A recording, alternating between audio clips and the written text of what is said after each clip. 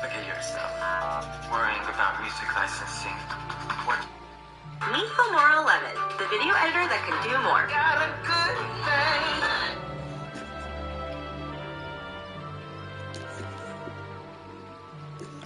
Plainly the royalists can no longer be denied our nation's city. Great. This And so opposed to the monarchs of the city of the Gridanian Job. we didn't have this. What should you do? We would be more than happy to entrust the task of planning her Grace's funeral to you.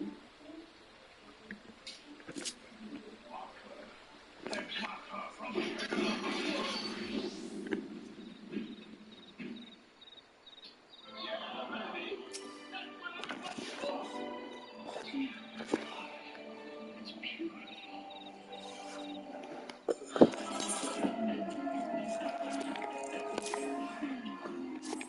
Greetings and welcome back, everyone. This is Gridanian Gear. I'm Garrett, here as always with Kyle.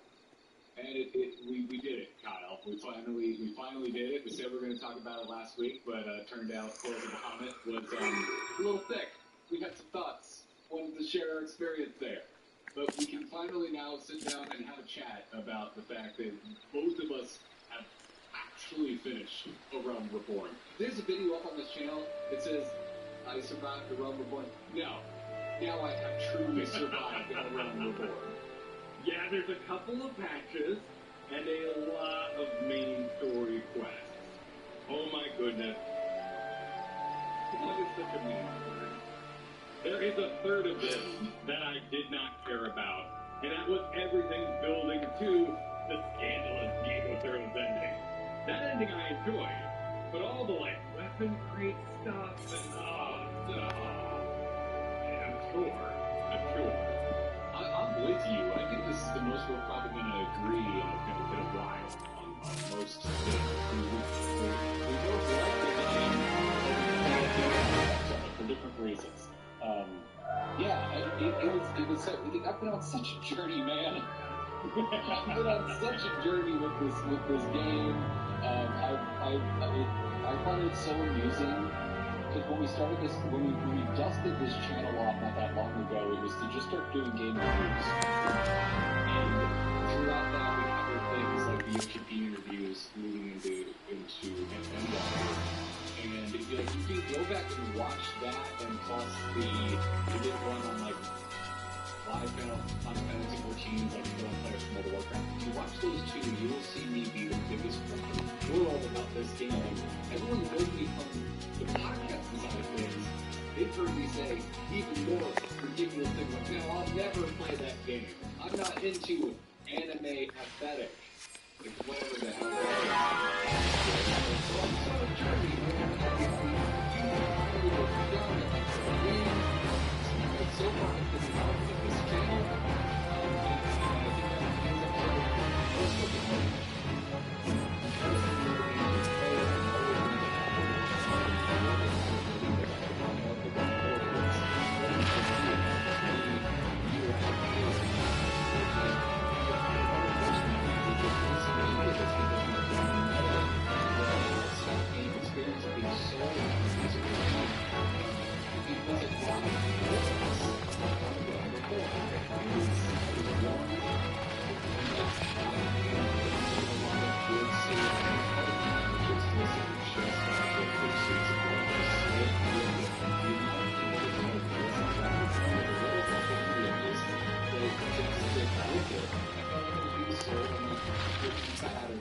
so whatever you like binging nowadays. For me, everyone knows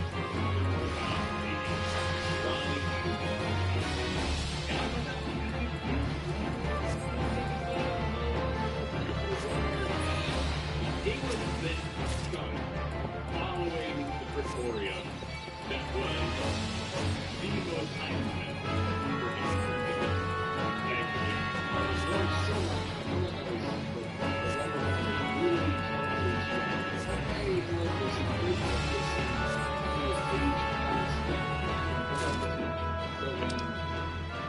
you just kind of need to break through some of the pieces. And I kind of disagree with that and agree with it. I don't feel like I needed that warning at all for OG Realm Reborn. I did need that warning for the post-patch content in Emerald Reborn, because that's where my brain started wandering off, and I was like, oh no, I can see that spend the next 2 hours messing with his players. And I got very distracted because I didn't get as pulled into that story. I liked the weird, kind of quirky pre-Titan stuff. It was MMO, and we played a lot of MMO, so therefore we could deal with MMO. Now everyone says, of course, this is the trial, this is must be the initial go to Final Fantasy 14, basically all the Titan. It was the same.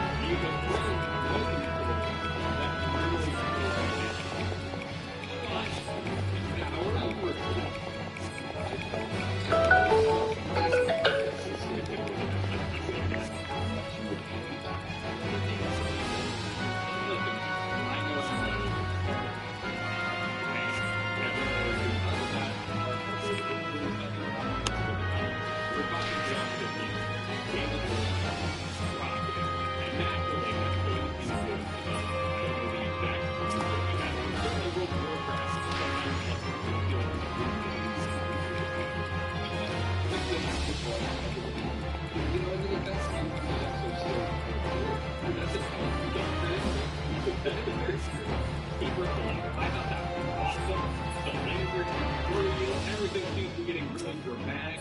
The dragon business is building. I now no longer have a crystal support. I have a dragon support. I'm going to Dragonland. Like, this is really going somewhere. And then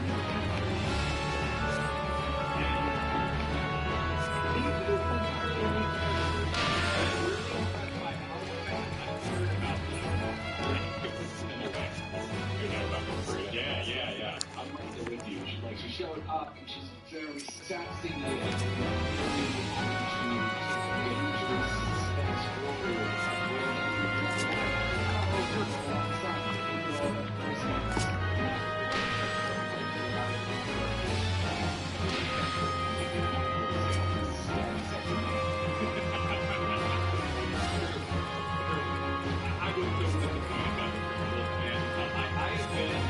I've been really rooting for and everyone loves to trash on her, and I was like, no, she's responsible. She's the rock. She's making sure this company actually works and gets things done. She has grown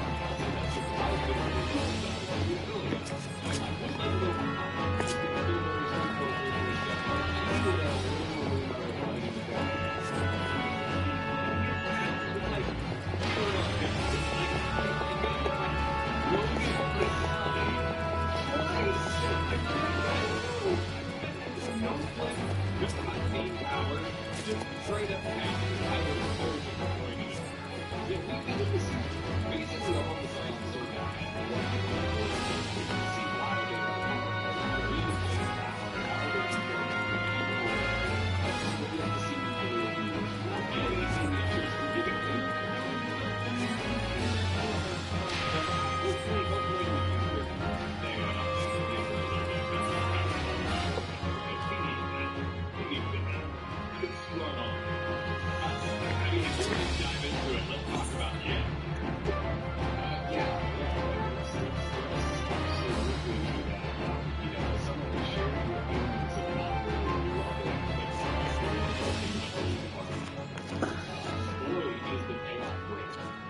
Yeah, but Princess is so dead from the beginning.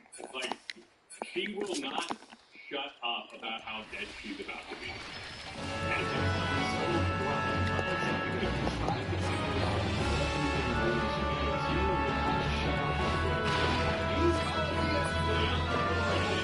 exactly where all of this was going.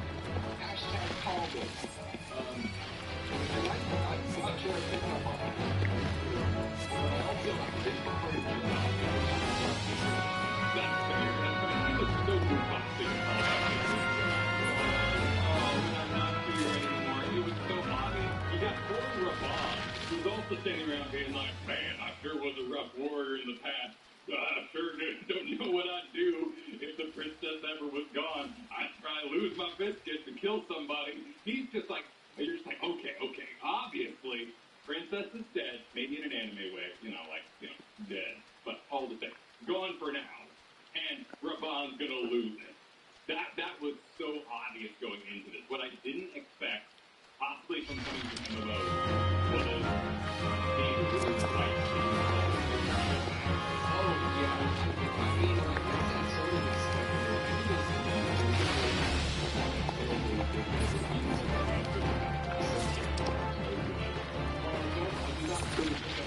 going on with the Sultana, I was like, from the get-go, I'm like, Albert is sus AF. This man is up to no good, and I'm pretty sure he's gonna put a knife in Raban's back. Nope, cut his arm off. But, pretty much the same thing. Yeah, I didn't see that one coming, actually. I mean, not the first few quests with Ilber, but here, you know what? I'm gonna read into you, Kyle. If my brain turned off every time I saw the table in Ul'dah, I think your brain turned off because you already mentioned it during the weapon quest. Because that's when Ilber starts being a total sus ass. Yeah. No, absolutely. And there's one point where they're like, this was the dust quest. Have a dust quest. And then they just forget it. And I've lost interest again. There was a brief moment where I thought I was going to get tied in. And no, didn't happen. And then they pulled one of the most nutrient switcheroos for completing this game. You go and it has the good just here. Everyone's gathered. Let's do this one. I forgot. You gotta go into the desert for costumes and stand there. And it was just brutal. And in the end, I realized it was genius. But what a brutal moment. Yeah. This is moment for you as your character. Like, you're standing there, it's a train station where you go and you on the vibe. And you're just, it's gameplay, but it could have been a cinematic where it's like this like slow somber music plays and the character goes up there riding kind of like, cause yeah, I thought the same thing, but then when they frame it for murder, my friend goes, but they keep playing instead of showing it to me in a cinematic, and it damned if I'm going to complain about it, because I've been complaining about too many cinematics. Like, I thought that was actually, like, in retrospect, clever. It was a clever moment, because like you said, I too wasn't really thinking about where I fit into all of this in terms of the finale. I knew shit was going to hit the fan with the syndicate, but you know, your character wasn't really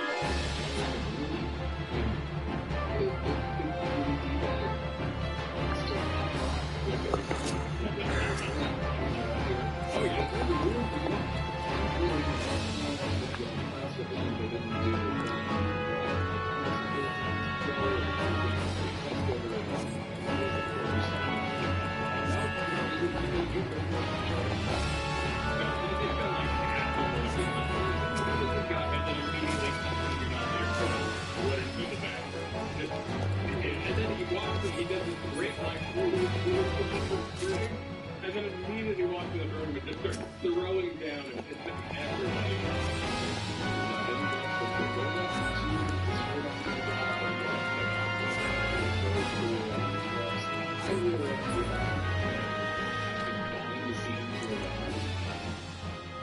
And I am a Star Wars fan. I love seeing people get their arms cut off and continue fighting. Well, you know what? It is fascinating to me that it works. There are moments, like his fight scene there, where you're like, wow, this is pretty damn good animation. Like, I am really digging this. This is anime levels. The swords are clashing. They kick a pillar at each other. Well done. And then there's the bizarre Gary's Mod face animation of him slashing the Lalafell in half. But it works. If it costs, it extends. I think the shock extends across his face. It kind of breaks the system. But it's still.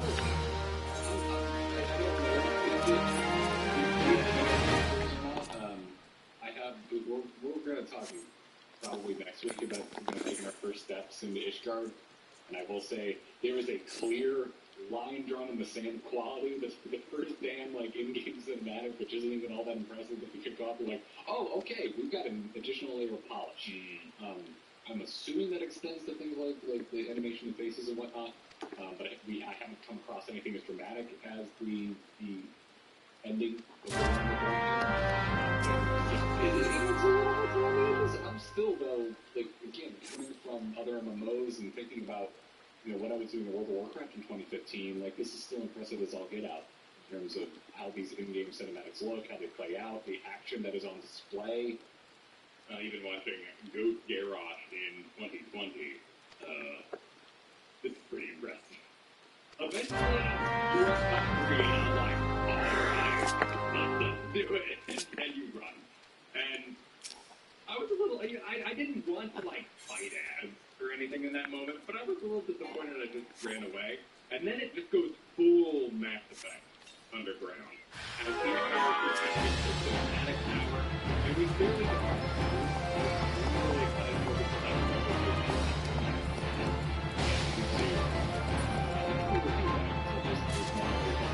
I would have liked a little more game building. I was mad, man. I was really annoyed and angry. I wanted to murder some people. Yeah, you were tied up for the whole thing, and you know, you want to bust out a little bit. Maybe a little running in the catacombs and the tunnels would have been nice to fight some stuff, but you know, it propelled towards the end, and Alphino's ridiculous hat. Alphino's wearing a hat. Oh, yeah, with his hood up. His hood up, yeah. His hood up, and he actually had the sign.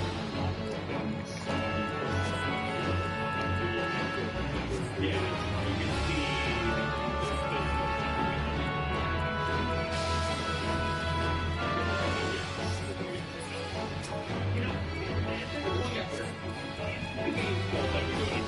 Okay, maybe it goes into it more later next correct, but for now, I like the game. Yeah, Dory on page is like, that's a week.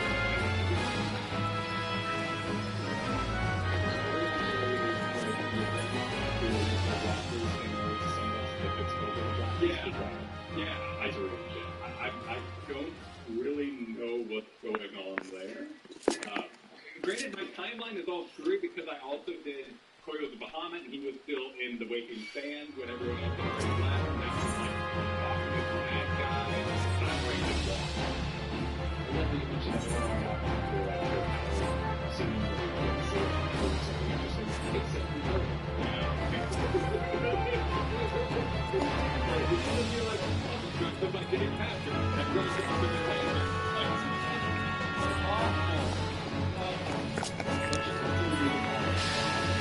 I really enjoy responsible and it's not even that. We need something out of the draft. Something. I like the thinking of it that my timeline scale or at least show two stats. At this point in the game, we put a lot of time since we've been told to hear things feel. So yeah, like the whole state of the world is interesting. I too am very excited to get the band back together. I would imagine. Monsters still? Quick! The quicker picker up. Bounty. These characters aren't going to die off screen? I assume not. No, like even minor characters have been done in big stories. I fully expect them to go out, much like our Garrus of the past, find them working other jobs, too busy to kind of come back. Plus, you're now off in Ishgard where they can't go. You know, naturally, gameplay needs to exist, so you don't get arrested the second you end up in another city, which is kind of nice. The first thing I did was port over to Uldam. Like, did they do something? I know. I was a little concerned. I was thinking about that too. But you know, they have a board, and then they have all the chops you need. So basically, yeah, it's a good state to be in heading into the next expansion. You know, after having spent essentially all of the Rome Reborn hanging out with the Scions, it's cool to see them have and broken up. Except for, of course, everyone's favorite outfit, which is the thing out there. there is an opportunity for Alpha. I know it's been said that it's going to be his character. Of course, the Dungeon Master loves his Gandalf, loves his quest giver, and Alphina's always like, "Can you do this for me?" and sends you off. Voice actor got a little better. Still, Alcino's at its lowest point. Connor comes in. No, Alcino's so better. Let's just feel awful. And then we can build it back up later on. I would love it if Pittsburgh becomes like a funny costume of Alcino and I looking to respect each other. And I'm just not going to care what I know I'll nod. I'll nod to what he says, you know. But I really hope he would figure out this. That was a very select side quest arc that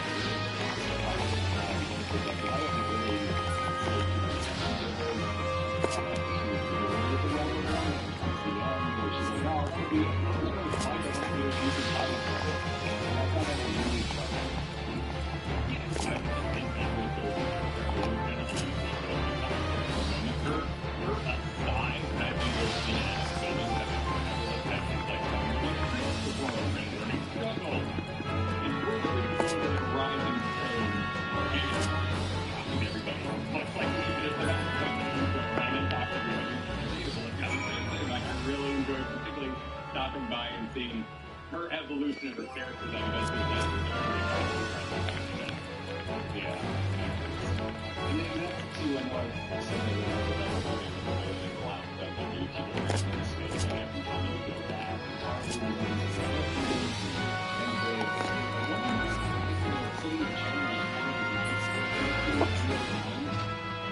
it's great, and sometimes we've been out, and just that kind of, like you said, months ago now, where it's like people move around in space, and how nice is that in terms of a storytelling device? It makes the world feel alive outside of just the players itself. It makes the characters feel alive, like they're busy, like they're a part of the story, like they have things to go and do. It wasn't something I expected to be impressed by. I guess also it's just something I didn't expect to be in the game. I'm just excited to hang out with her.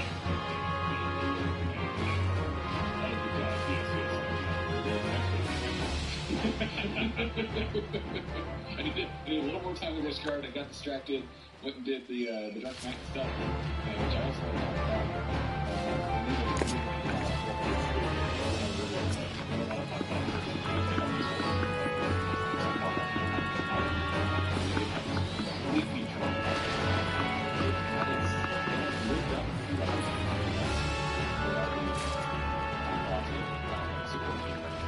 I it's better that we're going to be continuing to put out videos and play through this and experience this together. I'm really stoked about it. I'm dying to play through a game with you, even if we're not always on playing together or experiencing this story basically simultaneously. Oh man, I'm an astrologer now, so my cues are instant. Take advantage. I love it. I've definitely been happy to be wrong in the past, but I'm really, really happy to be wrong this time. Like, I'm excited to have another MMO. I'm excited to get everyone's like, stream. I'm like, yeah. At the moment, it was this thing I enjoyed. I'm not sure how much. So I'm not going to do it. I don't have a schedule at the moment, which is why I haven't started streaming it. But I'm looking forward to it. It reminds me of the days when WoW was my main game, or when the Old Republic was my main game, and I would think about the game when I wasn't playing it. And that's where I'm at right now. So to me, that is a sign of great. The project game that also lets you play with friends is an amazing thing. I mean, over the past and it was out quickly. But the amount of things to do, it was really I feel like the main part by other times. I go to the fun log or something weird like that. It is the fun, so many different modes of gameplay and just chilling and stuff is a delight. Yeah, it's As I said before, I like it the most because for me,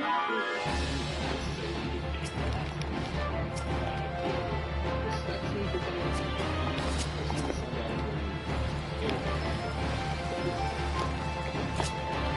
That was great.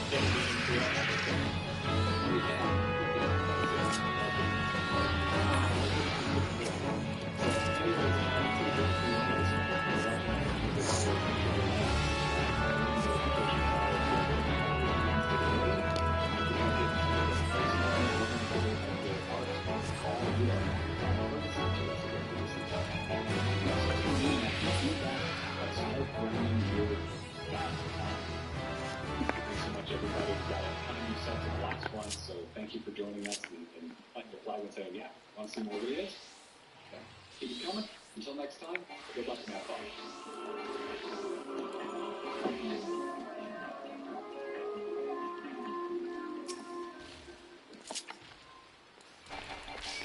You know, having a plan is pretty good for a tour-based game.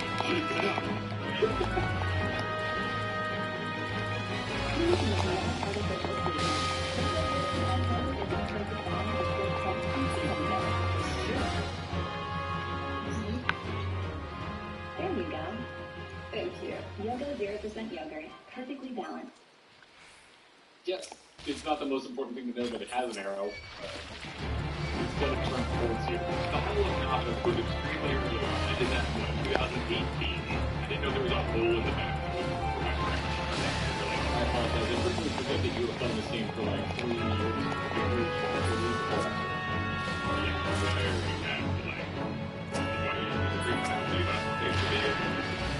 I realized that it was been right at the front of this video that said not information, but like, you learned something. So far we've learned things. So if your party has anyone playing any jobs that particularly likes to clap them cheeks, you provided a bright, shiny spanking space. On top of this, as a pet, you are by highly flexing, horrible at dancing, which is why you should move as little as possible once you've got the enemy's attention. That way you can continue to whack the wampus without having to chase down the bad guy for his moving. Just as well, because you have control of where the baddies are, you control how useful everybody else is. So if somebody puts down a useful AoE, stop f***ing running away from it. Now that you have the baddies' attention and are in a nice cozy position, you don't have to worry about anything else, right? That's what I thought you'd say, you dumb. Well, believe it or not, when you die, it's not entirely the hero's fault. It's mostly your fault. That little bit of responsibility you have to take up for these people.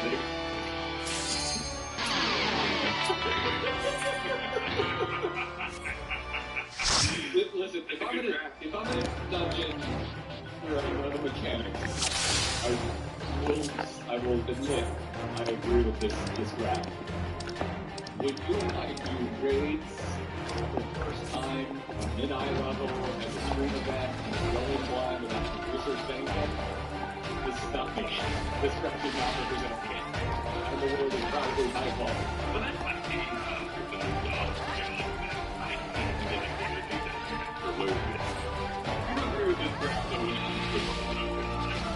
If you die, this is because I personally charge off because I have now we know I think one of the most common uttered phrases when you're hitting interventions on stream for me is I could tell, and it always follows you explaining why you're distracted. Bosses, environment, DPSing. There's lots of reasons your healer could become distracted. Playing cards is an extra load and it gets busy. Reading chat, thinking about your trial, looking at those cheeks saying bye. Oh, no. That was the Void Arc. Void Arc had a butt toss. For the most part, the moves are more prevalent than the butt. That was my man. My favorite thing in this video so far was Bahama questions. What's mitigation? It's the button that makes that slash or drop that you press once a subscription and never think about it. Never wonder why you have several of those buttons that all seem like they do the same thing. Well, how do you feel about the mitigation? I think we're full graph.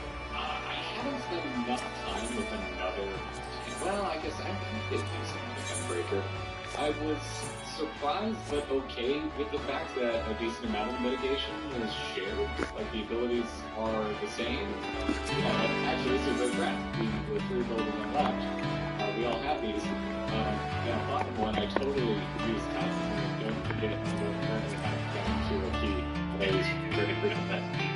It's so easy to forget about our flag. When you dodge a knockback, you feel like a badass. The slow aspect of it, super easy to forget. It makes your survival active, which I do like.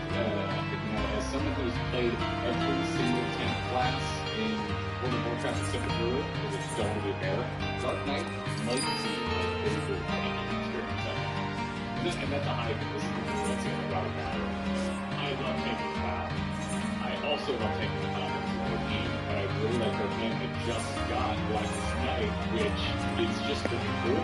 There's so much room for your knowledge of the fights and the boss's abilities to boom to you once you unlock the Blackest Night. I'm a level 56 paladin when I get all of a round group 4. And I really like the smaller cooldown that you can actually get your mitigation your DPS go faster because your healer can also DPS, and you're taking less damage. And how that works back into the group itself. I remember a lot of times, particularly like Rules later, we had to all sit and wait while we waited for the tank to get off a long cooldown like shield wall. And that was what, half an hour or something served like that? Way back in the day, yeah, shield wall was ridiculous. I'm just gonna screenshot this screen right here. A little cheat sheet about all the mitigation for all of the different classes. And also it's just like, it's making me think of how I found these buttons. I've ever told you about my declining degrees of F hotkeys as a tank? What? So F is my hotkey for a lot of important things to not die or make other people not die as a tank. And it's because there's no other way to say this without having to censor myself in the edit, which is varying degrees of me shouting So the first level of is I need to taunt. So taunt is always on F. The T's right there. T is always stun because it's something I do regardless of whether I'm tanking. Okay. The class or job has a stun, I put it on T. Interrupt is always shift T. It doesn't matter.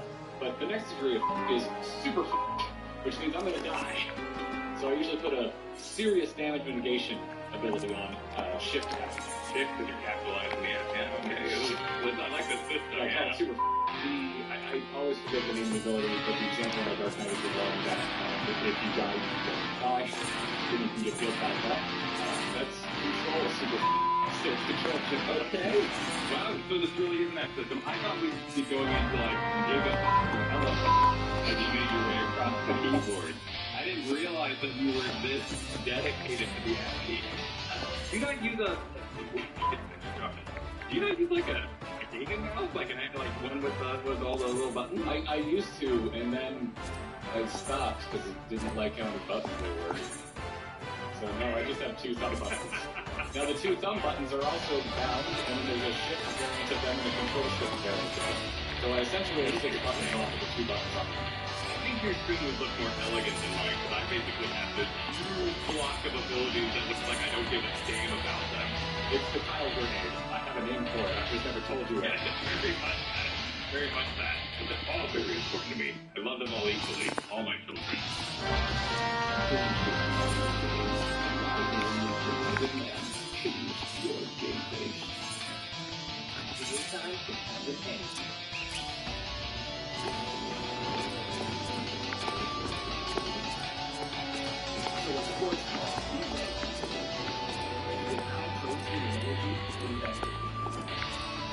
That's because you're supposed to space them out over the course of a fight, so the healers don't have to sacrifice their entire mana pool and firstborn child to get your frail ass through the dungeon. Alright, that was the only other mistake I made when I first started playing, because I would hit all the buttons at once. And a very, very nice absolution, actually, told me to stop, David. Remember not to bust your tanking load all at once, or else you're going to feel a lot of shame when you're all out of juice. That's so true. Every tank also has a press X to not die button that can be used to survive any devastating attack, or if you're a really aggressive paladin who drew every enemy in a dungeon ever and don't want the healer to hire a hitman on you. As for what your limit break does, tanks are thicker than the average Disney mom, to the point your honky chonky donkey bahonky extends to the rest of the party, protecting them from damage up to a whopping 80% at LB3. The thing is, unless you're a high-end player, you'll probably be using tank LB as frequently as a good player rolls high on loot. Overall, you have 4 flavors to choose from: punk, grunge, metal, and Christian rock. Third warrior for the big axis speed anger, big self-healing, if you like to do spell please again and again and again and again. If you prefer more brooding than crooning, the Dark Knight is great for doing your best guts impression. You get a huge-ass sword, goopy black energy particle effects, and the literal best mitigation in the entire game. But it's balanced because they get the worst invulnerability button in the entire game. You press it, and then it makes you die. Gunbreaker is called attack, but everybody knows it's just 3 DPS in a trench coat, as designated by the fact you get a gun and your swings explode. Or you have to be a hardcore gamer, since it requires a lot of cartridges. And finally, the Paladin, who tries to pretend they're a healer and caster, but only when the other healers and casters are looking. But all that, because the most important thing is that you get the sword and shield, baby! Hell yeah. That's what I like the Paladin. I hate the Paladin story. The main Paladin, it should be like Royal Guard. This is not your holy Avenger warrior type. But the shield and sword look so good and effective, and the abilities are so flashy on melee. It is the job I want the most that I want to level the least. Absolutely. I think Paladin is one you should go back to and level via side content like Wonder Tales and other content. Go do it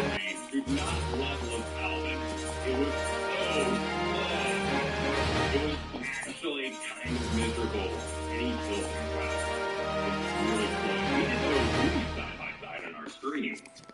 And you always just like sped ahead so far on Dark Knight. Dark Knight does so much DPS by comparison. Also, with the healing things that happen, I really nice to do the DPS, or I guess the Dark Knight and everything. Get behind this wall of holiness, bitch! I know it's like Ted, you're welcome.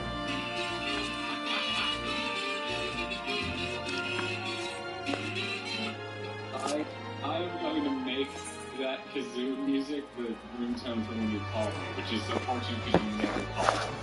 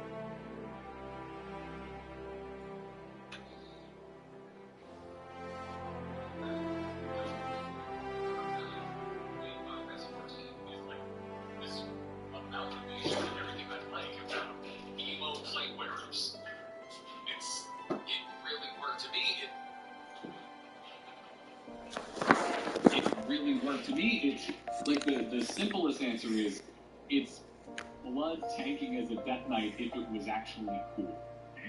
But it also gives me weird flashbacks to playing as such warrior that I can't really describe because it's not like you have a force choke. I mean, hell, I think Death Knights in World of Warcraft actually have something that's more akin to a force choke. But it's just, I feel like a big, marauding badass. I mean, how much of that is a leap? And I think that's what Sith Warriors had. A leap is so fun as a game.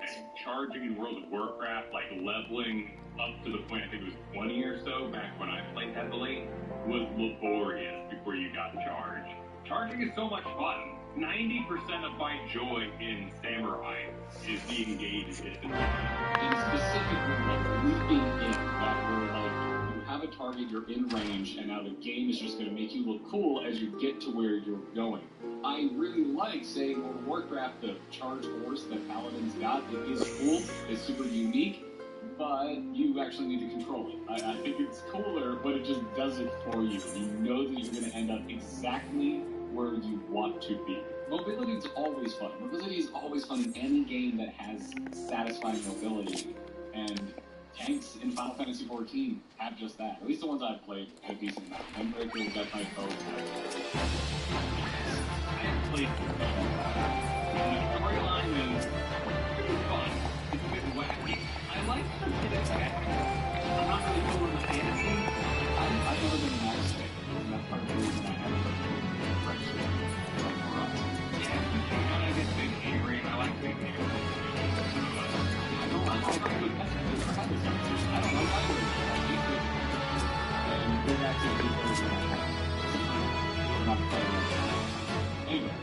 a lot of fun with it. I did. That was so in when we started Stormblood, we decided to change shots again. I went to Gunbreaker because I come from the background of Final Fantasy, but I always thought Squall looked cool. Like, that's it. I remember being a kid when Final Fantasy VIII was coming out. You know, you're stuck in the grocery store with mom, go over to the magazine rack, look at the video game magazines, and Squall people in front of you. That's what it is. And basically nothing about the character. I just think he looks cool. So I gave it a shot. And it's not my favorite. It's, to me, surprisingly similar to Dark Knight in how it feels. I hear it gets a lot more involved at 70 and kind of differentiates and so forth. But the whole time, I was just missing my part. And I still want to level my paladin. And the armor sets, I don't care about all the things, are gorgeous. The plate in this game is so sleek and thin rather than big and bulky. There are those big bulky sets, like the Allegan set sometimes get a little wide boy, but I really, really like the look of it. I love the sword and shield. It is such a classy look for a tank, such a classic look for a tank. I want it to be my main if I ever go down that road. You know, as someone who tanks a lot in World of Warcraft and never got into Death Knight, Sword and Board is really a big thing for me. I've spent most of my time tanking in that game as a warrior and as a paladin. Also, I was the perfect age for the movie 300 when it released, so... When he's doing the run and blocking the stuff and flipping the dude over the shield. The single shield slam in that extended speed ramping sequence, nothing on Earth makes shields look cooler, and I include Captain America in this. Dude, I freaking love shields. I might like being my, big sword, metal-looking bastard tank, but I spend most of my time in MMOs with the shield. That sucks. Really, for me, Final Fantasy XIV allows the tanks to be as flashy as even a spellcaster. That's something as minute as putting up your shield and negating damage as a visual that makes you feel cool. The muteness of the abilities in World of Warcraft things makes perfect sense in a system when you can't turn down, negate other people's visuals. It's very important that your tank isn't overloading the road with their current shield ability. I feel like people like these joke that videos. This is such a tight script. It is so rapid fire. It's a joke every 4 seconds. And it lands. Well, if you enjoyed us reacting to this video, you should definitely go over to JoeCat and like and subscribe if you haven't already, although I feel like from how many people have suggested that we go and react to this that it sounds like you've already seen it. But maybe go give JoeCat an extra view. Go throw a like, JoeCat Squad. And if you'd like us reacting to this, let us know, because we could do more reaction videos. And as always, be sure to like, subscribe, and comment on the channel. With brand new videos every Wednesday morning for you, and we stream every Monday afternoon and Thursday evening. And it's all right here on the Gridanian YouTube channel. So, until next time.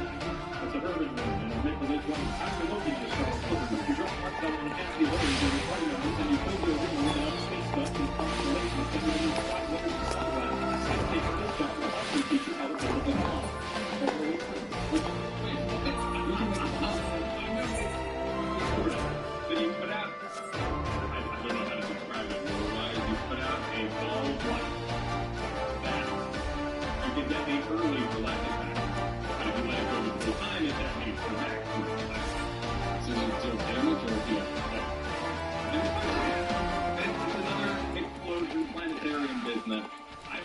busyness of the card, I wish they would have leaned harder into the Yu-Gi-Oh element of it. Like, gone full dual disc, have collect your cards, travel the world, make your grade. Instead, you type the card amazing. And just a whole amount of complexity. I think the actual constellation and then maybe around early looking. The storyline I would love to get this by now. I'm still trying to wrap my head around living through bombing your apartment. It sounds wonderful.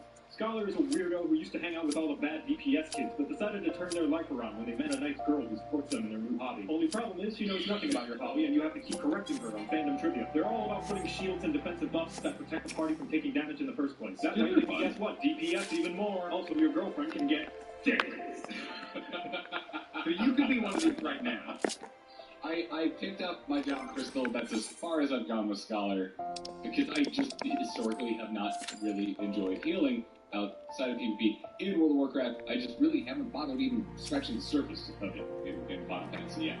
I went and got my fairy. That's like the spoiler alert. That's the ultimate part of the job quest. But now I've learned from people in our stream, people in the comments below, and now Joecat, that Scholar's much more about damage mitigation, and the healer I've always loved in World of Warcraft is Disc Priest, which has been varying degrees of damage mitigation, depending on what era of World of Warcraft you're playing it, but it's always been my favorite healer over there. So, it's more about damage mitigation. I am slightly more interested, although, again, this is so personal, but I was more about PvP healing, and in Final Fantasy XIV, who the hell knows how anything works because you get all new abilities. So, I don't know. You gotta sit down and crunch through it, and it's not easy to say that if you like the aesthetic in PvE, that you will like that exact aesthetic in PvP. I'm learning that because I'm learning Red Mage right now, and PvP is not my jam on that class. But I really like the PvP kind of thing. Yeah, I didn't like it on Dark Knight at all. I was just like, oh, I hate this. I'm getting out of here. So the selling point is the thick fairy. However, you glanced over this. I'm not much for fairies. They show the art on the Final Fantasy website. They're standing there, they got like a graduation hat on or something with their big robes and the book and the fairy. There's a barrier to entry for me there. Getting over the lawn decoration aesthetic of fairies. And finally, the new kid on the block, the Sage, a scholar who decided to stop being nice and pick up a gun that shoots lasers! Like Scholar, they also put shields and protective buffs on their party members so they can spend more time shooting lasers! How did they do this? After seeing Alphino change to the job, my guess is the Nolits are liquefied carbones. Rest in peace, Harvey. And now you know I'm a healer. Alright, I did the starting quest for Sage, and it's actually a really, really cute idea. So you know healing stones, right? Have you been acupuncture or anything like that and had stones placed on you? My biggest phobia in this world is needles. So no. Okay, you could probably still go to one of those places, not get the needles, and still get the healing stones, which is round stones, like, that are heated, and they can be placed on your I think. I don't know. I'm not an expert. But the idea being that the peoples of the past used healing stones imbued with magic in order to heal people. But with the advances of technology, they attach those stones to drones, and now they shoot them out at people and they fly around. Also, why not? They attach laser guns to the healing stones so they can shoot lasers while they're healing. So you got like mecha guns that shoot health, but can also do damage? It's so much lasers. It is very hard to differentiate these spells, because they are literally all lasers. If it's damage mitigation and no fairy on top of the fact that you have fantasy guns, that's more enticing. Yeah, I think so. You're welcome.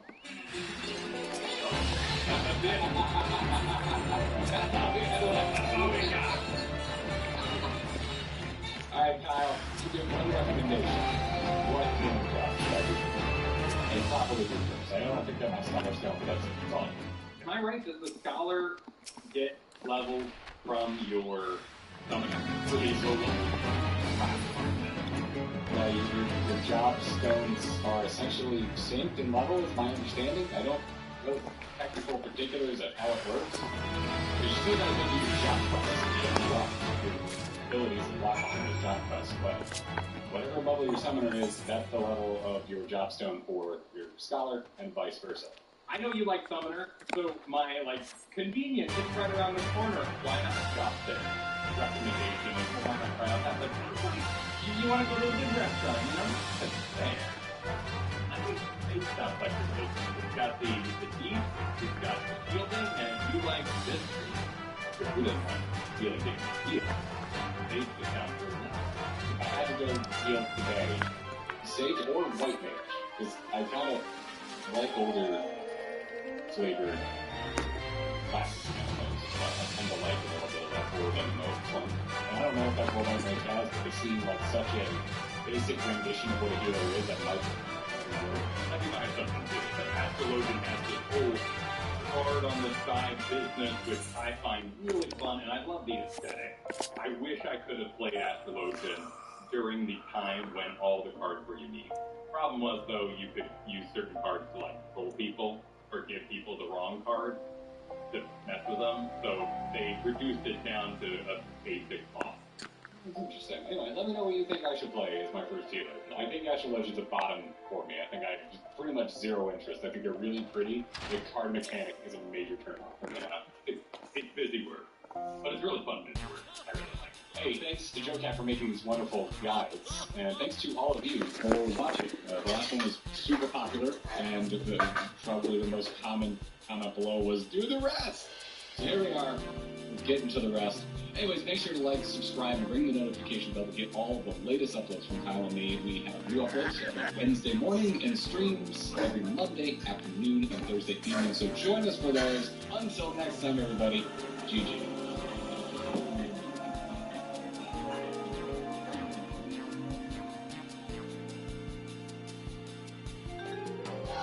Okay, I'm here on behalf of the Valhalla Academy's Ghost type Pokemon. Honestly, I'm a different ghost type. I saw a couple of you earlier. Hope you're still around. Deep breath. I can miss. It's just a minute. Okay, we're together. Oh, it's got freaking door. No, I saw something else here earlier.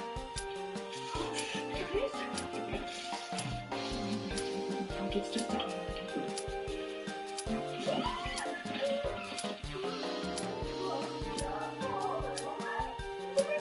This is so cute. Hello, look at you. You seem friendly. Oh, wanna play, huh?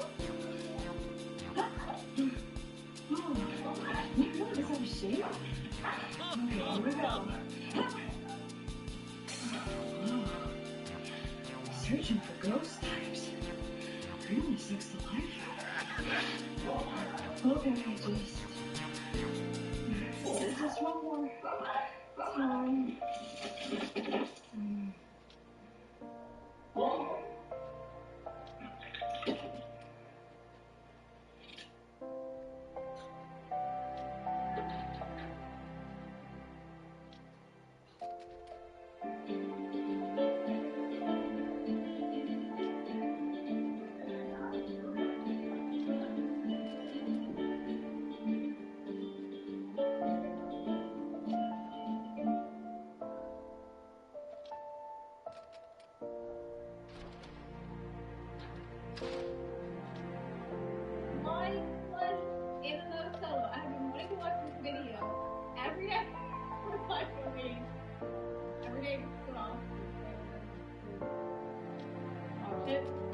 Wait, is this a Guild Wars screenshot? Okay. Need the sound?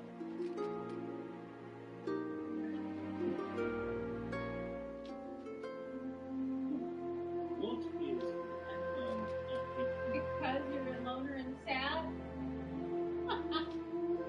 I'll be honest with you. In the evening, I usually like to play, I usually solo player, but the race chat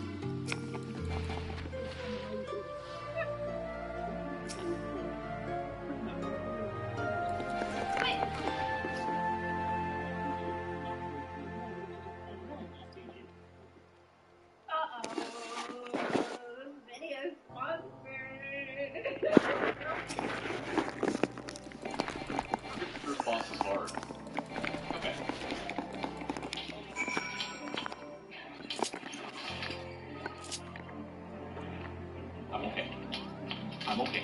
I'm okay. I'm not okay.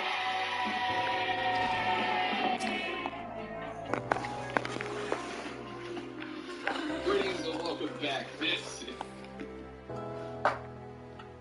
is Grinding Gear. I'm Garrett Weiser, here as always with Kyle Ferguson.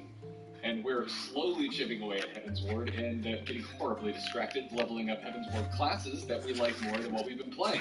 And Kyle, a big way that we've been doing this, that we've been leveling up, has been through dungeons. Which means we've now played through all of the optional A Realm Reborn dungeons, as well as a handful, or I guess the handful, of required dungeons that are part of the Realm Reborn patch MSQ. Which, Kyle, of course, means the return of our magnificent judgment tool, the Wall of Dungeons. Now, we have used the roulette tool to level those, going and unlocking many dungeons to fill it out. So we're going to cover those today. However, before we get going, I have one very important order of business. And that is to take the 1,000 Maws of Totorok and just start going down. This thing is awful. Absolutely terrible. What, queue it up, I'm so sad, web's blocking my way, just a slow, creepy, boring dungeon. Oh, yeah, dude, I'm done, yeah, in the bin. Is it worse than Copperbell Mines? I think I would still rather do 1,000 Maws than Copperbell. Alright, place them correct then. Let's go ahead and chip these up into main MSQ territory. I'm down with it, let's close ranks before we get started. Now, before we get to judging the new dungeons that we've experienced, a bit of a disclaimer, we will be ranking normal dungeons only. We will not be ranking trials, raids, or hard modes. So keep it in mind. And hey, if you want to do hard modes later, prescribe and let us know about it. But that means it's time to get to business with our first dungeon. This is actually a required dungeon from the Realm Reborn patch content. The Keeper of the Lake. Oh, man.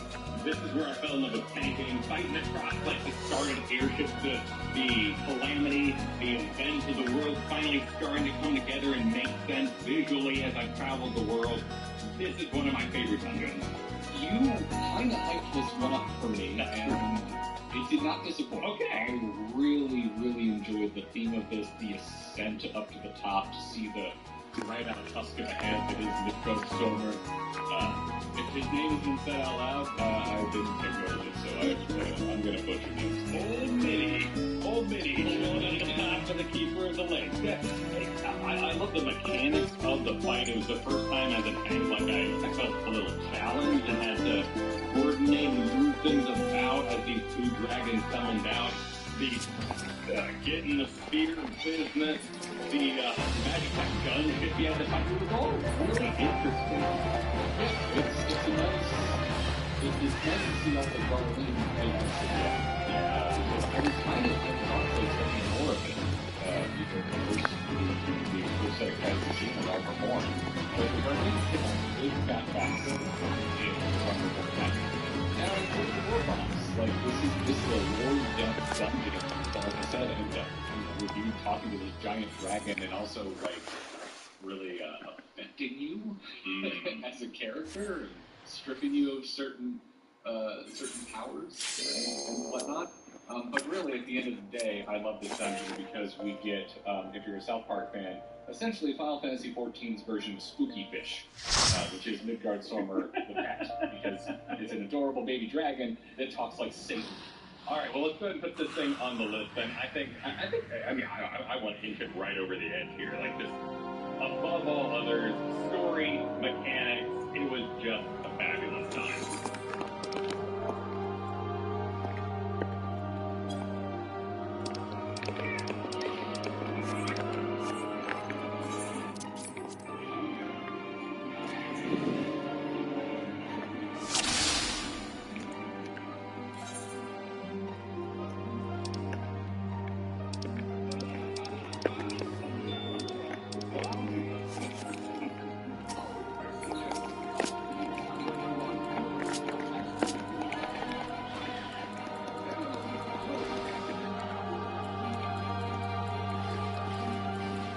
Yeah, I think it's solid. It hasn't come up in roulette for me, so I can't really speak to it as a repeat experience.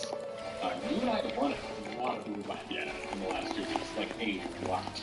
Ever since you picked up Astrologian and I picked up Art Knight, we did of the Youth in Art Institutes. Very nice. Very nice. Which means it's time to move on to Snowball. Kind of fuzzy, honestly. Hard. Forgettable. I'm with you. I remember being really excited because there was a lot of build-up for Ice Heart. And so it was really cool to finally kind of face the face with her. And as you mentioned in previous episodes, I'm a fan of anything snowy. It just makes me immediately think fantasy. And sort of, there's nothing more family than snow. But, yeah, in terms of, like, what the fight's even more, I couldn't tell you, man. This is not within my memory at all. It's no feat. You know, you can call it Yeti, you call it like werewolf play. The way Final Fantasy does Elemental isn't very evocative. There's some that there's more kind of spiky ones, like the Summoner has, with the exclusion, but it's more often just like roasted dust or crystal lanterns floating about. To me, like an entirely just forgettable dungeon is like dead center. Like, it didn't offend me to the point where I think it's like it could be. That's really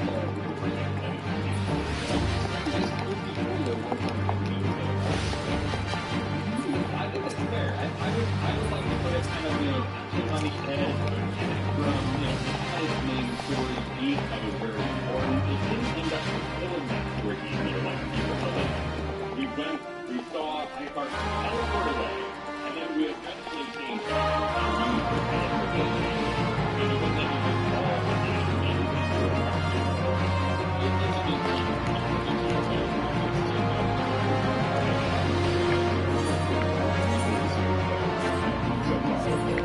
since we are in agreement, I believe we can to Halatali.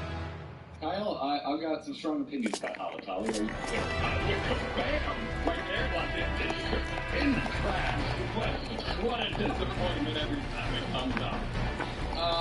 Yeah, I think there is one cool thing about this dungeon, and it's like those stone-looking armor dudes that are in the beginning, and they're just trash bots. Everything else in this dungeon is super forgettable. The final boss is, I think, one of the lamest designs I've seen in the game. I don't run it. If Big Chungus Bugs Bunny was a gremlin, it could be this final boss. I'm sure there was a mechanic at some point, like a little move of fire coming out towards the lantern, the bonfire thing, and then the final fight comes to do a lantern. So maybe it was 40% in the mechanic, but this is just random. Have an interesting story. The Tutelus Guild ran a Coliseum, and this would be a abandoned training area after the planting. That's nice. I ran it to be times. Those are maybe not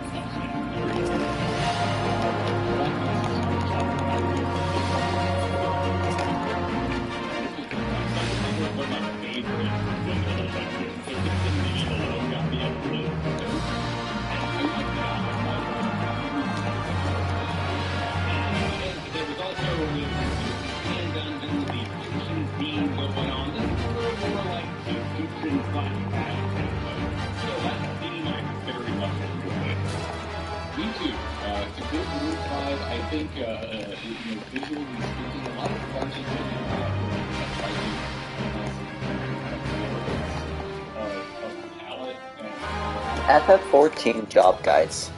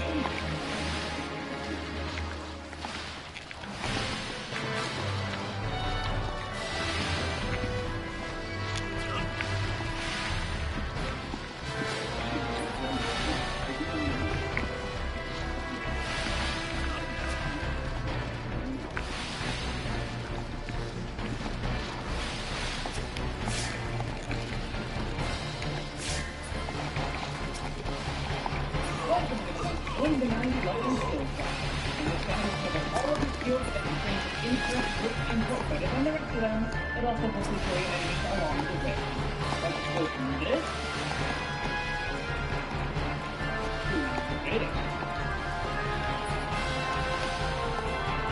This series is under my approach to not how to get or the animals in general, or generally for an experience. And as they may, this will really be an overview of the apps and how to use them. Better lessons at home in this video to just do how much complexity is involved in completely opening and opening the series. Not mentioning very optional happening.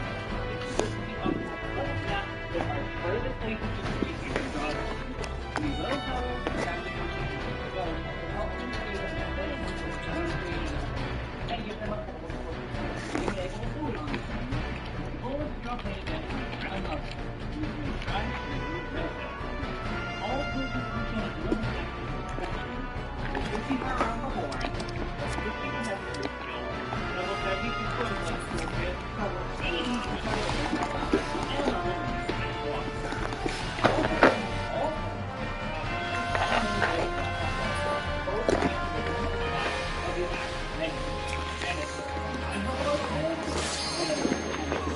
Just put skills on your hard in a way you feel comfortable using to level.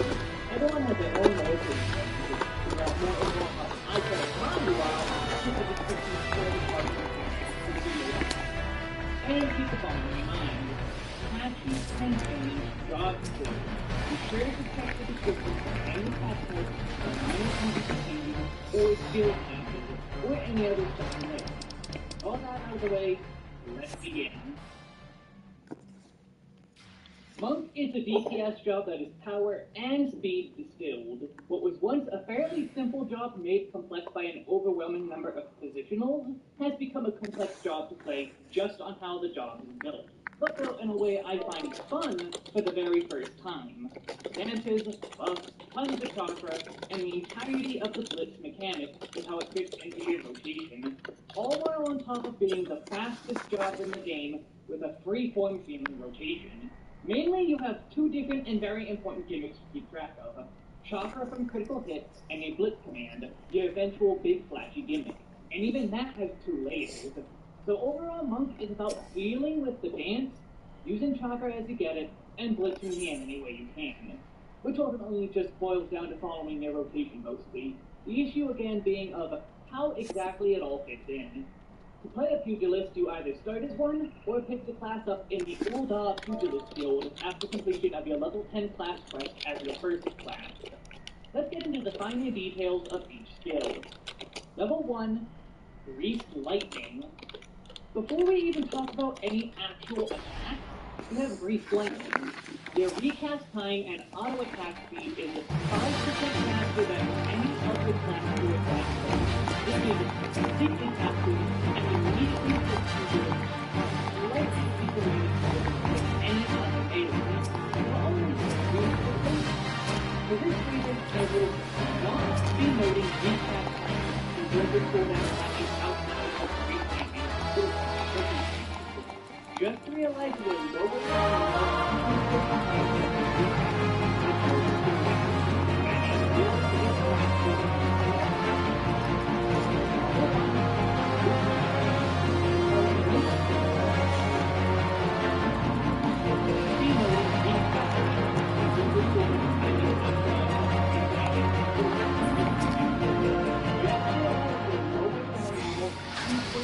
second recap to the global cooldown, and it will get faster in later levels.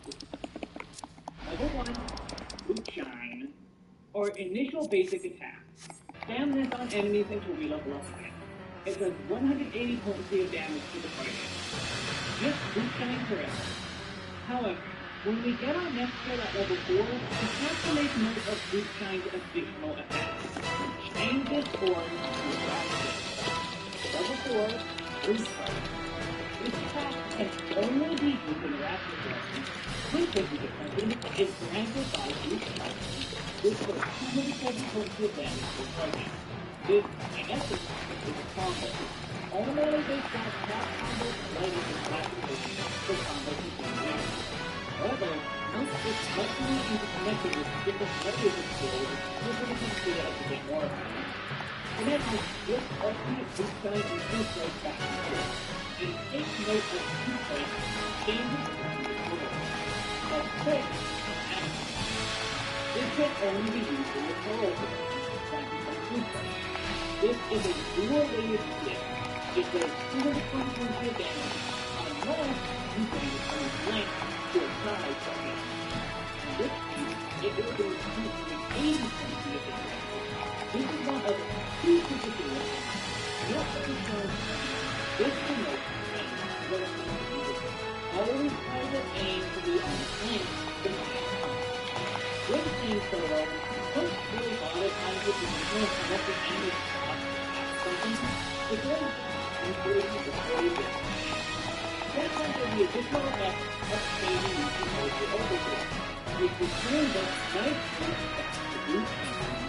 With an overkill form, boost time has a bonus effect. It is guaranteed to crit the damage, or an at least 40% damage increase, which that is pretty significant. And so now we have the full single effect of quantitative increase. Rather than multiple combos or combo trains, with a job approximately for combo implementation. However, Monk is much more interchangeable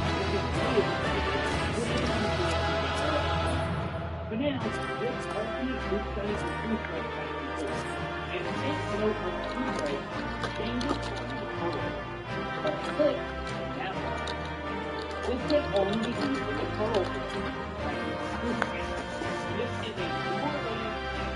It does 240 points of damage unless you can length to a size of it. This means it will do 80 points of damage. This is one of two particular things. Don't focus on brain. This is the rhythm. Always try to aim to be on the length with maximum. With aim solo, don't really bother trying to position unless the enemy stops to pass something. It really just improves the story that you can add. That will give the additional effect of changing using Opal form, which returns us nicely back to boot time. With an Opal form, boot time has the bonus effect. It is guaranteed critical damage, or an at least 40% damage increase, which that is pretty significant. And so now we have a full string of attacks that constantly loop into itself, rather than multiple combos with combo. This will become clear as we get more of them. For now, this ultimate group strike and group strike back and forth. And take note of group strike changes between the players. So click now. This can only be used in the control and group strike. This is a dual-layered skit. It does 220 points of damage, unless you can increase length or size of the enemy. In this case, it will do 280 points of damage. This is one of two particular things. Note that it's going to change. This promotes crit. Always try to aim to be on length with maximum. When playing solo, don't really bother trying to positional unless the enemy stops to pass something. It really just improves before you get to the game. That's why there's the additional effect of changing using Opal form, which returns us nicely back to boot time. With an Opal form, boot time has a bonus effect. It is guaranteed critical damage, or an at least 40% damage increase, which that is pretty significant. And so now we have a full string of attacks that constantly loop into itself. Rather than multiple combos or combo trains, Monk is one infinite length combo investment. When you finish a combo and return to the beginning, you will still win some kind of combo bonus. Keep these forms in mind going forward.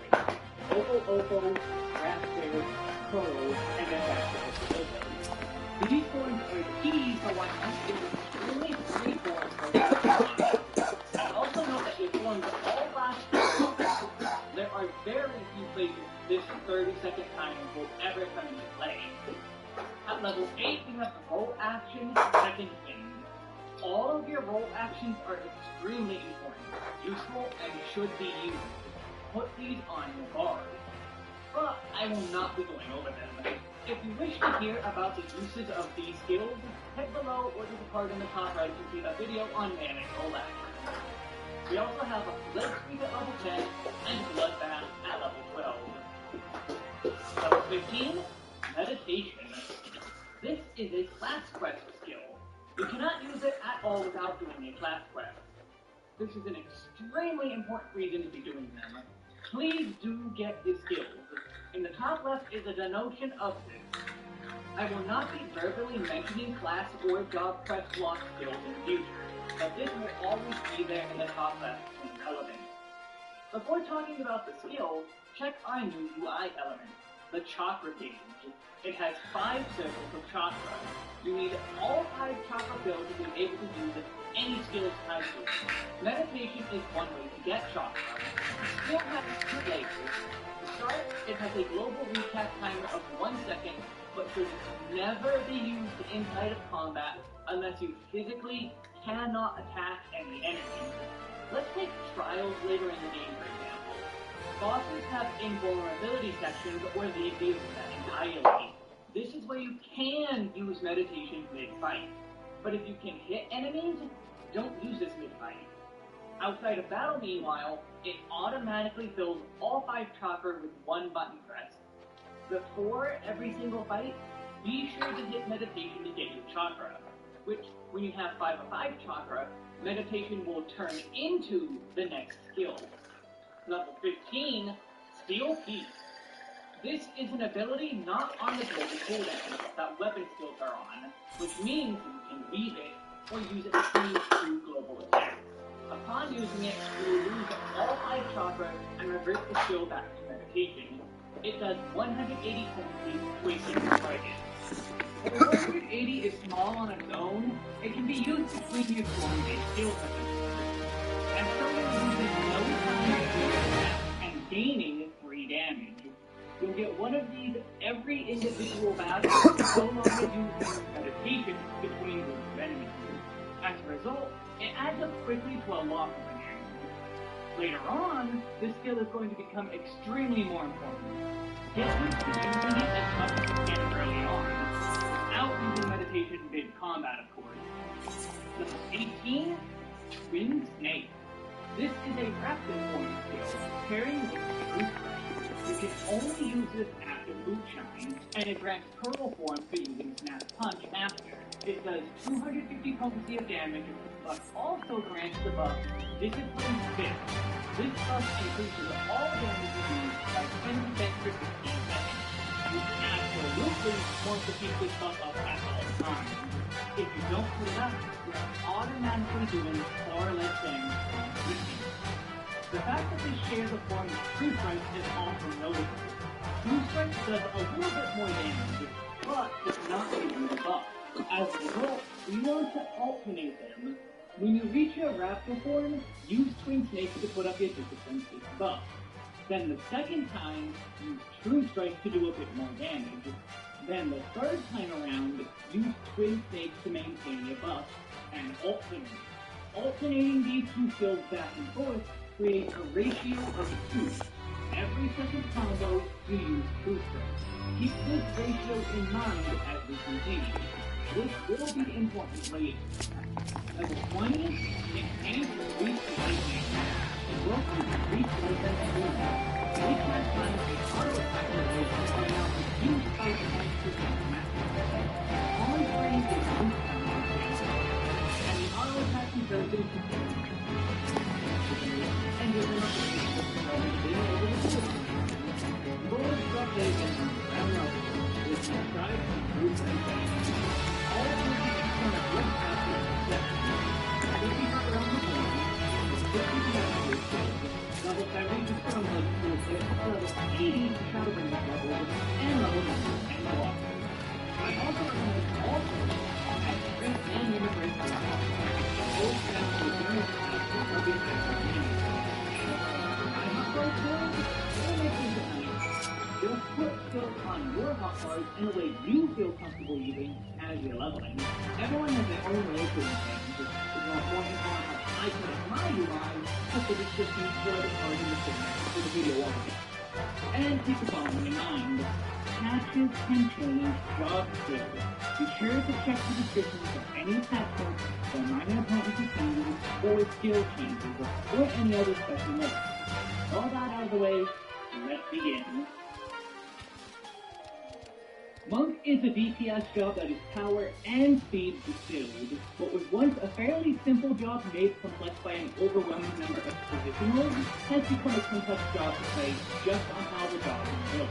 But built in a way I find fun for the very first time. Dances, tons of chakra, and the entirety of the blitz mechanic with how it fits into your rotation. All while on top of being the fastest job in the game with a free-form feeling rotation. Mainly, you have two different and very important gimmicks to keep track of. Chakra from critical hits and a blitz command, your eventual big flashy gimmick. And even that has two layers. So overall, Monk is about dealing with the dance, using chakra as you get it, and blitzing the enemy when you can. Which ultimately just boils down to following your rotation mostly. The issue again being of how exactly it all fits in.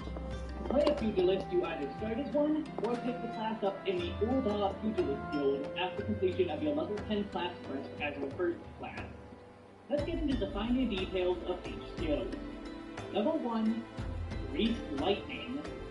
Before we even talk about any actual attack, you have Greased Lightning. Your recast time and auto attack speed is 5% faster than any other class for a job. This is completely passive and immediately puts pugilists on a slightly steeper learning curve than any other melee, but only very slightly. For this reason, I will not be noting recast timers and global cooldown timings outside of Greased Lightning or special circumstances. Just realize we're lower than a normal 2.5 second recast to the global cooldown, and it will get faster in later levels. Level 1, Boot Shine, or initial basic attack. Spam this on enemies until we level up a bit. It does 180 potency of damage to the target. Just Boot Shine forever. However, when we get our next skill at level 4, we have to make note of Boot Shine's additional effect. Changes form to Raptor. Level 4, True Strike. This attack can only be used in Raptor form, which, as we just mentioned, is granted by Boot Shine. This does 270 potency of damage to the target. This, in essence, is a combo. All melee-based jobs have combos that light up with flashing borders for combo continuation. However, Monk is much more interconnected with different layers of skills, which will become clear as we get more of them. For now, let's alternate Boot Shine and True Strike back and forth. And take note of True Strike changes the fixed outcome. This can only be used in the forward granted True Strike. This is a dual-layered skill. It does 220 points of damage, but less you can length or size of the enemy. In which case, it will go 280 points. This is one of the two positions. No concern this length. Always try to aim the length. When playing solo, we're really bothered by the original function and the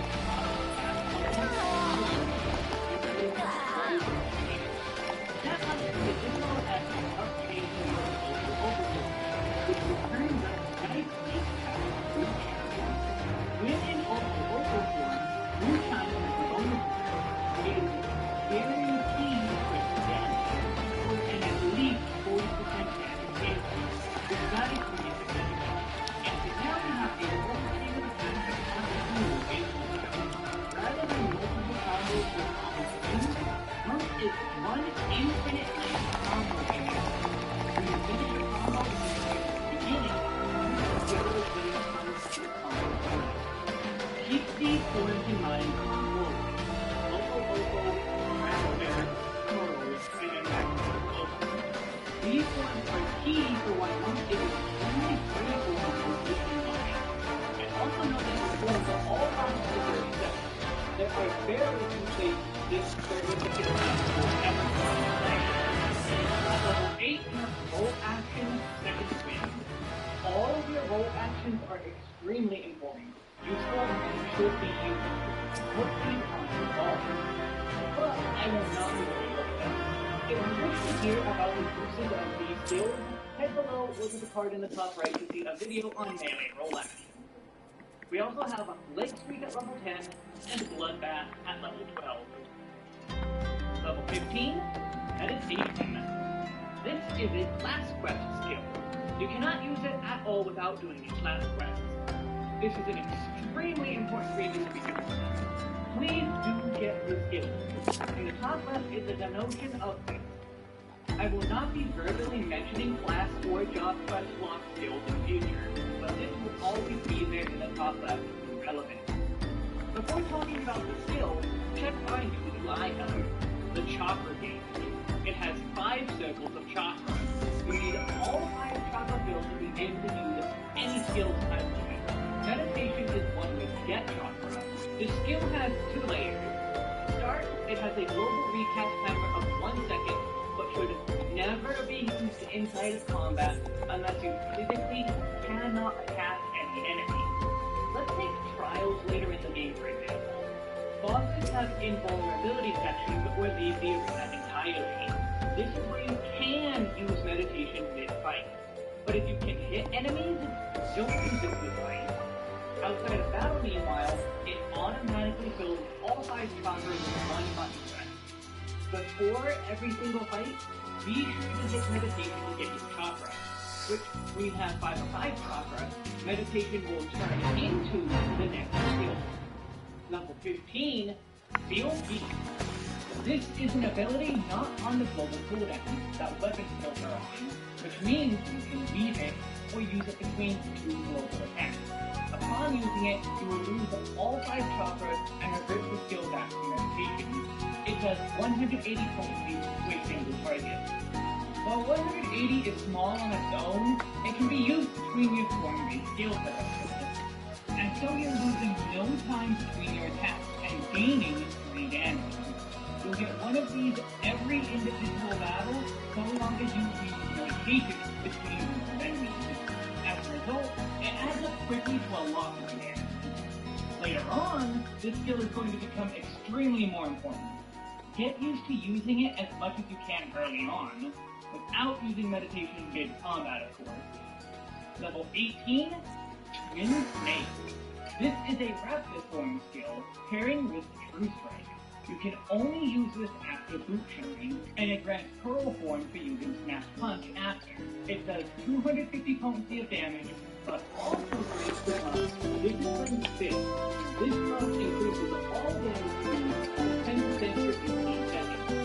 You absolutely want to keep this buff up at all times. If you don't put it up, you're automatically doing far less damage than you would be.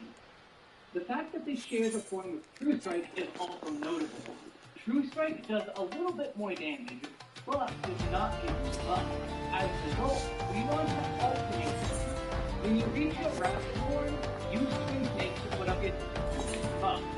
Then the second time, True Strike to deliver more damage. Then the third time around, use Twin Snake to maintain your buff. And alternate. Alternating these 2 skill stats, of course, creates a ratio of 2. Every second combo, you use True Strike. Keep this ratio in mind as you continue. This will be important later. Level 20, Enhanced Greased Lightning. Welcome to Greased Lightning 2. Recast time and auto attack delay are now reduced by 10% naturally. On screen is Boot Shine, for example, and the auto attack comparisons between normal jobs and monks. At level 22, we have Pace, my favorite roll action. Level 26, Arm of the Destroyer. This is our first AoE, area of attack, and it is within the Oval category with Boot Shine. It does 100 potency to all enemies within 5 yawns of itself. So you want to head into the middle of enemy packs to get the most enemies. Within Oval form, it does an additional 10 potency per enemy. This won't matter for a while as you can only keep hitting arms to hit the lead. On 3 or more enemies, this is basically the only attack you need. You can also take an attack to put on discipline this, but otherwise, 3 enemies, this is the only button you want to be pressing until at least one of them dies. Once you're down to 2 enemies left, return to your single target skills and take out whatever remains. The more enemies there are, the better and the more you want to be using the ASD. Level 30, Demolish. This is a second skill for your coral form, to be paired with Attack Punch and seems extremely weak. It does 40 potency damage and 100 wounds from rear hand, which really is denoted by the control on frame. Like normal, this advantages you to Opal, but also has one more effect. This places a damage at the time to a dog effect. It does 70 potency of damage for 18 seconds. Dodge 2 damage for 3 seconds. So this one is for 6 times for a total of 420 potency of damage. Adding 40 or 100 potency to and this comes back over 500 points, which is a lot. If an enemy will work for over 9 seconds, be sure to put this on them and put it on as many targets as you can. And due to the length of the dot, if there is only one target, you want to use Demolish every 3 combos. Demolish, Snap Punch, repeat. This creates a ratio of 3. Combined with a Raptor ratio, we have a 2 and a 3 ratio. Keep this in mind for later, but now just keep in mind that we want to stop burning on enemies that will be living for a while. Now we don't have many buttons, basically nothing, but I did want to officially do a rotation just to get you moving. So let's just quickly talk about it. And keep the following in mind. Openers are the ones from the beginning. A rotation comes into only important following a similar rule of the field. Then unleash your attack. Boot down. Then aim. Then up. Hit feet. Boot down. Right. Tap. Boot. Hey. Tap. Boot. Boot. Boot down. Ring feet. Tap. Boot down. Boot right. Then repeat from the beginning of the so here we can keep an eye with an estimate the recipe and use Demolish every third combo, with Demolish being first because we want it up. And this entire picture, minus Skill Peak because you only have to get one of these right now, is an entire full rotation for monks. 6 cycles through your forms will bring you back to the beginning. Get used to this sooner than later, and it will get much more to handle later. To obtain the Monk Stone, you must reach level 30 and complete the level 32 guild quest. Additionally, complete the main tutorial quest for Management, which is at level 20 in the store. Return to the guild and the quest could be there for you. Level 30, Operation. This is why Pearl Form is, because 130 punches for all enemies within 5 yards. If an enemy will live for the full 18 seconds, the launch is stronger on up to the you can maintain it on 3 enemies. But typically enemies will die way faster than you make it. And because it's often more effective with the 3 enemies. If there are 3 enemies or more, you won't practice. The issue is, for the next 15 levels, 2 of our friends are able to handle. Also, Opal and Pearl have one, but it does not. As a result, during AoE situations, we have to use a perfect communicated path. Ideally, if the time spent on one place could be fit. And like normal, we estimate this two place just take a little bit of time. Maintaining discipline is rough, especially if you've done the thing before not. At level 32 is the Volt Master, on the lane. Level 35, Underblast. This is a movement ability with charges. Rather than having a singular cooldown, you can store up to 2 charges. You can spend them back to back if need be. The moment you use the first charge, the charge timer begins. Thunderclap's charge time is 30 seconds, for a total of 60 seconds for the 2 charges. It has a range of 20 yalms, which is fairly huge, and it teleports you near instantly to the target. This can be used on enemies or party members. If you're falling behind the tank because for some reason you're not using sprint, because you really should be using sprint when they do, Thunderclap. If the boss is doing some giant AoE that you must dodge hard for, wait for the taskbar to get halfway completed, then select the party member who is already outside the AoE and Thunderclap to them. The moment the AoE indicator is gone, Thunderclap back to the boss. There are plenty of other specific uses, but all of them boil down to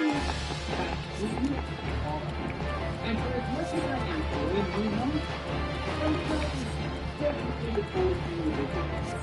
Number 38, Deep Meditation. Meditation isn't the only type of game. Meditation is an huge process. Every critical hit you do with a weapon skill, the GTBs, has an 80% chance to give you a chakra, which means on average, every 6 critical attacks will be an entire extra use of Steel P. It's no longer a skill that you use one time per fight. You may get several uses in any individual fight. This is especially true in boss fights, and keep in mind, Boost Chime is a guaranteed critical hit. Every 6 Boost Chimes on average is a guaranteed Steel P. Plus, all your other attacks have the random crit chances. You still only want to hit meditation between tools and during any corresponding time in fights. So now that isn't the only way you're getting Steel P. Get watching your gauge and listen to the chime to use Steel P the moment you hit 5 chakra. Level 40, Enhanced Grease Lightning 2. And another thing, we have Grease Lightning 3. We now have a permanent passive 15% reduction to our global cooldown and auto attack delay. For comparison, Reaper and Dragoon have no form of speed boost built into their job. Well, Reaper has an drive speed, but that's perfect. Samurai has a 13% buff that they have to maintain. Very easily, but maintain. And Ninja has a buff to maintain too, with 15% speed boost. Meanwhile, Monk has it passively and permanently. Level 40, Power Fist. This is an AoE without COC. It shares the same cooldown with the one effect anyway, and sends all 5 of your attacks. It does 100 points of damage for all enemies and depends on line damage. So you do have aims that make you kind of normal AoE attack, and it also better damage than any attack. It's not anything too difficult. If there are 2 or more enemies rather than 3 enemies, use Power Fist instead of Steel. And of course, 3 or more is just really better than Steel. This 2-level section has basically been really shift your focus to chakra, and will continue to be important as you get even later. Level 42, on a 90-second cooldown, it has a 15 long range. You and all allies affected will be given 10% extra healing from all heals for 15 seconds. The easiest way to see this for yourself is the second thing. Use it, mark down the healing, then use it again in 2 minutes with modifiers. The usage of this is not anywhere major is needed. If the boss is doing basically like a needed to compete even more difficult than most, one person is the healing having to take time. A more quote-unquote healing use form is in dungeons. Just because it is a large area of effect, doesn't mean it needs to use so much. Is it on? It does. Okay. If it isn't on here, it will later become clear that a lot of these items will regroup, or if possible, be born to enemies. This leads to enemies doing a lot of damage to the enemy. You can help out by hitting non-targets and attacks. That sort of healing can be a big help in the right situation. Level 45, 4.0. Now we have our full AoE location. 4.0 in our rapid form. The 100% AoE in the However, it also has to be 26. And it has encountering 3 or more enemies, they have no reason to touch any of their single attacks. Aside from maybe demolished if you can take the full duration on the end. Otherwise, you can work to create daily buttons forever with infinite combo that will come. And also, we have our final little action, reroll. What this is, I think, we have our final mini attack on Sunday. Dragon Kick triple hit our opponent with boot challenge in the over. It is a nice position on the market damage to opponent, and its usual form. When it pulls a whole form, that can control from skill. It grants level 6 every time. This is the top. Bootshine now has an additional line of 11 overkill. Bootshine does 280 boot speed, only 10 less than Darkness, and has guaranteed critical hit for following the floor. Using Bootshine also immediately breaks 11 good stuff, so you only get the one. As a result, you have to alternate these skills back and forth to immediately over the board. Dragon Kick for 11 kills, so you can run this creates a ratio of 2. That's what other PvPs would have. Raptor also had a ratio of 2, and Pearl had a ratio of 3. This creates what I call the 2-to-3 ratio, and it's the fundamental building block of how to play Monkey alternate attacking over form, alternate interactive form, and in Pearl he used Demolish every 3 attacks, assuming it is only 1 enemy. 2 enemies it's still a ratio of 3, he will snap punch once instead of twice. For example, let's pretend we're in this battle, and this is our first combo. This ratio dictates my next combo will be 2nd combo, 3rd combo, 4th combo, 5th combo, 6th combo, and 7th combo is the same as this golden ratio sums up the basic procedure of money. The other one follows level 10. We'll a little bit more slowdown, first phase is the traditional failures. When all of that is done to go on, you return towards the ratio. And even during those big break sections, there will be always in the ratio to the button. And we'll see this as we go on. You can start behind and take things just one step at a time. Level 50, perfect balance. This is going to become a main gimmick for our job later, so let's use the perfect balance. It's perfect and short good on a 40-second time. You can only use one damage and by using that, you can get a 3-step perfect balance to use the very next one. Perfect balance is all of the requirements to become all 4 moments. For example, you can go right into Demolish without going through the right poison thing. Bootshine and Dragon Kick will crit and give Letting Fish respectively. And this last example is the most important use of it for single target. Other than Demolish being up on a boss, the strongest attacks are Dragon Kick and Bootshine. So the ideal use of perfect balance is to alternate attacking towards the enemy. The problem is once perfect balance ends, so you must recreate the rotation on your overform. Another problem is also wanting to maintain your time during first down. You don't want to swing fish to fall off in the middle of first down. If you're letting the line fall off the boss, you'll lose damage, so you need to first down. You don't want to fall off the first down. To play a Wii, 4 rock breakers, go through 1 time on the destroyer for some very rock breakers. Then hit perfect balance to make it 4 rock breakers in a row. Go through the whole rotation field again afterwards to maintain the communication. And perfect balance the second time. Alright, so now let's talk about our opener efficacy. The goal is to maintain our buff and use perfect balance for spamming our Bootshine and Dragon Kick back and forth. The second part is extremely important to get used to. We're going to drop our Demolish for a few seconds just to have you practice doing perfect balance close together. If you want to not drop that, delay your second perfect balance to win this combo until you get both Wind Take and Demolish, and doing it after that. 4 meditations.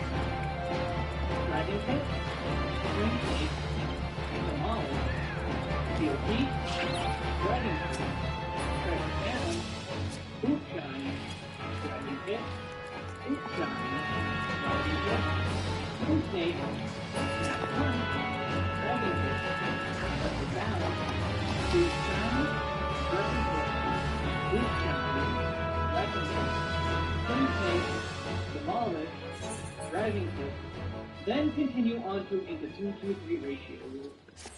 There's a couple things going on here. We start the rotation with Dragon Pit because it's a much higher base point than Boot Shine. Anytime we lack a form, Dragon Pit starts us off. We get up our buff like normal and put up Demolish. Steel Peak after the Demolish to ensure it's under the Discipline Fist buff. We do one more Dragon Pit to proc Leaden Fist.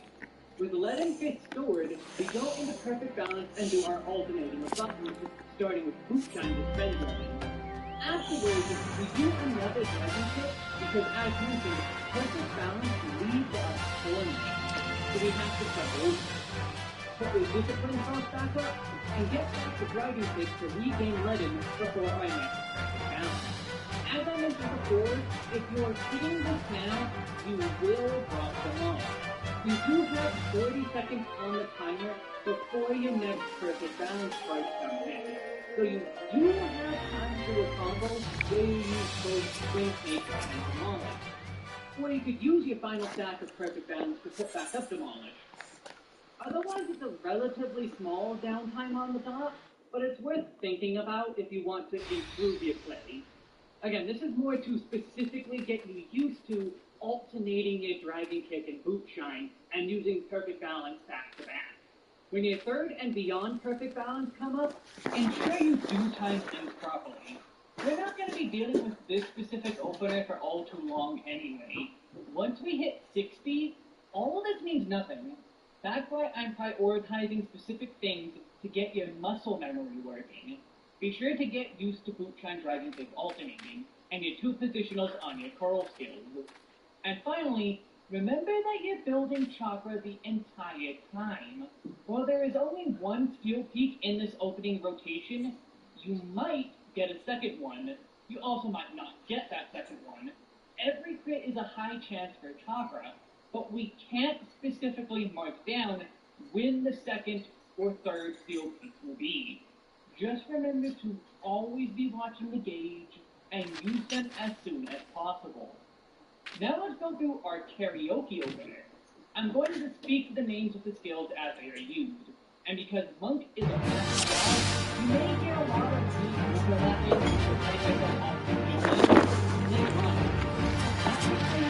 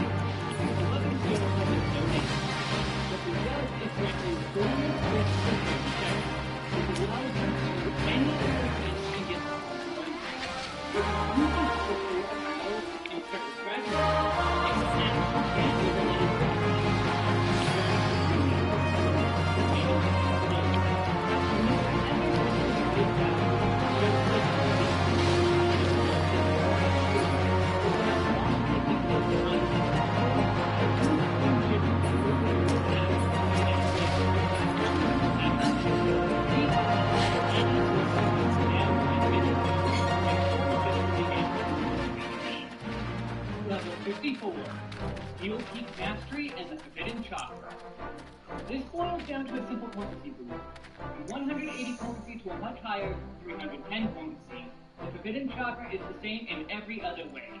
Now it's even more important to use it anytime you have full chakra. Level 60, Enhanced Perfect Balance. Okay, so this is a big one and is Monk's main mechanic now, essentially. Let's break it down one step at a time. First off, we have a second gauge now. This is the Mastiff gauge, 5 circles. The 3 in the middle are a new type of chakra called Beast Chakra, and the 2 on the outside are called Nadi. Keep these names in mind as we go on.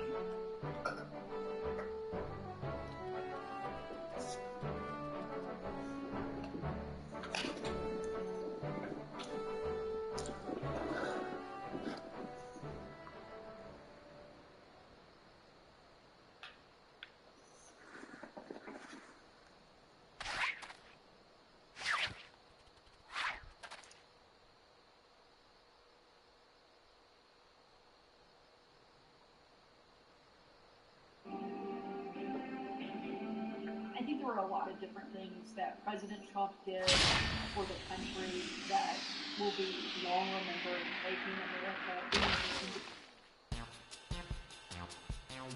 Let's break it down one step at a time. First off, we have a second gauge now. This is the Mastiff gauge with 5 circles. The 3 in the middle.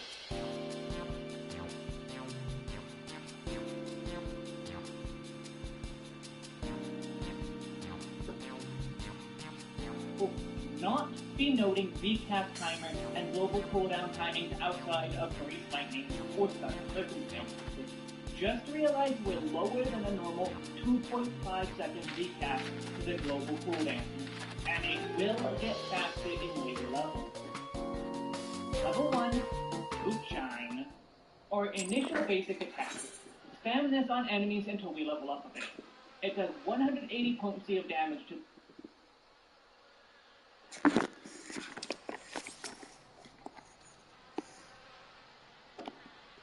the target. Just Boot Shine forever. However, when we get our next skill at level 4, we have to make note of Boot Shine's additional effect. Changes form to Raptor. Level 4, True Strike. This attack can only be used in Raptor form, which, as we just mentioned, is granted by Boot Shine. This does 270 potency of damage to a target. This, in essence, is a combo. All melee-based jobs have combos that light up with flashing borders for combo continuations. However, Monk is much more interconnected with different layers of skills, which will become clear as we get more of them. For now, just alternate Boot Shine and True Strike back and forth. And take note of True Strike's changes form to Curl. Level 6, Snap Punch. This can only be used in the Curl form, granted from True Strike. This is a dual-layered skill. It does 220 potency of damage unless you damage from the flank or sides of the enemy, in which case it will do 280 potency of damage. This is one of 2 positionals for Monk. Note the picture on screen. This denotes the flanks, red portions. Always try to aim to be on the flanks for Snap Punch. When playing solo, don't really bother trying for positionals unless the enemy spots have something, because before you get the chance. Snap Punch has the additional effect of changing Lucian's Opo form, which returns us nicely back to Boot Shine. When in Opo form, Boot Shine has a bonus effect. It is guaranteed critical damage, or an at least 40% damage increase, which that is pretty significant. And so now we have a full string of attacks that constantly loop into itself. Rather than multiple combos or combo strings, Monk is one infinite-length combo in essence. When you finish a combo and return to the beginning, you are still getting some kind of combo bonus. Keep these forms in mind going forward. Opo, Raptor, Curl, and then back to Opo. These forms are key for why Monk is extremely free-form rotation-wise. And also note that your forms all last for 30 seconds. There are very few places this 30-second timer will ever come into play. At level 8, we have the roll action, Second Wind. All of your roll actions are extremely important, useful, and should be used. Put these on your bars.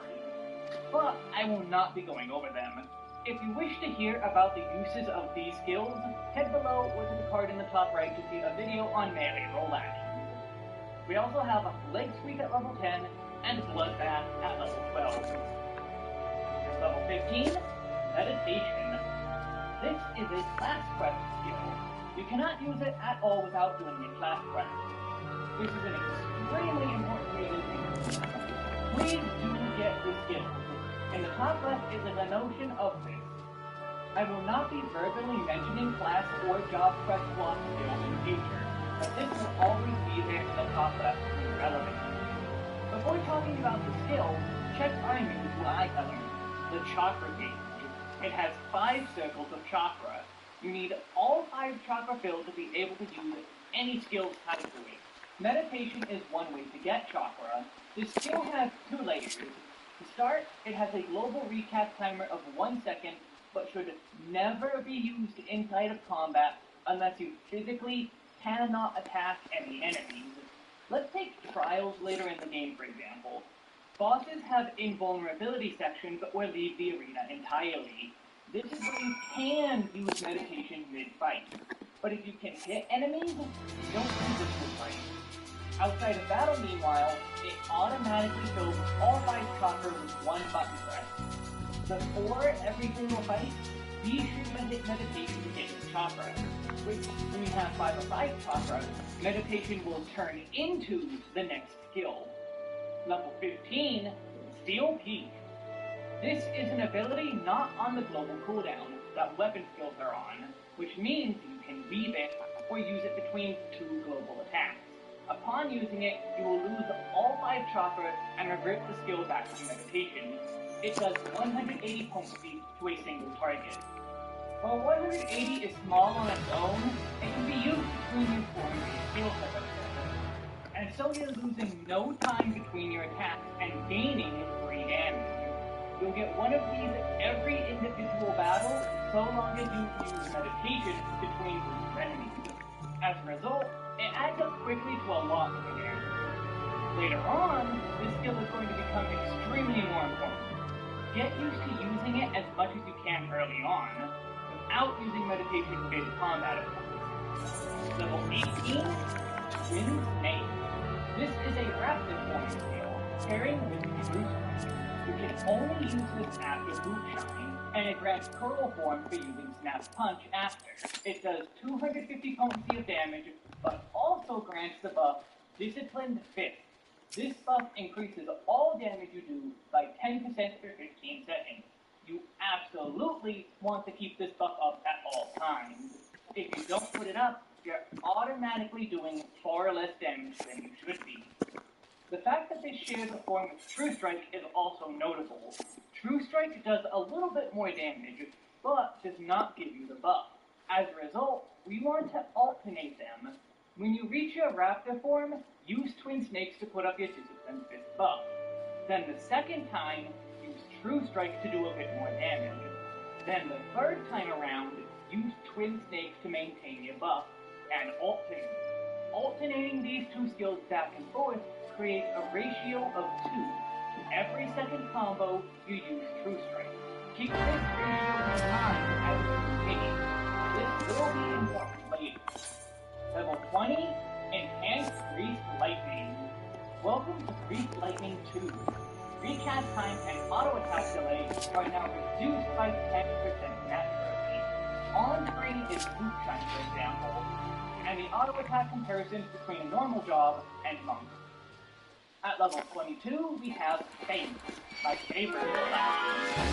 Level 26, Arm of Wisdom. This is our first AoE area of attack, and it is within the total category.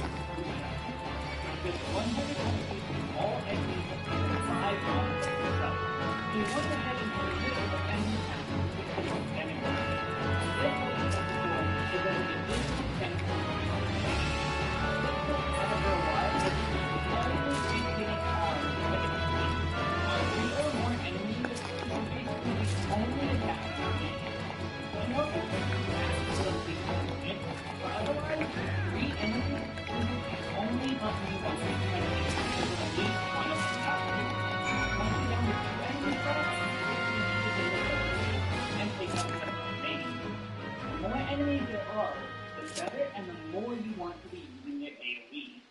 Level 30, Demolish. This is a second skill via Coral form to be paired with Snap Punch and seems extremely weak.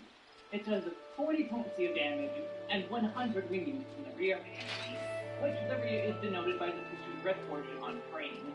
Like normal, this advances you to Oval, but also has one more effect. This places a damage over time or dot effect on the enemy. It does 70 potency of damage for 18 seconds. Dots do damage every 3 seconds. So this one will hit 6 times for a total of 420 potency of damage. Add in the 40 or 100 potency from the initial hit, and this can pass over 500 potency, which is a lot.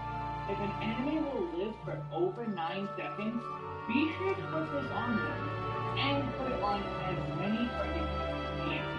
And due to the length of the dot, if there is only one target, you want to use Demolish every 3 combos. Demolish, Snap Punch, repeat. This is the ratio. Combined with our Raptor ratio, we have a 2 and a 3 ratio. Again, keep this in mind for later. For now, just keep in mind that we want to stop running on enemies that will be living for a while. Now, we don't have many buttons, basically nothing, but I did want to officially do a rotation just to get you thinking about it. So let's just quickly talk about it. And keep the following in mind. Openers are a single target affair. AoE rotations tend to be extremely simple and just following a similar rules to the single target openers. Buff up, then unleash your main attack. Boot Shine, Swing Snake, Demolish, Steel Heat, Boot Shine, Boot Strike, Snap Punch, Boot Shine, Snake, Snap Punch, Boot Shine, Boot Strike, Demolish, Boot Shine, Swing Snake, Snap Punch, Boot Shine, Boot Strike, Snap Punch. Then repeat from the beginning without the Steel Heat. So here we can see the idea in action. Alternate your repertoire and use Demolish every third combo. Demolish being first because we want it up. And this entire picture, minus Steel Heat because you only have to get one of these right now, is an entire full rotation per month. 6 cycles through your forms will bring you back to the beginning. Get used to this sooner than later, and it will get much more complicated. To obtain the Mother Stone, you must reach level 30 and complete the level 30 Pugilist quest. Additionally, complete the main scenario quest, Self-Management, which is at level 20 in the story. Return to the guild and the quest should be there for you. Level 30, Rock Breaker. This is our curl form AoE. It does 130 all angles by knockout. Enemy will live for the full 18 seconds. Demolish is stronger on up to 4 enemies, and you can maintain it on 3 enemies. But particularly enemies with weapons will faster. As a result, it's often more effective to demolish 3 enemies. If there are 3 enemies or more, use Rock Breaker. The issue is when the enemy is too much, too far from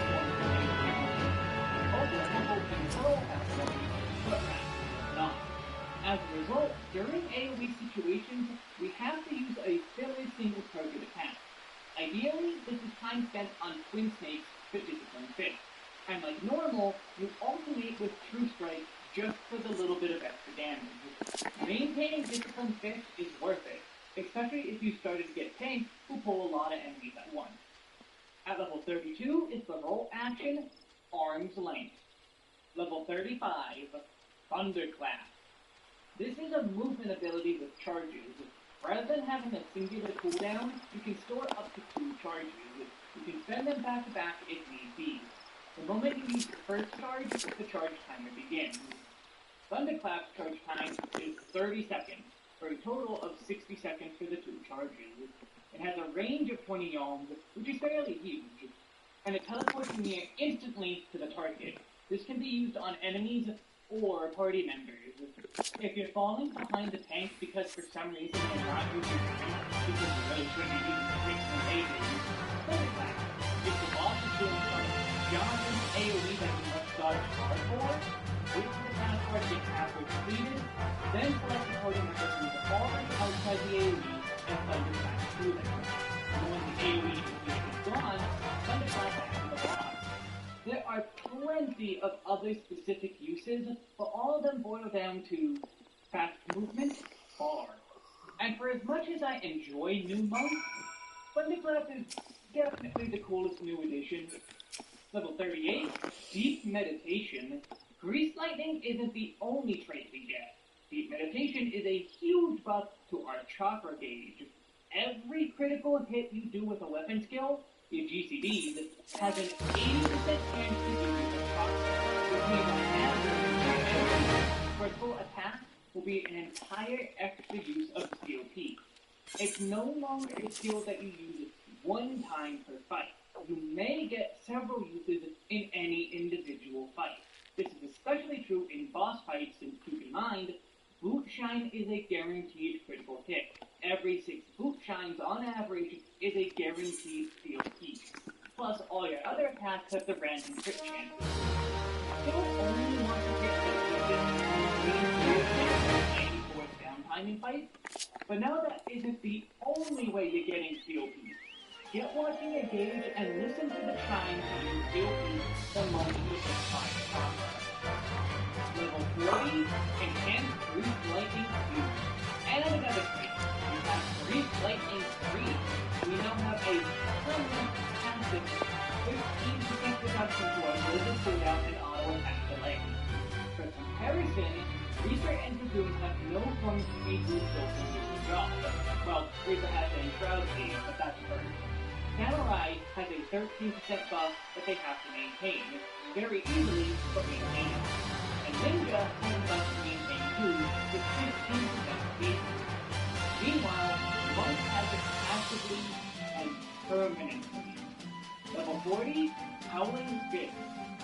This is an AoE form of COP. It shares the same cooldown, which is only 1 second anyway, and spends all 5 of your chakra. It does 100 points of damage to all enemies in a 10-yard line in front of you. So you do have to aim this a bit differently than the normal AoE attack, and it involves a little dancing in and out of enemies. But it's not anything too difficult. If there are 2 or more enemies, rather than using a main attack, use Howling Fist instead of COP. And of course, 3 or more, this is extremely better than COP. This 2-level section has basically been really shift your focus to chakra, and it will continue to be important and get even stronger later. Level 42, Mantra. On a 90-second cooldown and having a 15-yard range, you and all allies affected will be given 10% extra healing from all for 15 seconds. The easiest way to feel it for yourself is the Second Wind. Use it, mark down the healing amount, then use again in 2 minutes with Mantra up. The use of the anywhere major need. If a boss is doing big multiple times in a row, Mantra it could be like having 8 times. Or, quote-unquote, hitting you is a dungeon. Just because it is an area of effect doesn't mean it needs to use it. Use it on just the tank. If it isn't already clear, it will later come say that a lot of things are the thing. New group, regroup, or if possible, even core group of enemies. This leads to enemies doing a lot of damage to the tank very quickly. You can help out by hitting Mantra between attacks. That sort of healing can be a big help in Level 45, 4.0. Now we have our 4 AoE. 4.0 is not a master form, but 100% AoE damage reduction. However, this also grants difficulty 6. When encountering 3 or more enemies, there's now no reason to touch any other single enemy attack. Aside from maybe models that can get the full duration on 3 enemies, otherwise, you will be treated AoE button forever the infinite combo action. At level 50, we have our final role action, True North. Level 50, Dragon Kick. We have our final main attacking button finally. Dragon Kick fills in our partner to Boot Shine in the Opal form. It deals a nice 290 potency of damage to a target, and does the usual form shifting. When in Opo form, from after using Curl form skills, it grants Leaden Fist for 30 seconds. Leaden Fist is a buff to Boot Shine. Boot Shine now has an additional line of Leaden Fist potency. Boot Shine does a 280 potency, only 10 less than Dragon Kick, and has the guaranteed critical hit when following the forms. Using Boot Shine also immediately spends Leaden Fist buff, but you only get the one use. As a result, we want to alternate these skills back and forth when reaching the Opo form. Use Dragon Kick for Leaden Fist, go through Rapid and Curl form, then Boot Shine for the critical hit. This creates a ratio of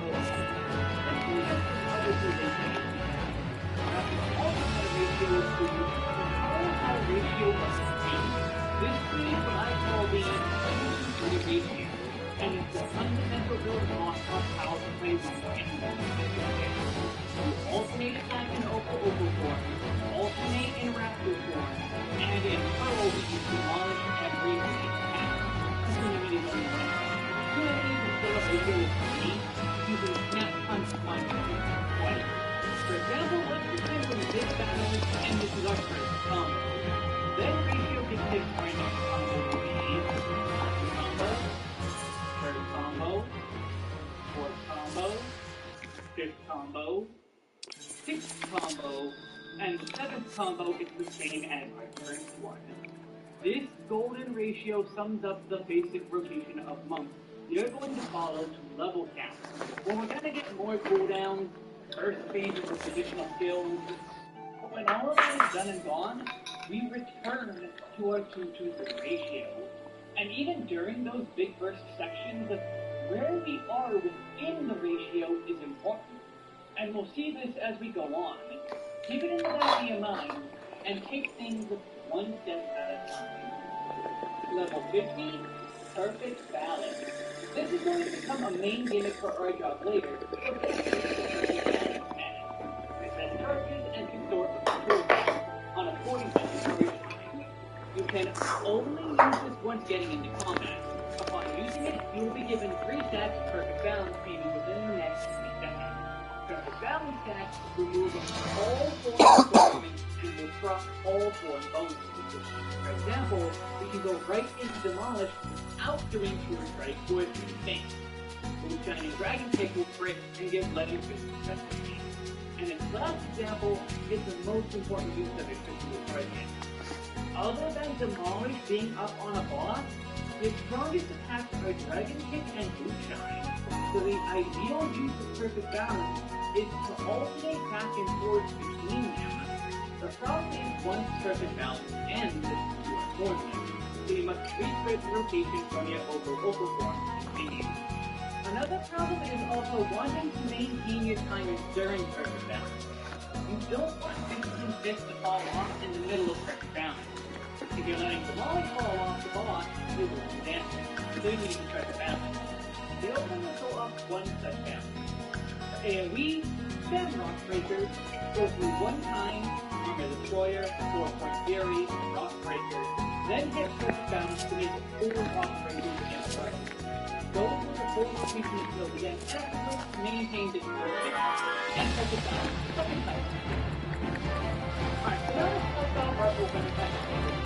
The goal is to maintain our buff and use Perfect Balance for damage and driving through attack. The second part is extremely important to get used to. The word is also reliant on two things, just as having stressful using Perfect Balance. If you want to not stop that, delay by touching Perfect Balance to win this combo until you get close, win takes and demolish, and you'll get after that. Right here, meditation. Dragon Kick, Twin Snake, Guilty, Dragon Kick, Perfect Balance, Boot Shine, Dragon Kick, Boot Shine, Dragon Kick, Twin Snake, Snap Punch, Dragon Kick, Perfect Balance, Boot Shine, Dragon Kick, Boot Shine, Dragon Kick, Twin Snake, Demolish, Dragon Kick, then continue on to into 2-2-3 ratio. There's a couple things going on here. We start the rotation with Dragon Kick because it's a much higher base potency than Boot Shine. Anytime we lack a form, Dragon Kick starts us off. We get up our buff like normal and put up Demolish. Steel Peak after the Demolish to ensure it's under the Discipline Fist buff. We do one more Dragon Kick to cross the Fist. We go into Perfect Balance and do our alternating of buttons, starting with Boot Shine to spend Leaden. Afterwards, we do another Dragon Kick because, as mentioned, Perfect Balance leaves us formless, so we have to start over. Put your Discipline buff back up, and get back to Dragon Kick to regain Leaden before our next Perfect Balance. As I mentioned before, if you're hitting this now, you will drop Demolish. You do have 40 seconds on the timer before your next Perfect Balance charge comes in. So you do have time to do a combo where you use both Twin Snakes and Demolish. Or you could use your final stack of Perfect Balance to put back up Demolish. Otherwise, it's a relatively small downtime on the dot, but it's worth thinking about if you want to improve your play. Again, this is more to specifically get you used to alternating your Dragon Kick and Boot Shine and using Perfect Balance back to back. When your third and beyond Perfect Balance come up, ensure you do time things properly. We're not going to be dealing with this specific opener for all too long anyway. Once we hit 60, all of this means nothing. That's why I'm prioritizing specific things to get your muscle memory working. Be sure to get used to Boot Shine Dragon Kick alternating, and your 2 positionals on your full kick. And finally, remember that you're building chakras in entire time. While there is only one Steel Peak in this opening rotation, you might get a second one. You also might not get that second one. Every crit is a high chance for chakra, but we can't specifically mark down with the second or third Steel Peak. You're going to follow the abilities and use them as soon as possible. Now let's go do our karaoke opener. I'm going to speak the names of the skills as I do. And because once it's that job, you may hear a lot of people moving that thing with cutting myself off of the names later on. And that should tell you how quick one skills get back and how quick one can get back. First one though, it's pretty easy. Dragon Kick. Twin Snakes. Demolish. Dragon Kick. Perfect Balance. Boot Shine. Dragon Kick. Boot Shine. Dragon Kick. Twin Snakes. Next one. Balance. Kick. Boot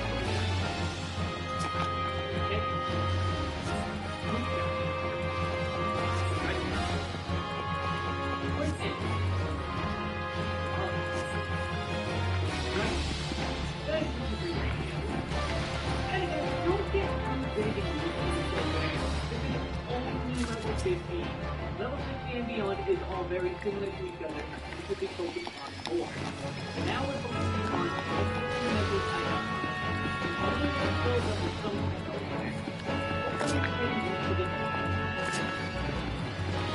Level 52, Orange Kick. Weapon skills that we know in. The start is grant a formless fist for 30 seconds, which allows you to use any of your attacks and get if you use this before a battle and start strategizing, it will actually grant you the Leaden Fist buff, which is extremely important to maintain flow. When you ever execute this battle, just like the game, the exception is the thing to do. You're going to watch it become unchargeable, use one just before it comes back to be able to get right back into your rotation. Pre-fight and any sort of major downtime mid-fight. Hit form shift to be able to do whatever you need. Level 54, Steel Peak Mastery and the Forbidden Chakra. This boils down to a simple potency boost. From 180 potency to a much higher 310 potency, the Forbidden Chakra is the same in every other way. Now it's even more difficult to use it any time you use it. Level 60, Enhanced Perfect Balance. Okay, so this is a big one, and his main depends. The first one step at a time. First off, we have the second stage. This is the master stage. 5 steps. The first middle are a new type of proper called leaf chakra, and the two on the outside are called nine. Keep these names in mind as we go along. As for intended perfect balance itself, using skills within perfect balance now grants us the main chakra in this skill. Each form correlates with perfect chakra. Local overform skills, everything through turning Armor Destroyer, all grant Obo chakra, and so on for Raptor and Pearl. Obo is purple chakra, where blue flame and how the eyes are. Raptor is pink, and Pearl is the pink chakra.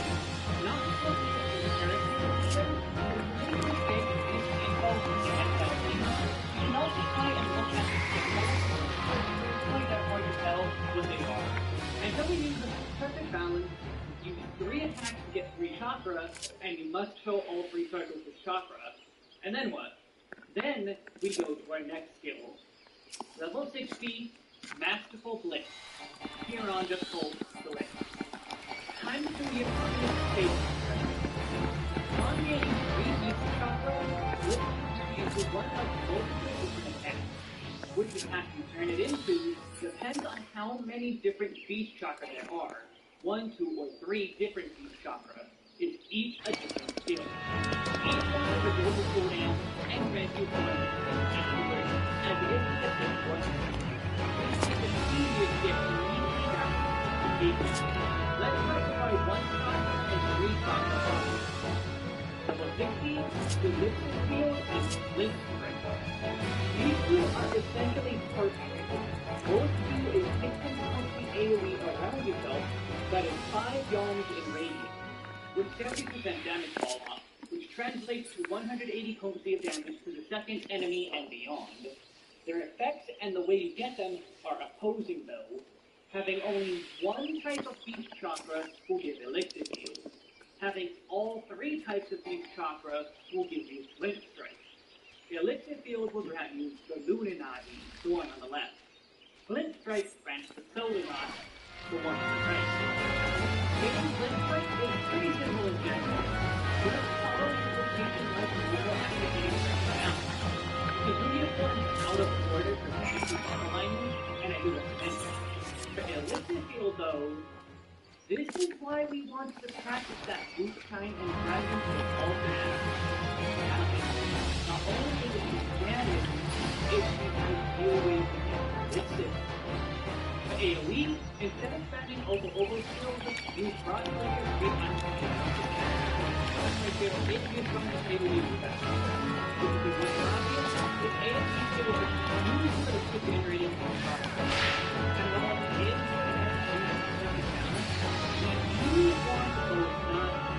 we'll talk about the reason why in a bit, but let's talk about our worst blitz.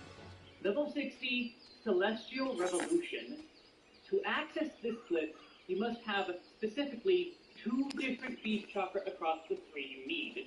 So 1 Obo and 2 Raptor, with 2 Obo and 1 Pearl, etc. This does an attack for 450 potency and opens the Luninati. If you already have a Luninati, it opens the Solinati.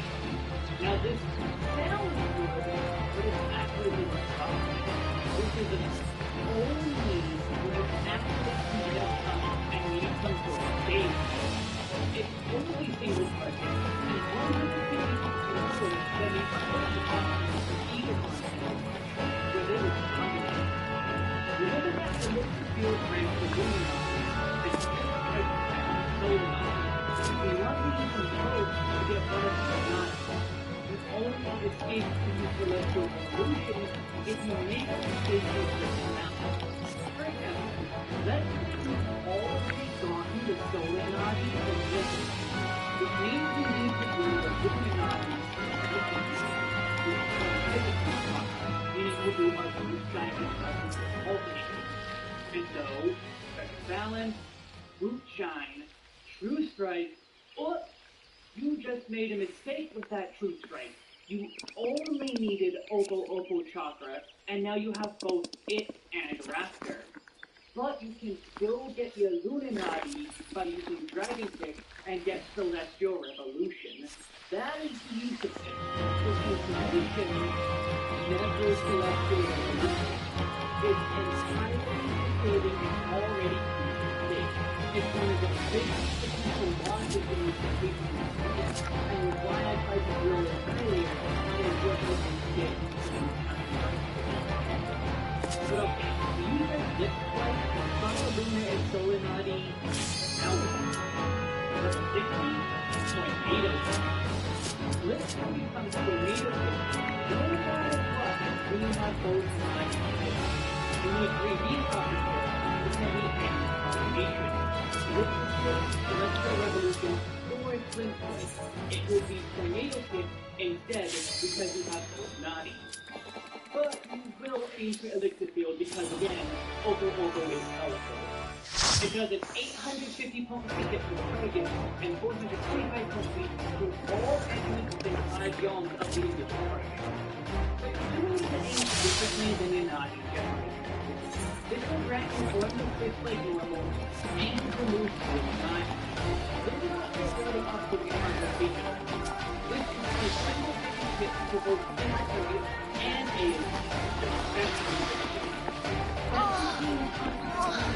we're using it on the rating, and it gets higher and higher the more enemies get hit. Of course, we're not going to use the and when it is the perfect balance, I know I'm repeating myself previous play alternate. So you can use any combination of these genres. No either. And if I do again, it's still and so you can start going to this on the way out of any where we begin to really depend on new research in case if this is get out of the box, you can think it's the knowledge and all hey, it's nice to and you can think it's not you already have to fit. Similar consideration is with the AoE, but you still really need to just remember that is allowing you to make the correct end of this. So let's talk about how this affects our movement. As I mentioned previously, this is a lot different and essentially opening for the all-out unit. This is known as the Lunar Solar Opener, but there is also the Double Solar Opener, which focuses on using strike twice in a row in the opening, then filling in your Nadi as normal for the rest of the fight. It sounds like people lose a lot of potency, but it allows the rest of the perfect balance combos with great upgrade. This is something that can work more heavily with potency, and because it also moves quickly, you can all at the same time as everything many times. Outside of range, this completely comes from the raid level, which makes these tremendous boulders more to the actual play. In some cases, it can even be the opener that has been in the I do congratulate one of them as the emphasize here, due to the importance of the double solar opener. But now, let's talk more about this specific opener and not that one, and let's go to the control, meditation, and form kick. Dragon kick, snake, hidden chakra, hoop shine, perfect balance, dragon kick, hoop shine, dragon kick, elixir field, hoop shine, perfect balance, twin snake, dragon kick, demolish, flip strike, hoop shine, and then continue on into the rotation. We start the same way as before, but now our Dragon Kick actually gives 11 hits, so we don't need to use it twice. As a result, after the first Forbidden Chakra, we Hoop Shine to use 11 hits. Then going into Perfect Balance, we again do the same originally. Alternate Opal attack. The difference here being we start with Dragon Kick is we already used 11 hits. Things change again with the Elixir Field, Because of the formless fist, we don't need Dragon Kick just to get our forms going like before. We immediately hop back into Perfect Balance for the Solanati, and a skill order in here is extra interesting. We twin snakes to refresh the buff, then backtrack to Dragon Kick for the Ready Fist. This keeps demolish the most time it can before we refresh it here. It will clip just a little bit, but it's worth the refresh to grade buff. Then we flip strike to finish off Perfect Balance, and use the form fist to once again move on. And from here, as I said, it's the 2-2-3 ratio into our next Perfect Balance for Oval Fairy. And again, this is one of 2 openings to follow. Keep on consider if you wish to find the double solar opening, but you're not using too much encounters with random players on average. The trainer harder is definitely worth it. Now, I'm not going to karaoke opening this one, because it's the same speed as the level 50 opener. We'll be back to that at level 70. Just remember, no matter what the openers say, there's always the potential for more Forbidden Chakra. There's no guarantee of win, but you will guaranteed eventually hit 5 Chakra again and again. Up to level 70 is a big evolution in terms of your buffing, and you need to constantly weave in the Forbidden Chakra. We're going to get even more active than you already were.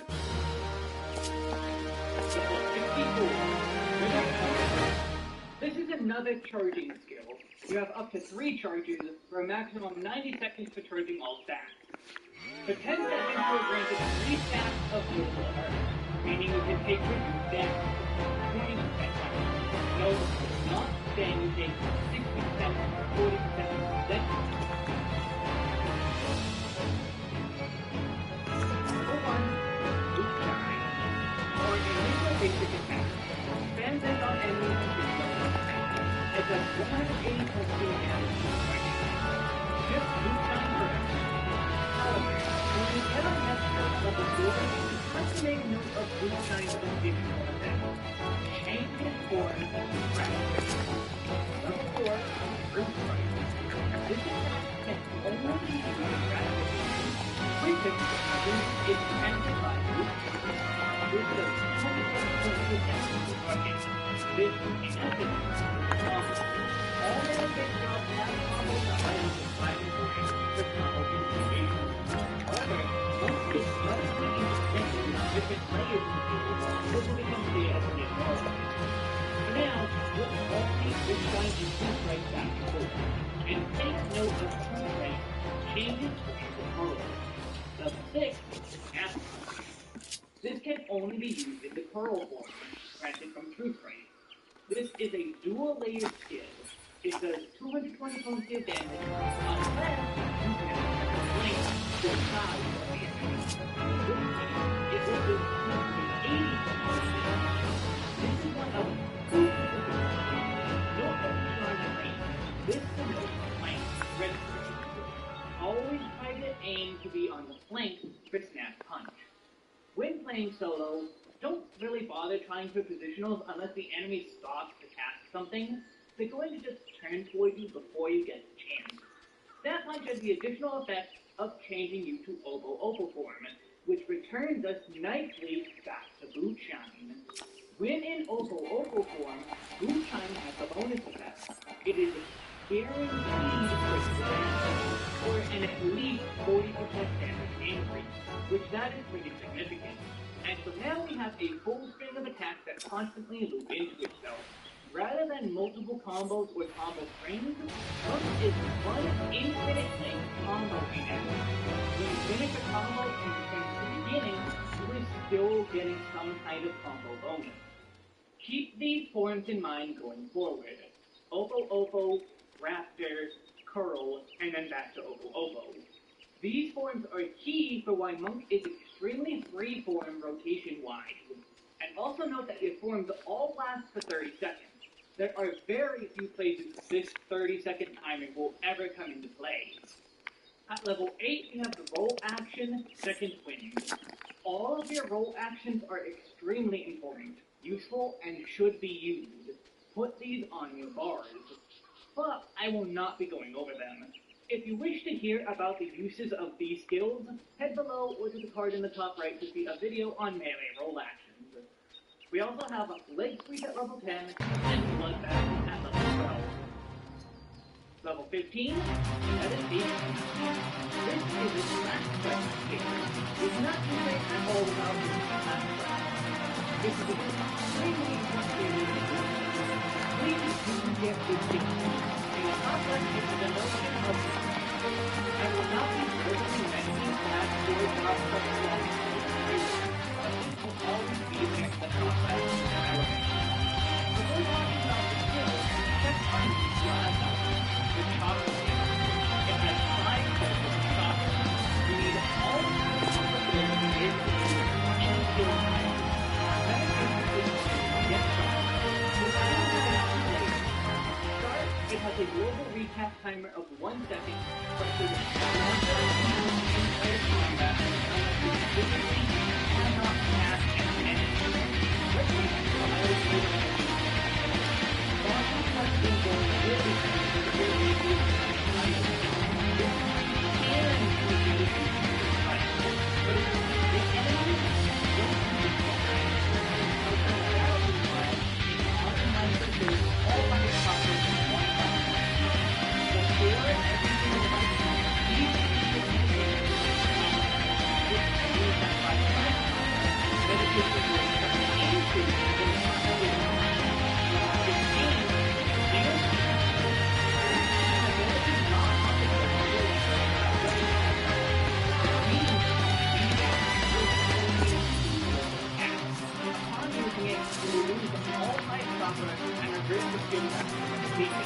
It says 180 wasting your price.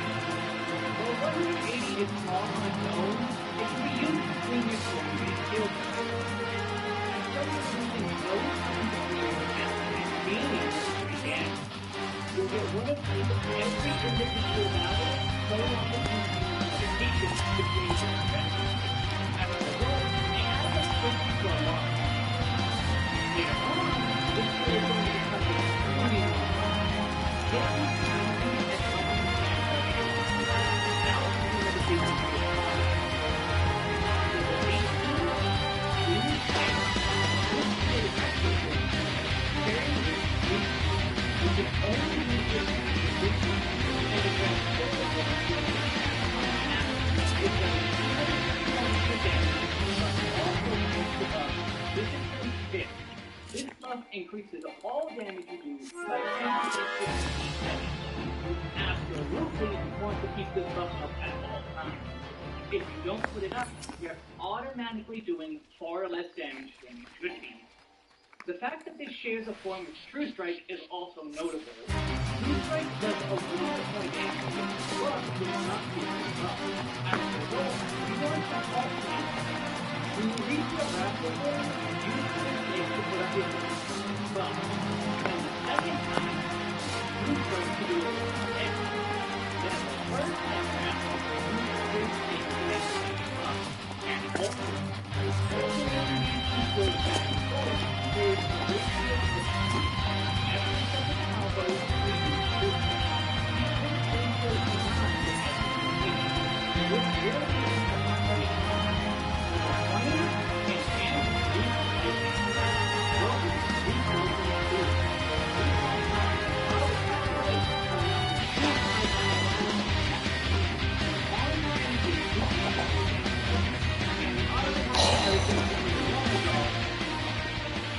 At level 22, we have Fate, our favorite role action. Level 26, Arm of the Destroyer. This is our first AoE, Area of Effect attack, and it is within the Opal category of group shotgun. It does 100 points to all enemies within 5 yalms of itself, so you want to head into the middle of enemy paths to hit the north enemies. Within Opal form, it does an additional 10 potency per enemy. This won't matter for a while as you can only keep hitting Arm to AoE. On 3 or more enemies, this is basically the only attack you need. You can also take an attack to put up physical hit, but otherwise, 3 enemies is the only button you want to be pressing until at least one of them happens. Once you're down to 2 enemies left, return to your single target field and take out the rest of the enemies. The more enemies there are, the better and the more you want to be using AoE. Level 30, Demolish. This is a second skill for your Coral form, to be paired with Snap Punch, and being extremely tough. It does 40 potency of damage and 100 rings in rear hand. Which period is denoted by the red portion on screen. Like normal, this advances you to Oval, but also has one more effect. This places a damage over time, or dot effect on the enemy. It does 70 potency of damage for 18 seconds. Dots do damage every 3 seconds, so this one will hit 6 times for a total of 420 potency of damage. Add in the 40 or 100 potency from the initial hit, and this can pass over 500 potency, which is a lot.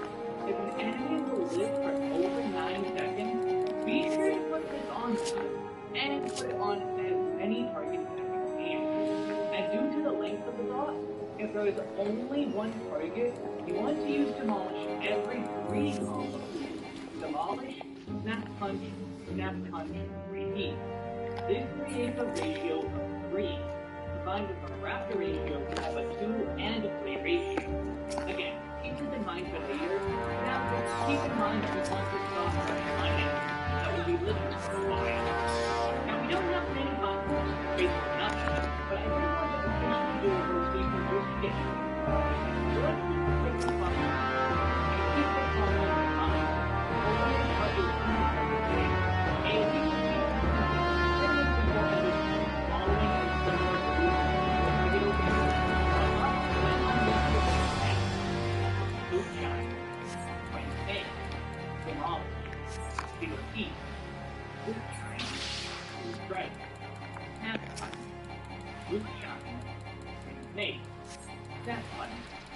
Boot Shine, True Strike, Demolish, Boot Shine, Swing Take, Snap Punch, Boot Shine, Boot Strike, Snap Punch. Then repeat from the beginning without the single step. So here we can see the idea in action. Alternate your route and use Demolish every third combo. Demolish being first because you line up. And this entire picture, minus 2 feet, is doing it 1 feet. It's an entire over 2 feet. This cycle of your form will continue that. Get used to it sooner than later, and it will get much more effectively. To obtain the Bronze Stone, you must reach level 30 and complete the level 30 Pugilist quest. Additionally, complete the main tutorial quest, which is at level 20 in the north. Return to the field and quest the music voice. Level 30, Oxford. This is our total form damage. It does 130 punches to all enemies within 5 yards of you.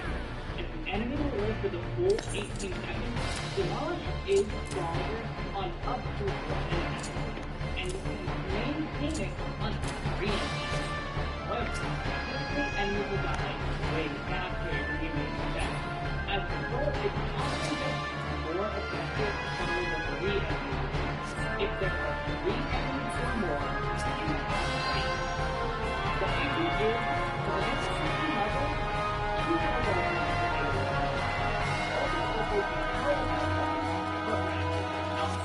as a result, during AoE situations, we have to use a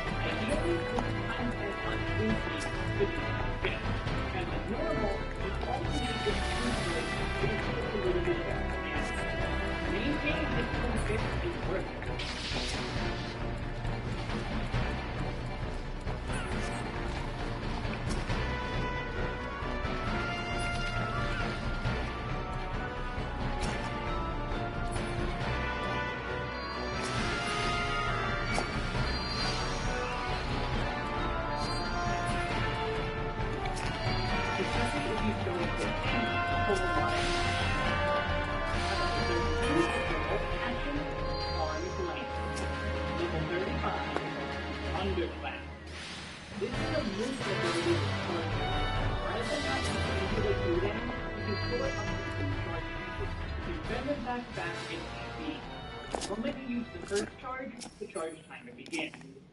Thunderclap's charge time is 30 seconds, for a total of 60 seconds. And at a range of 20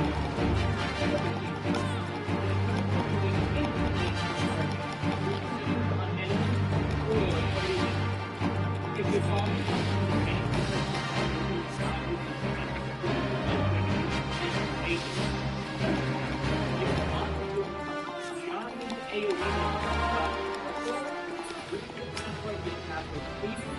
then select the party member who is already outside the AoE and Thunderclap through them. The moment the AoE indicator is gone, Thunderclap back to the boss. There are plenty of other specific uses, but all of them boil down to fast movement, bar. And for as much as I enjoy new ones, Thunderclap just isn't the coolest movement. For the 38, deep meditation. Grease lightning isn't the only thing.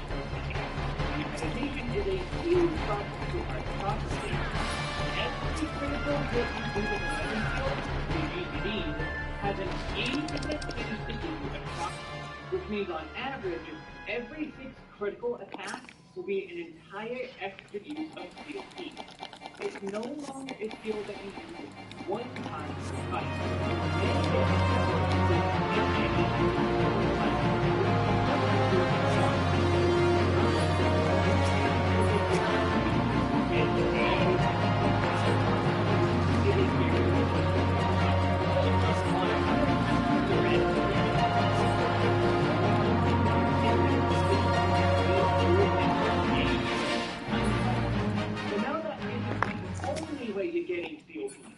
Get watching a gauge and listen to the time to use Steel Peak the moment you hit 5 chakra.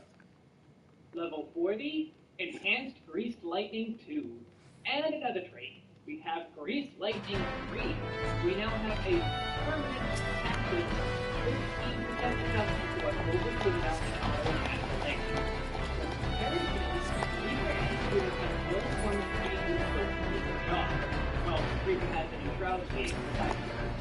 Samurai has a 13% buff for the capacity change, very easily perfect. Ninja has buff changing too, 15% change. Meanwhile, Monk has an actively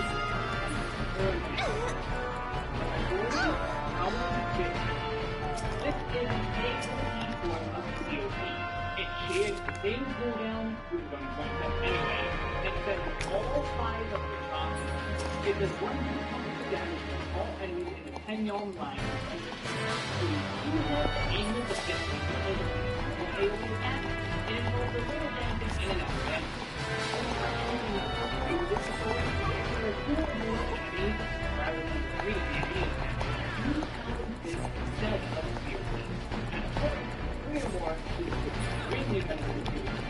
This 2-level section has basically been really a focus on chakra, and it will continue to be important and get even stronger later. Level 42, on a 90-second cooldown after 15 yard line, use all allies effective will give 10% XP from all enemies for 15 seconds. Easy to use without being exhausted. Use it, mark down the healing amount, then use again in 2 minutes with mantra. The uses of this are pretty obvious. Anywhere major healing is needed. If a boss is doing big rate-wide damage, maybe even multiple times in a row, pop mantra to make the healers have an easier time. A more quote-unquote hidden use, though, is in dungeons. Just because it is a large area of effect, doesn't mean it needs to be used as such. Use it on just the thing. If it isn't perfectly clear, then we're ready to complicate a lot of things like people saying, if possible, most enemies. This means the enemy will call monsters quickly. If we call out by which monsters will see that also healing can be a big help in the game. Level 45.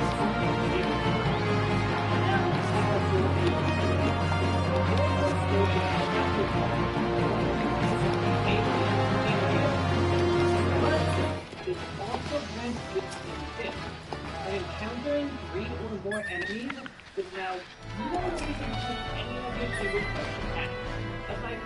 maybe demolish if you can get the full duration on 3 enemies, but otherwise the group, you just rotate through your AoE buttons forever in the infinite combo that is Monk.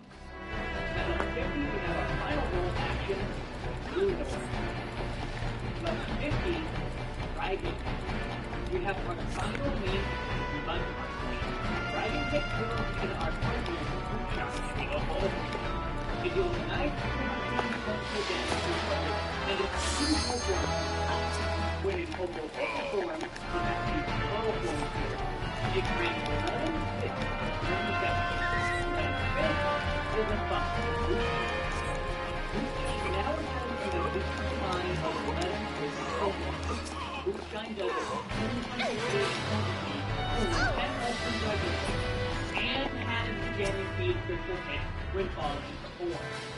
Using Moonshine also immediately burns the 11 buff, so you only get the 1 hit. As a result, we want to alternate these skills back and forth when reaching the Opal board. Dragon Kick 11 hit, throws the weapon to Opal, and Moonshine with the critical hit. This creates a ratio of let's compare the other 2 ratios we have. Raptor also had a ratio of 2, and Curl had a ratio of 3. This creates what I call the 2-2-3 ratio, and it's the fundamental building block of how to play Monk and Monk circumstances. You alternate in Opal form, alternate in Raptor form, and in Curl you can demolish every assuming you know your own. So I think it's still up to go 3, using Snap Hunt 1 instead of twice. For example, let's go from mid-battle, and this is our first combo. Then ratio just takes our next combo position. Combo, third combo, fourth combo, fifth combo, sixth combo, and the 7th combo is the same as. This golden ratio sums up the basic routine of Monk. There will be follow level 10. Well, we're gonna get more cooldowns, burst speed, additional skills, but when all of that is done and gone, we return to a 2-2 ratio. And even during the different where we are in the ratio to the left, and we'll see this as we go on. You can put that in mind and take things one step at a time. Level 50, perfect balance. This is going to become a main gimmick for our job later. We set targets and consort you can only use one getting in common. Upon using it, you will be given 3 stats for guarantees in the next session. But the balance stat will move all forms of darkness and disrupt all of the levels. For example, you go right into the knowledge without doing proof of a void from pain. Proof like a dragon kick will break and get benefits. And the last example is the most important use of it for the target. Other than Demolish being up on a boss, the strongest attacks are Dragon Kick and Moonshine. So the ideal use of Perfect Balance is to alternate back and forth between them. The problem is once Perfect Balance ends, you avoid it. So you must refit the rotation from your Opal form. Another problem is also wanting to maintain your timing during Perfect Balance. You don't want discipline bits to fall off in the middle of Perfect Balance. If you're letting them all fall off the boss, you lose the damage. So you need to try to balance. The opening will go off one step down. For AoE, 7 Rock Breakers go through 1 time, Hero Destroyer, 4-point Theory, Rock Breaker, then hit Perfect Balance to make it 4 Rock Breakers.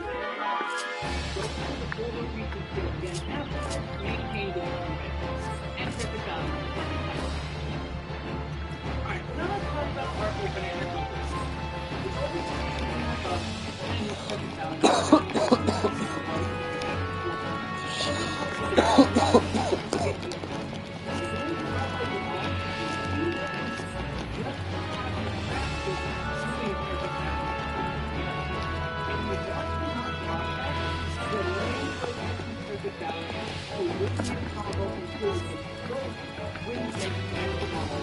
And doing it after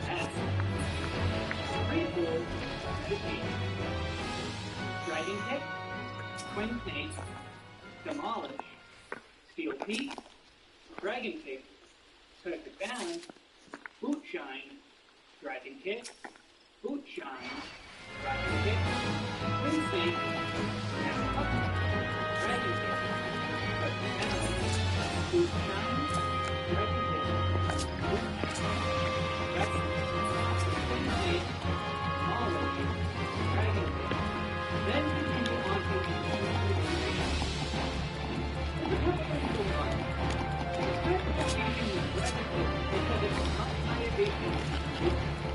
anytime we plan to perform, let's pick that off.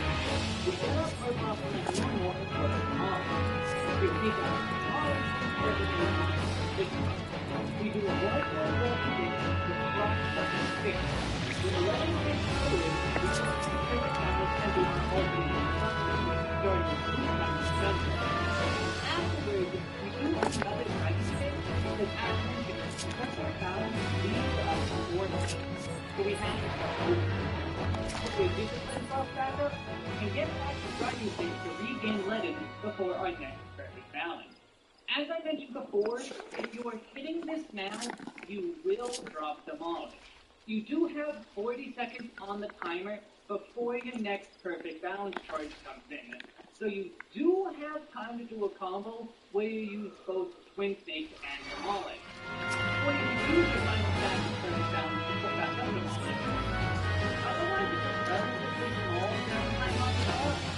Just thinking about if you want to improve your training. Again, this is more consistent to get used to estimating your driving and using perfect balance to back.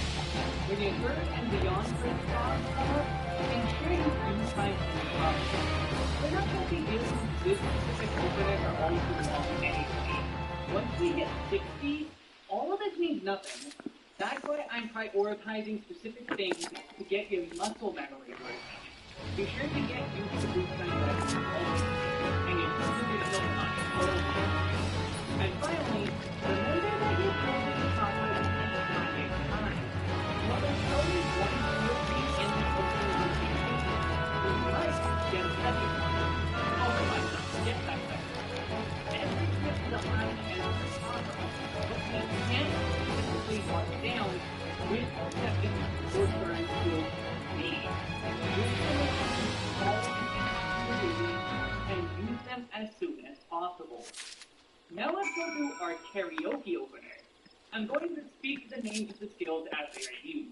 And because Monk is a fast job, you may hear a lot of me overlapping or cutting myself off with skill names, later on at least. That should tell you how quick you want to be putting stuff out, and how quick Monk is. But this first one though, it's pretty tame.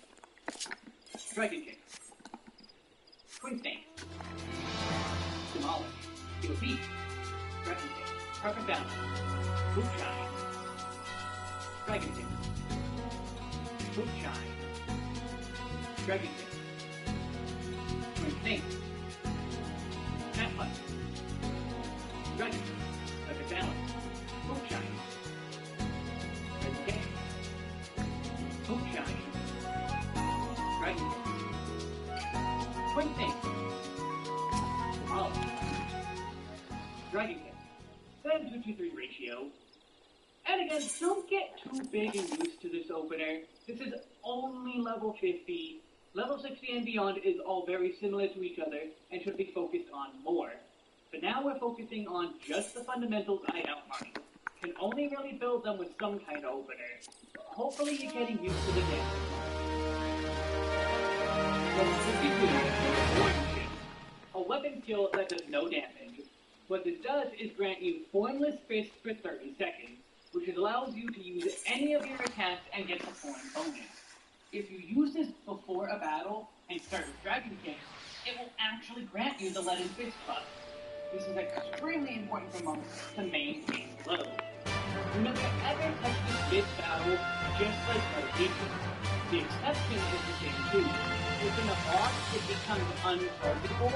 You use Form Shift before it comes back to be able to get right back into your rotation. Free fight and any sort of major downtime mid-fight.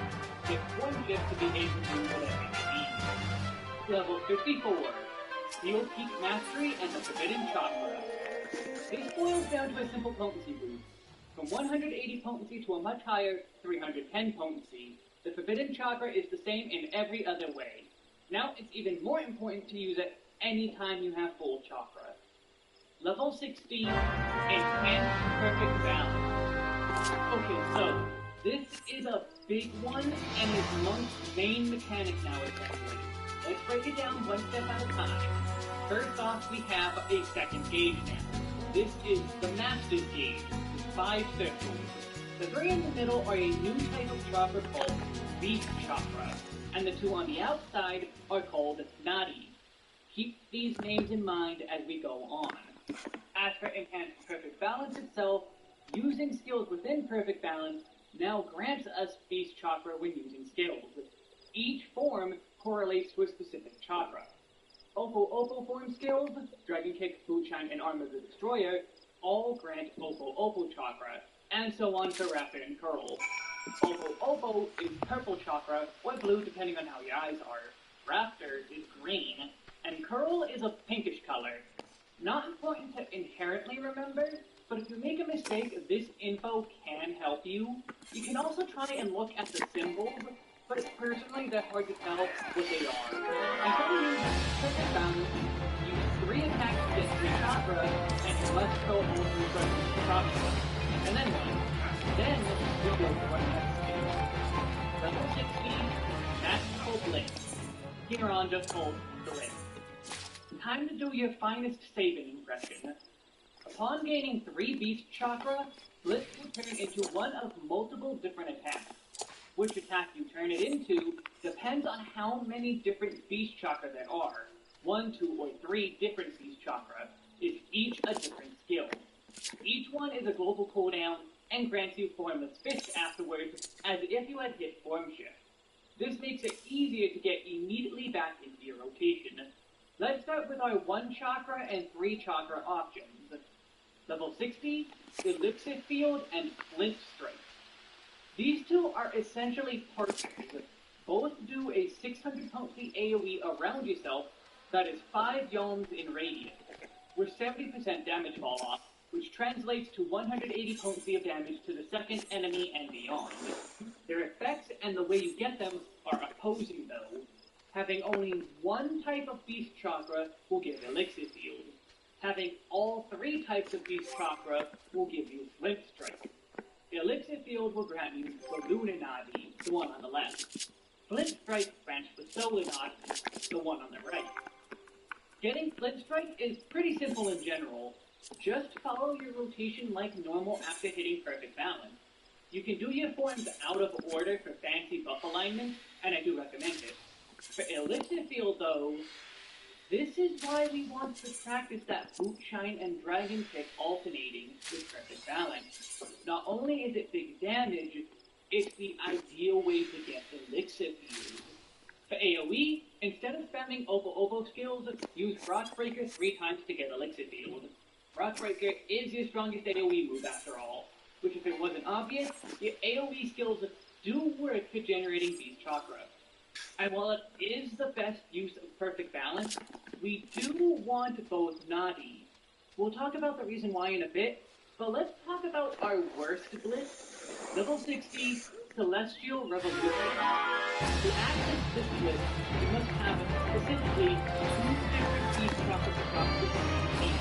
So, 1 Opal, 2 Raptor, with 2 Opal and 1 Curl, etc.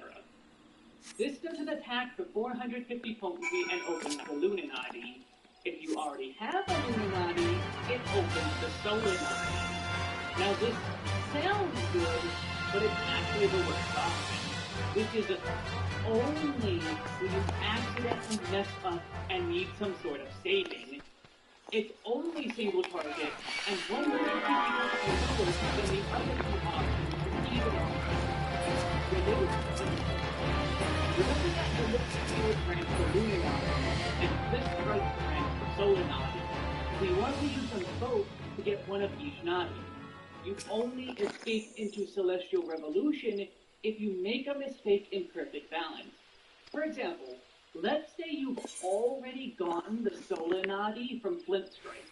which means you need to do the Lunanati from Elixir Field, which is one type of Beast Chakra, meaning we'll do our Boot Shine and Dragon Kick alternating.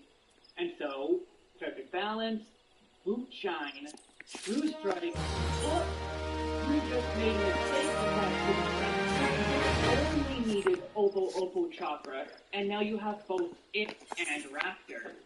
But you can still get your Lunanati by using Dragon Kick and get Celestial Revolution. That is the use of it. So in summation, never Celestial Revolution. It's entirely for saving an already used state. It's one of the biggest potential losses in your rotation you can make, and is why I tried to drill in earlier how important it is to get used to Boot Shine and Dragon Kick alternating. But okay, we used our Blitz twice, got the Luna and Solinati, now what?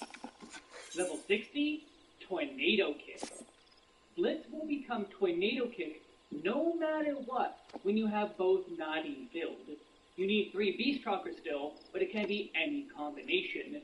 Elixir Field, Celestial Revolution, or Flint Strike. It will be Tornado Kick instead because you have both Nadi.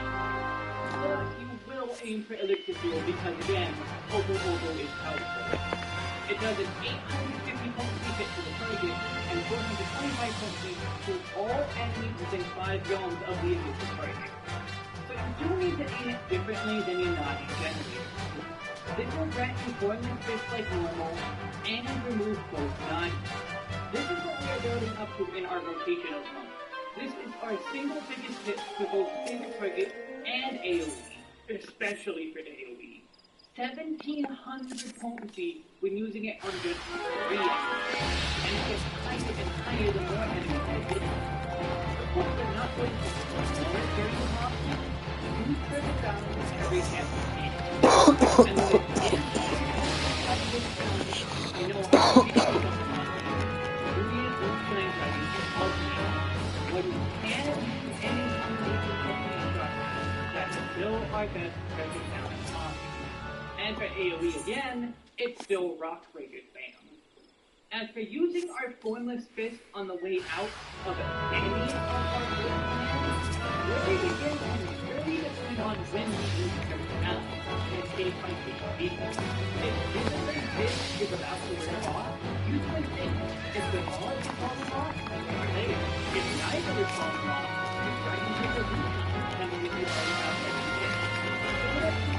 Is used for AoE, because you don't really need to worry about quality AoE. Just remember that it's allowing you to make use of any of your different elements. So let's talk about how this affects our opening. As I mentioned previously, this is a lot easier and essentially the opening is going to follow all the way up to the task, or at least one of them. This is known as the Lunar Solar Opener. But there is also the Double Solar Opener, which focuses on using Flint Strike twice in a row in the opener, then filling in your Nadi as normal for the rest of the fight. It sounds like you're going to lose a lot of potency, but allows the rest of your Perfect Balance window to trade up. Trade buffing is something that works more heavily with potency, and because of the multiplexes, using them all at the same time makes everything many times stronger. Outside of raid settings, you can't completely count on proper raid buffing, which makes me recommend the Lunar Solar Opener more for the average player. In some cases, it can even be the best opener, but that's getting into high-end min-maxing and fight alignment and all that. I do say to graduate more advanced guides in the intro and description, but I wanted to emphasize it here due to the importance of the Double Solar Opener's existence. So now, let's actually talk more about this specific opener, and not that one, and the skill rotation. Free pull, meditation, and work. Is that a shoestring? I'll trade you my bagel for. Mr. York, I offer Cthulhu, the World Eater. I'll stick with the cheese string. Keep it cheesy. Cheese strings, only from Black Diamond. I've been telling everyone, the secret to great teeth is having healthy gums.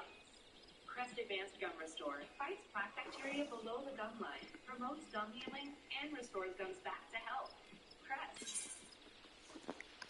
Well, Kyle, it's time for everyone's fan-favorite YouTube content. Creators reacting to other creators.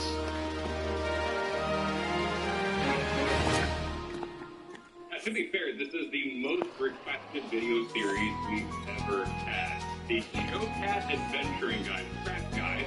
I'm familiar with them from the D&D sphere, but I didn't know they actually make Final Fantasy XIV content. So, as clearly extremely seasoned players now getting to the middle bits of Stormblood patch content, it's time for us to take a look at some guides. I've never seen these. I've watched very little Final Fantasy XIV content. You know, we're only up to Stormblood at the time of recording this, and I don't want to be spoiled. You haven't seen these either? No, in fact, I'm really, really careful, like you, to avoid any spoilers, including visual spoilers that some guy might have of fighting some boss I haven't seen. So this is going to be perfect. It's kind of a cartoon-style thing. All I know is people find them funny. And helpful. So today, Kyle, we leveled up our understanding of references a lot of people in the Final Fantasy XIV community make.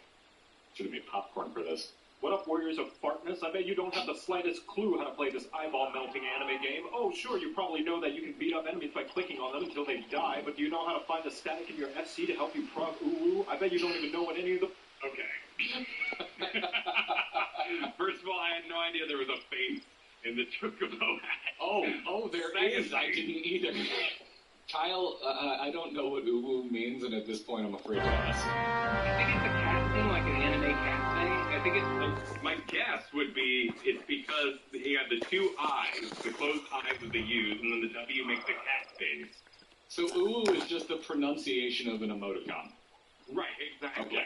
Like LOL became LOL. Okay, Except for it's also a face. I just want to make sure that I drain all humor from this. The static thing has always been kind of an outside phrase. I'm not really sure where that started. I know Yoshi P in his own videos has referred to its progression rating as a static. But it's a really weird terminology coming from World of Warcraft. So sit down, shut up, and eat your gizzle greens, because I'm going to teach you what thee may have not knoweth, thy noobliness. Welcome to a Craft Guide to Final Fantasy.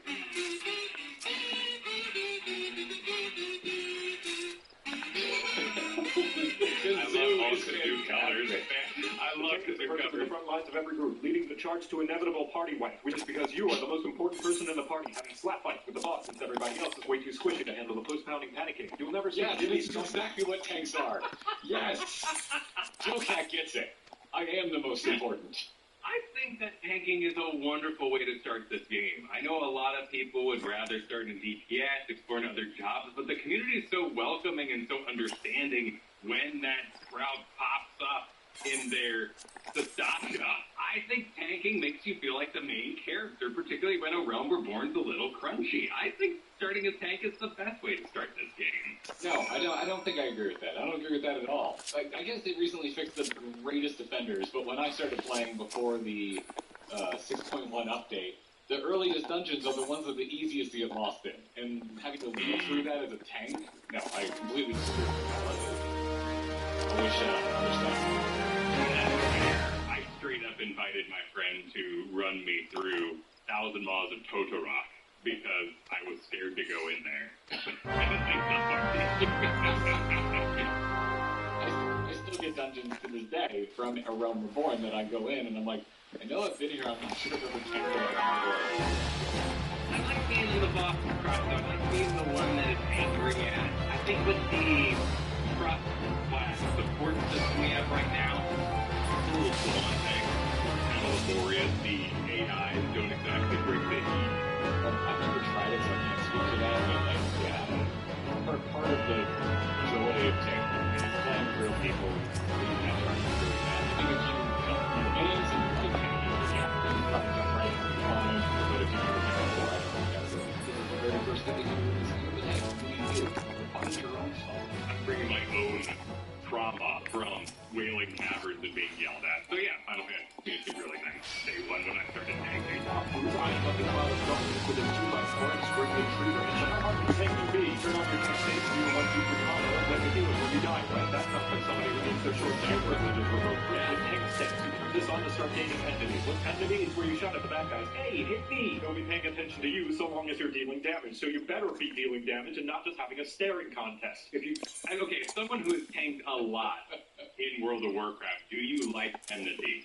do you like to see button and activatable buff? That means you always have aggro. In theory, yes. I hate that it resets after every single dungeon. Also, can I say, I don't think there's a single word in this game I hate more than enmity. I can't say it. I can't say enmity.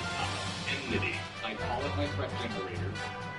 No one so far gets mad at me, and that's how I'm going to continue living my life. I get that you have to clear all the buffs, like you might have, I don't know, world buffs, food buffs, or whatever when you get in there, and so it's like, no, first instance, come on, clear all the buffs, reactivate them if you need to. Quality of life update for the future. Leave the tank buff on. I forgot it all too. Just leave it up. I like being able to turn it off, as anyone who watches when we do Palace of the Dead. Kyle can aggro some things. I don't have to be taking this. I don't see the big point. Even though some people in the chat are irritable. Strategy, you're literally increasing your health bar by virtue of my health bar existence.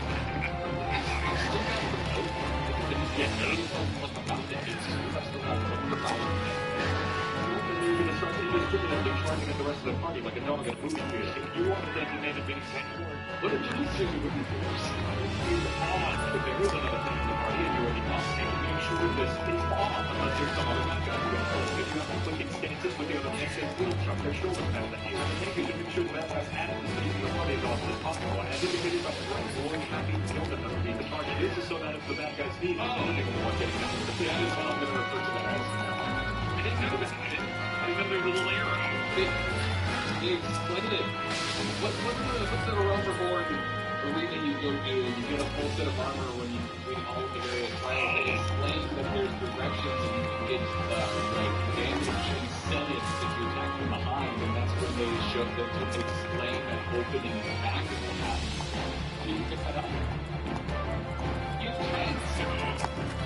But it's got a phase. Like, I can't think of a single boss outside of the slime in Copperbell Mine that doesn't have a straight up phase. And even that kind of does like a bend in your direction when it slaps you. I mean, I guess it's not the most important thing that it has an arrow. It's going to turn towards you. The Hall of Novice was extremely early on. I did that quite a bit. I didn't know there was a pool in the back. I was I apologize. I frequently forget that you were playing this game for like 30 years. Very casually. Very casually. What do you think is rapidly done in the day? I realize there's a thing right behind this video that says it's not educational, but like, you learned something. So far we've learned things. Game time can happen anytime.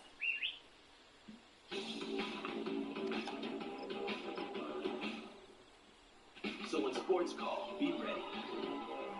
With high protein and energy from Vector. Okay. I'm here on behalf of the Rosemont Academy's Ghost-type Pokemon Club. On assignment to find Ghost-type Pokemon. I saw a couple here earlier. Let's see if they're still around. Deep breath. I can do this. Oh, it's just a minute. Okay, keep it together. Oh, it's that freaking door.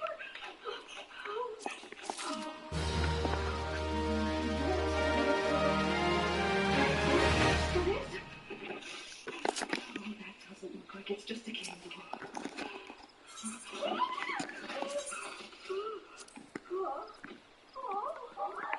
my goodness, it's so cute! Hello, look at you. You seem friendly.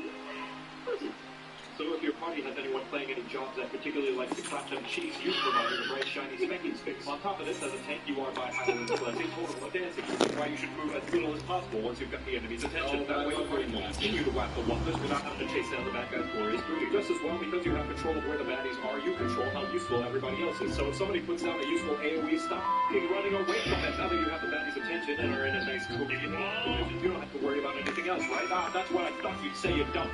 Of course, believe it or not, when you die, it's not entirely the healer's fault, just mostly their fault. That little bit of responsibility you have is based on how well you can juggle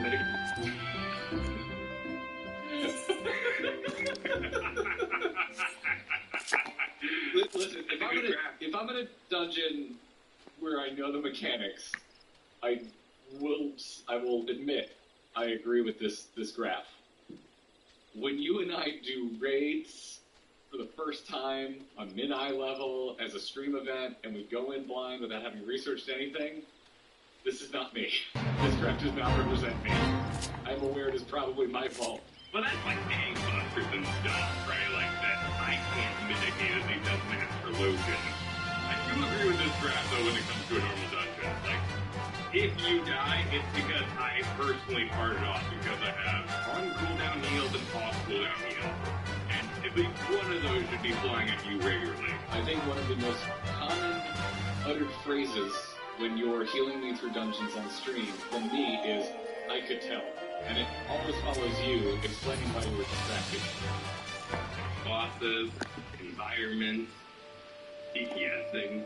There's lots of reasons your healer can become distracted. Playing cards as an astrologian, it gets busy. Reading chat. Thinking about triple triad. Looking at those cheeks that you're clapping. Yeah.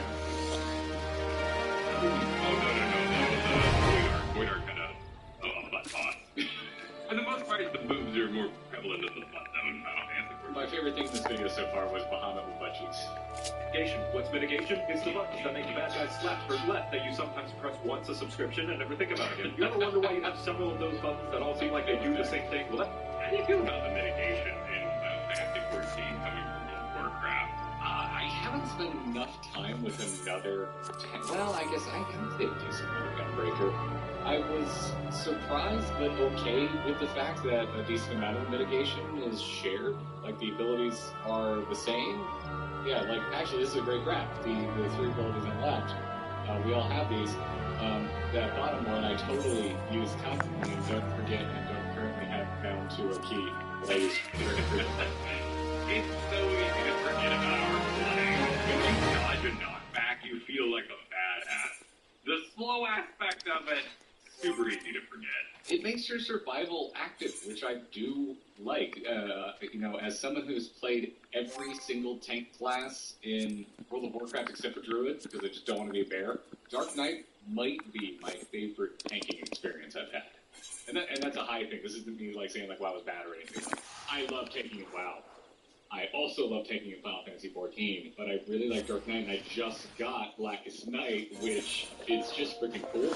There's so much room for your knowledge of the fights and the boss's abilities to become a boon to you once you unlock Blackest Night. I'm a level 56 Paladin, which is what I did for all of A Realm Reborn, and I really like the smaller cooldowns that you can actually use your mitigation on trash, which makes your DPS go faster, because your healer could also DPS, because you're taking less damage. And kind of how that works back into the group itself.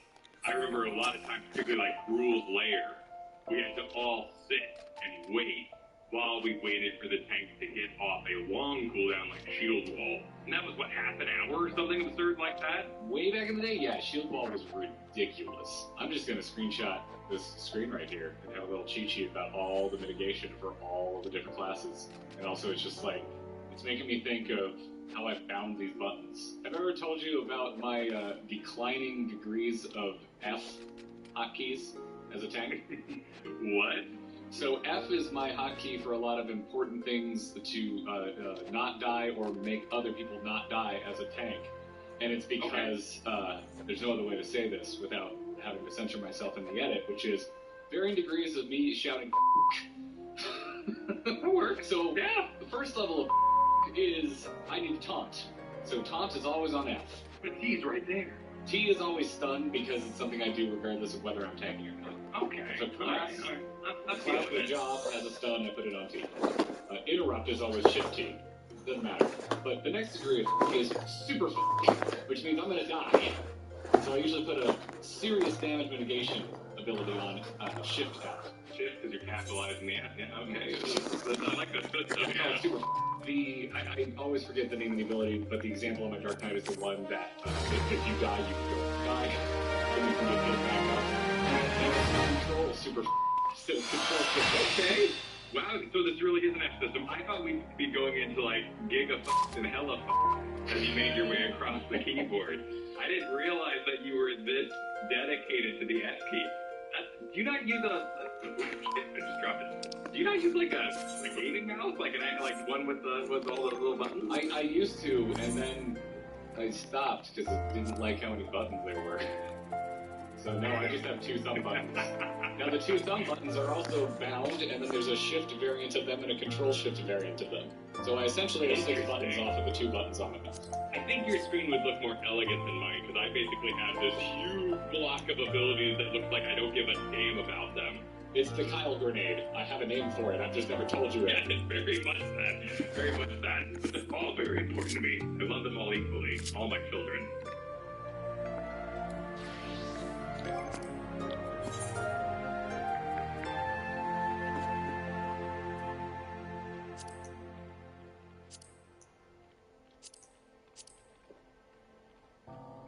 How do you describe an exclamation point or something your eyes just can't believe? In Korean, that word is wa, and it's like wow, but more. Wa is a celebration and a promise. At Hyundai, wa is engineered into our vehicles and hardwired into our drivers. Nobody does wa like we do, because wa is all we do. We make wa. Well, that's because you're supposed to space them out over the course of a fight so the healers don't have to sacrifice their entire mana pool and firstborn child to get your frail ass through the dungeon. Right, that was the other mistake I made when I first started playing, is I would hit all the buttons at once. And a very, very nice astrologian, actually, told me to stop, damn it. Remember not to bust your tanking load all at once, or else you're going to feel a lot of shame when you're all out of juke with so crude. Every tank also has a press X to not die button that can be used to survive any devastating attack, or if you're a really aggressive paladin who drew every enemy in a dungeon ever and don't want the healer to hire a hitman on you. As for what your limit break does, tanks are thicker than the average Disney mom, to the point your honky-chonky donkey-bahonky extends to the rest of the party, protecting them from damage up to a whopping 80% at LB3. The thing is, unless you're a high-end player, you'll probably be using tank LB as frequently as a good player rolls high on loot. Overall, you have 4 flavors to choose from: punk, grunge, metal, and Christian rock. There's warriors with big axes, big anger, big self-healing, if you'd like to do spell please again and again and again and again. If you prefer more brooding than crooning, the Dark Knight is great for doing your best guts impression. You get a huge-ass sword, goopy black energy particle effects, and the literal best mitigation in the entire game. But it's balanced because they get the worst invulnerability button in the entire game. You press it, and then it makes you die. Gunbreaker is called a tank, but everybody knows it's just 3 DPS in a trench coat, as designated by the fact you get a gun and your swings explode. Well, you have to be a hardcore gamer, since it requires a lot of cartridges. And finally, the Paladin, who tries to pretend they're a healer and caster, but only when the other healers and casters are looking. But all that, because the most important thing is that you get the sword and shield, baby! Hell yeah! That's why I like the Paladin. I hate the Paladin story. The name Paladin, it should be like Royal Guard. This is not your holy Avenger warrior type.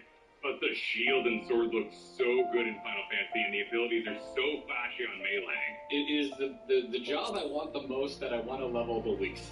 Absolutely. I think Paladin is one you should go back to and level via side content like Wondrous Tales and other catch-up mechanics. Like, don't do it as your main. Do not level as Paladin. It was so slow. It was actually kind of miserable. Any kill thing quest is really slow. And we did those duties side by side on our stream. And you always just like sped ahead so far on Dark Knight. Dark Knight does so much DPS by comparison. Also, when I was healing, same thing happened. Like, it's really, really nice to do MSQ as a DPS, or I guess the Dark Knight apparently. Get behind this wall of holiness, bitch! Now you know how to play tank, you're welcome.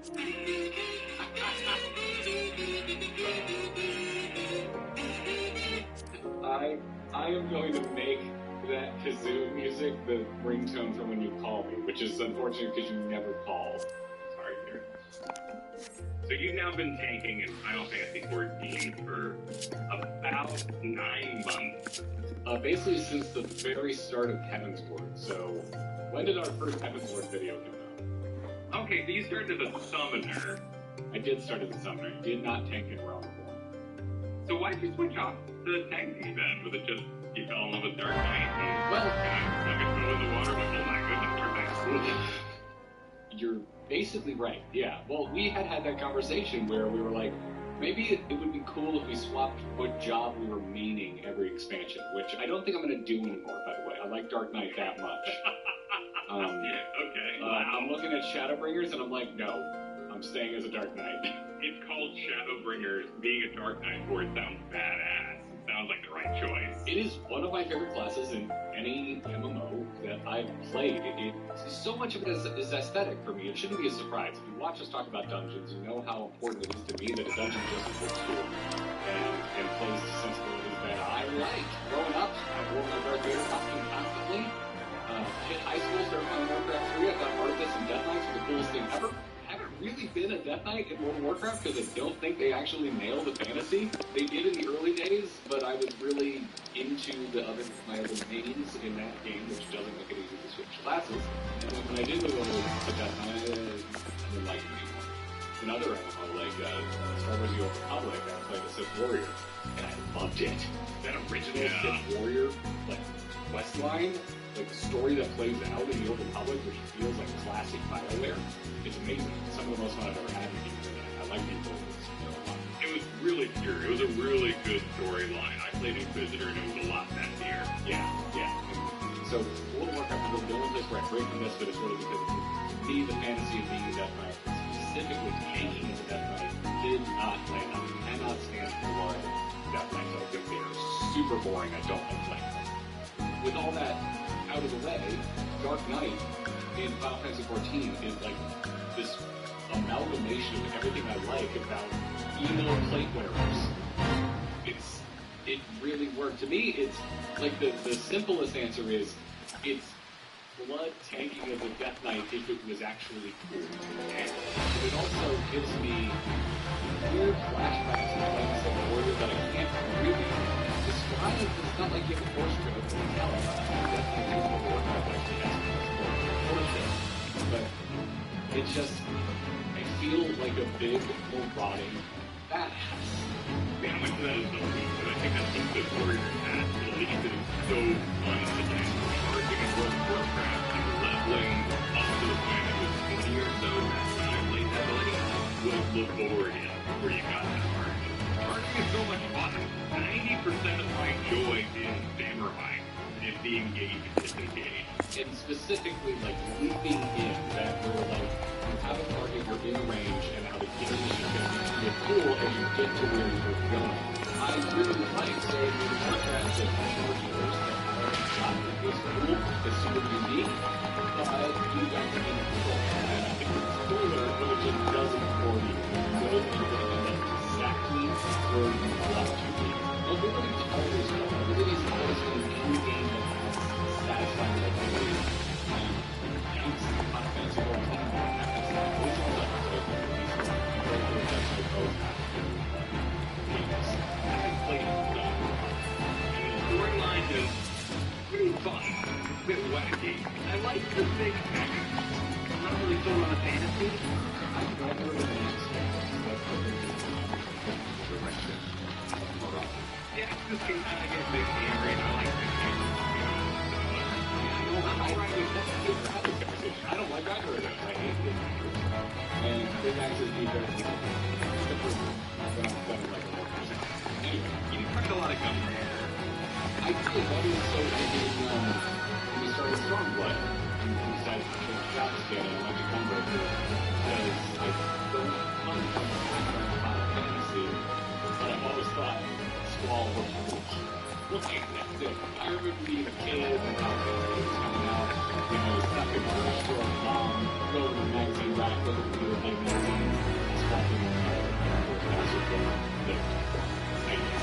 basically nothing about the character other than what happens in the cards. I just think he looks cool. So I gave it a shot. Let him have it. And it's okay. It's not my favorite. It's, to me, it's surprisingly similar to Dark Knight in how it feels. I hear it gets a lot more involved in 70 and kind of differentiates itself more.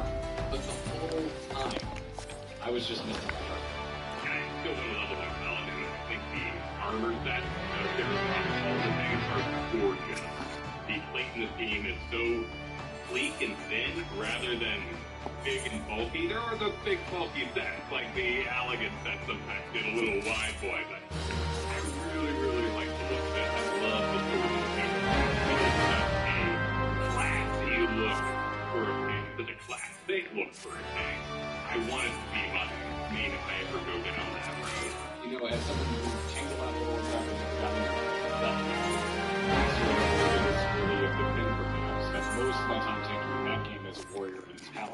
Also, I was the perfect age because it was the 300.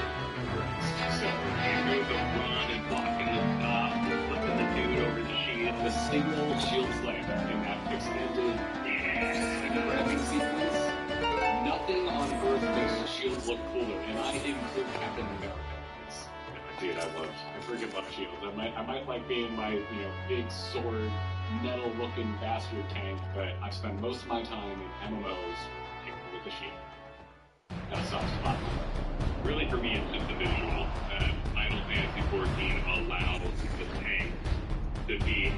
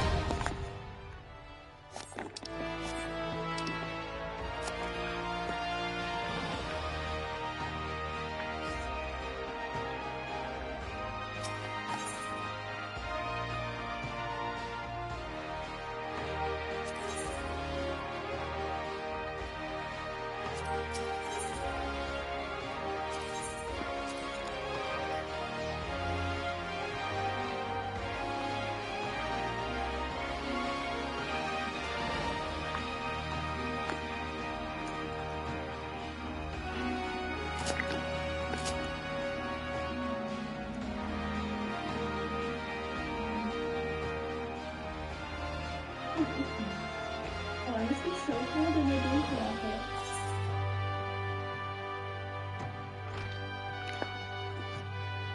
That's sweet. I like the text. Yeah, for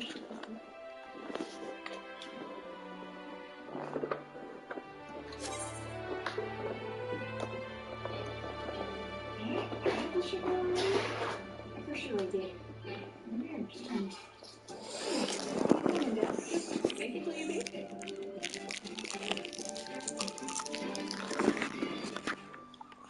best way to get your whitest smile is with Crest 3D White. And now from Crest, new 3D White Professional. Clinically proven whitening ingredients. 100% more stain removal. Lock in your whitest smile.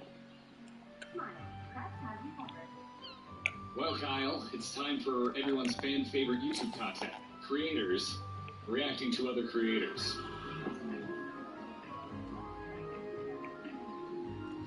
To be fair, this is the most requested video series we've ever had. The Joe Cat Adventuring Guide, Craft Guide. I'm familiar with them from the D&D sphere, but I didn't know they actually need Final Fantasy XIV content. So, as clearly extremely seasoned players now getting to the middle bits of Stormblood patch content. Take a look. I've never seen these. I've watched very little Final Fantasy XIV content. You know, we're only up to Stormbloods at the time of recording this, and I don't want to be spoiled. You haven't seen these either? No, in fact, I'm really careful, like you, to avoid any spoilers, including visual spoilers that some guy might have of fighting some boss I haven't seen. So for different purposes, kind of a cartoon style thing. All I know is people find them funny and helpful. So today, Kyle, we level up our understanding of references a lot of people in the Final Fantasy XIV community make. Should have been popcorn for this. What up, warriors of Spartans? I bet you don't have the slightest clue how to play this eyeball-melting anime game. Oh, sure, you probably know that you can beat up enemies by clicking on them until they die, but do you know how to find the static in your SC to help you plot ooh? I bet you don't even know what any of them... Okay. First of all, I had no idea there was a base in this Chocobo. Oh, there is. I didn't either. Kyle, I don't know what uwu means, and at this point I'm afraid to ask. I think it's a cat thing, like an anime cat thing. I think it's, my guess would be, it's because they got the two eyes, the closed eyes of the U's, and then the W makes a cat face. So uwu is just the pronunciation of an emoticon. Right, exactly. Okay. Like LOL became LOL, okay, except for it's also a face. I just want to make sure that I drain all humor from this. The static thing has always been kind of an outside phrase. I'm not really sure where that started. I know Yoshi P in his own videos has referred to his progression rating as the static. But the really weird terminology comes from World of Warcraft. So sit down, Sean, and eat your dick or drink, because I'm going to teach you what you may have not know it, thy noobliness. Welcome to a crack guide to Final Fantasy.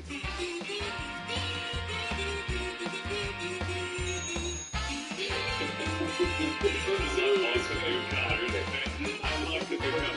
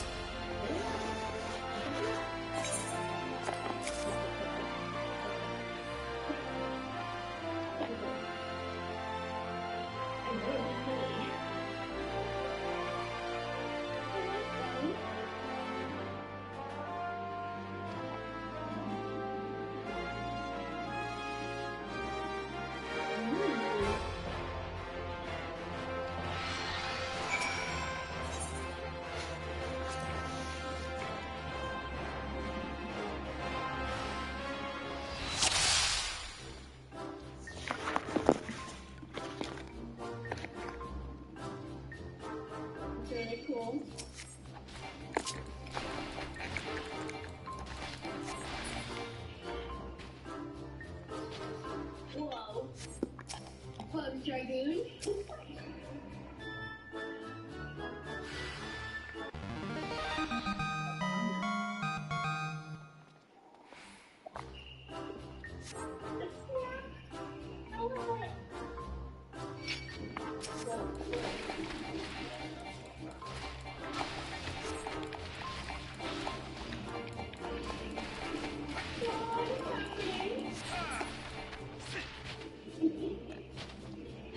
I thought we were all just gonna die.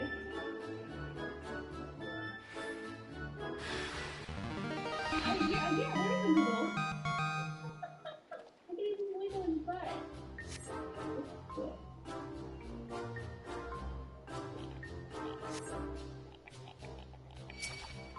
I think it's kind of wiggle and wiggle.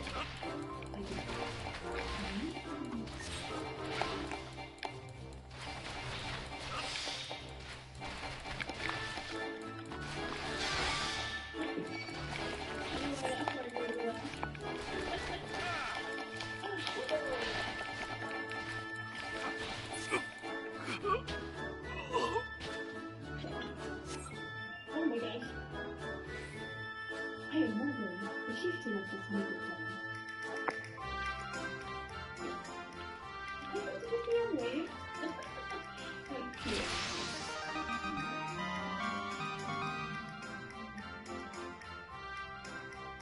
That's cool. So this is something. I want more of them now.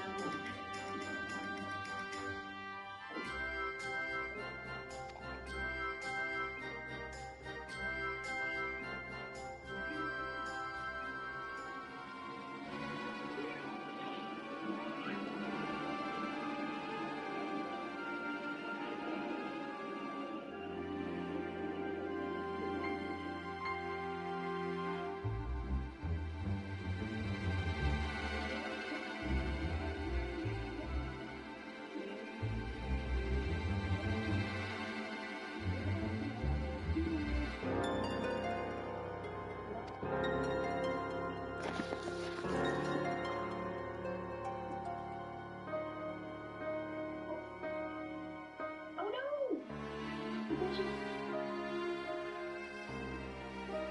Oh, where did it go? I thought it was going to be because I do the other guy, but he's not that fun.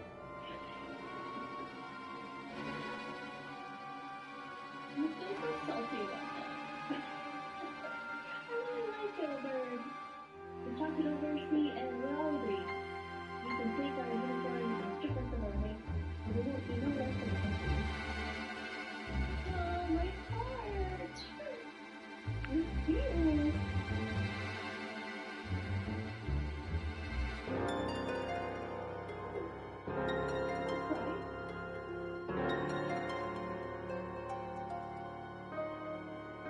Come on, hug him, dude.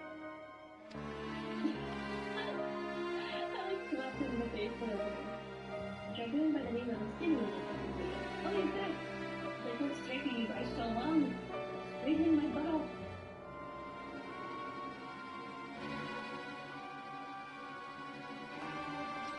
Oh. We're totally gonna get together. I called it. I'm calling it. Maybe I start a sitting. I should them. Oh wait, first let's introduce Yuri is Mel. Flint is Mark. And Sachiko. Sachiko, is that how you pronounce it? Yeah. I don't know. It's Noah. I must accept that little section I had. Okay. You're like, whatever. I just want to fly. I can fly, I can fly. What should we do?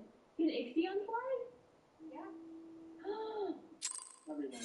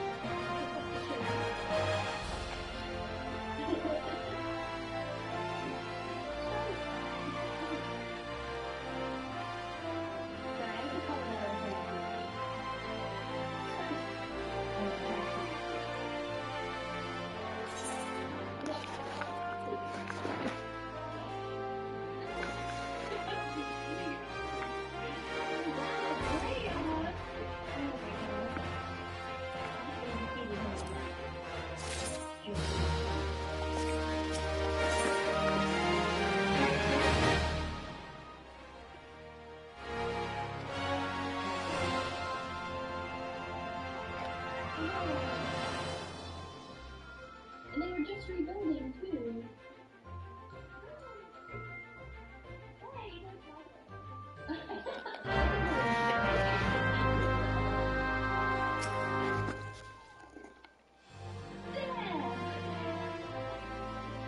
Did I get it right?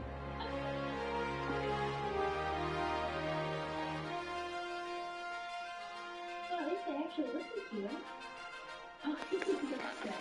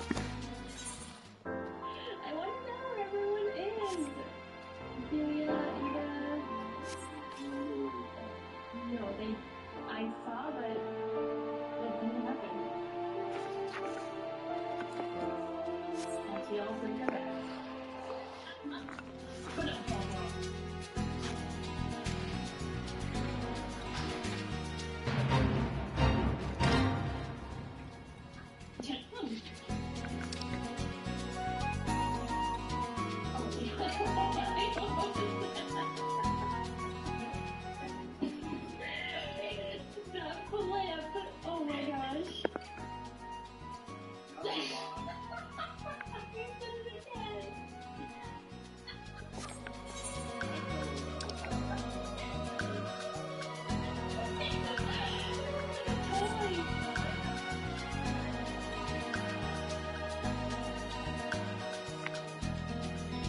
Yes, he's waiting. Let him just rock for a little bit longer.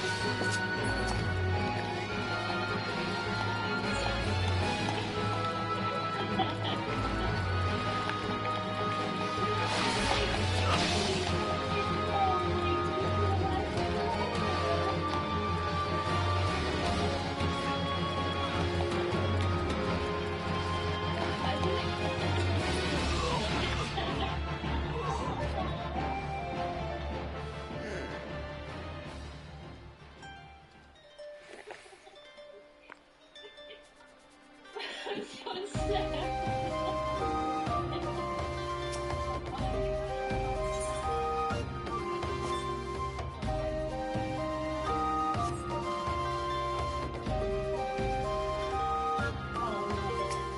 I just ran away. I was like, I can't be here anymore.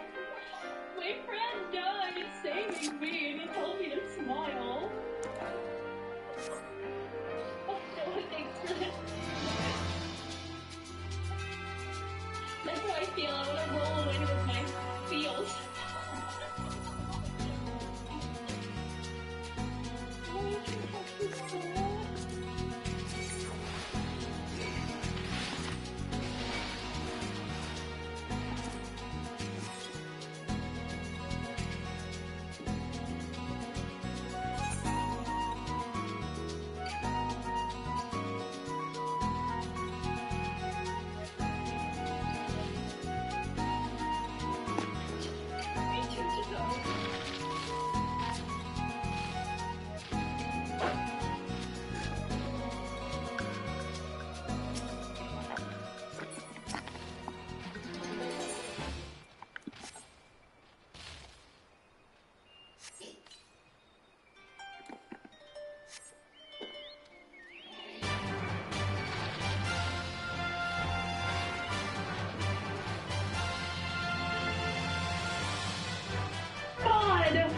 I hate this.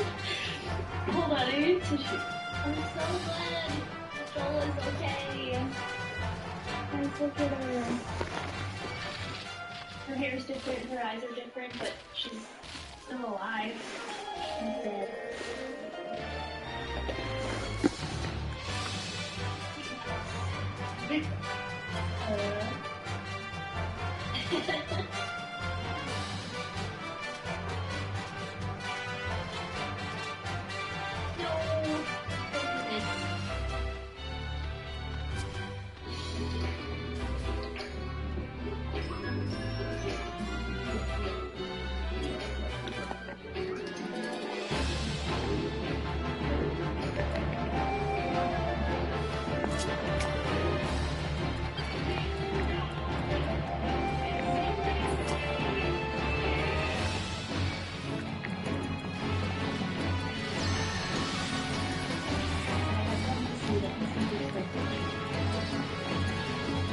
Don't give it to me.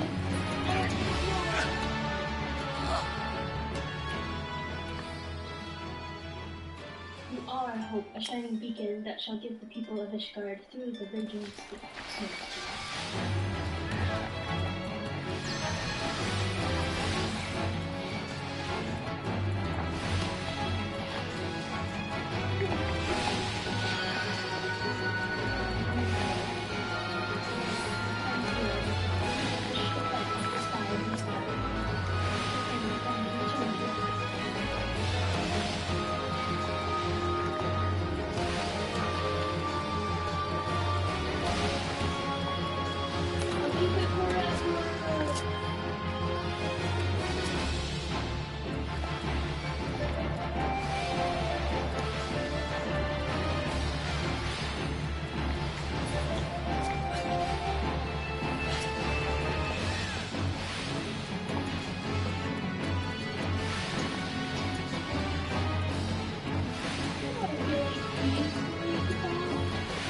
I just feel like everyone's gonna die.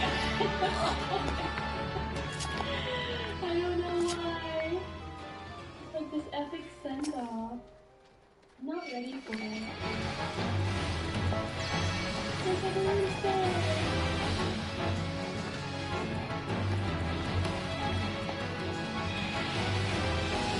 We did it!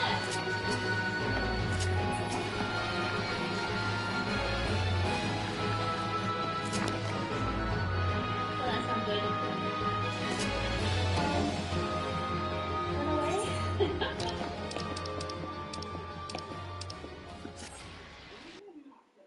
Yeah, I know I saw.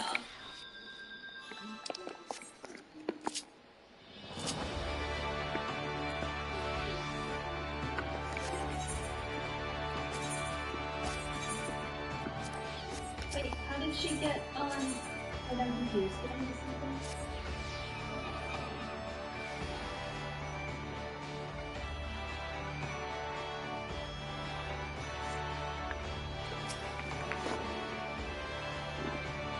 Nice.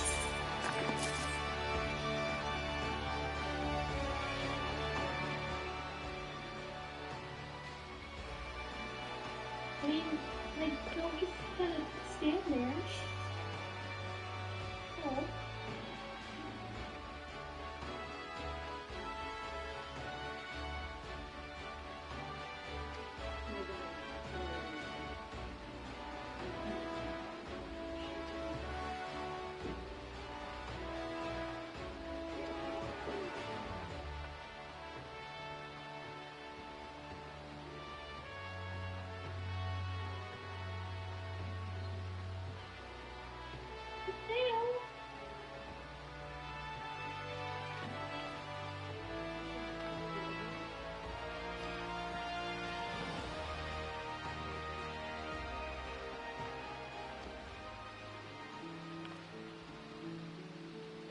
Well, there goes their romance.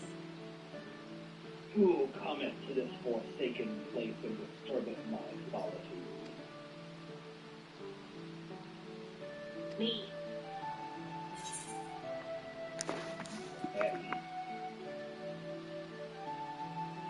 Wait, so the Ascians resurrected Bahamut, but then also gave the Alligans the means to trap him?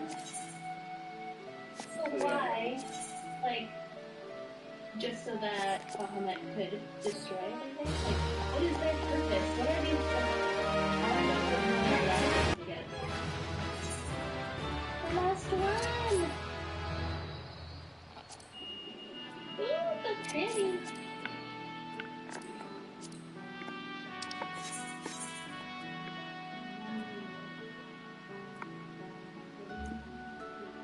Come.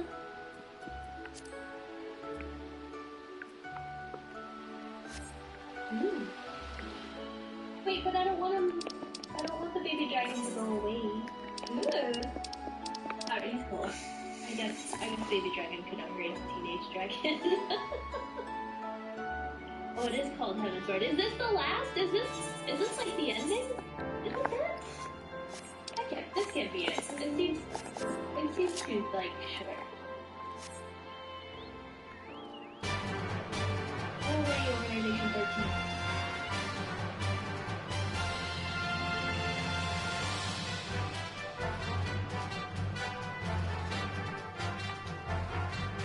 Oh, we actually have a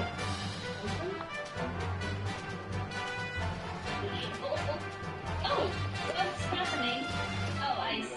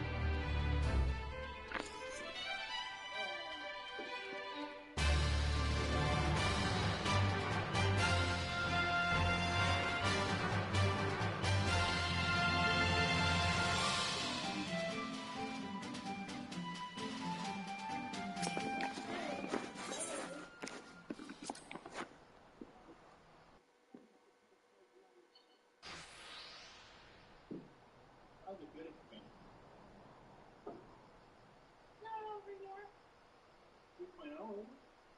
Just really realistic. That's okay, my guy. The world. I know, right? Assuming just turned into a dragon, but To be fair, he flew off first. we're gonna just leave him. Am I even gonna ask? Yeah, finally. Did you realize?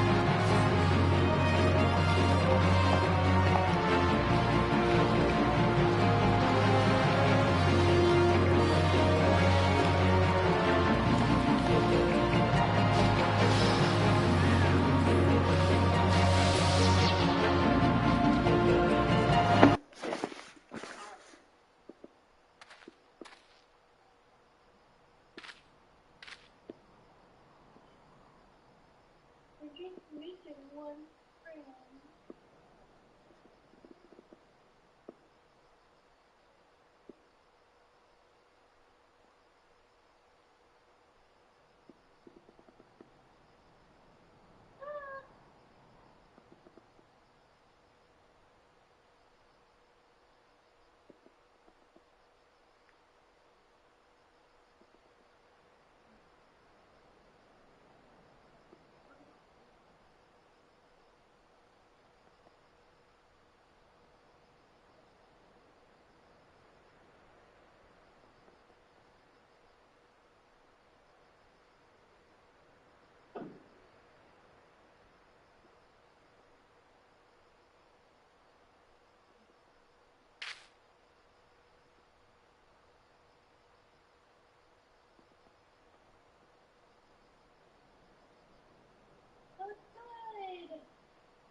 But I want more. I was expecting more.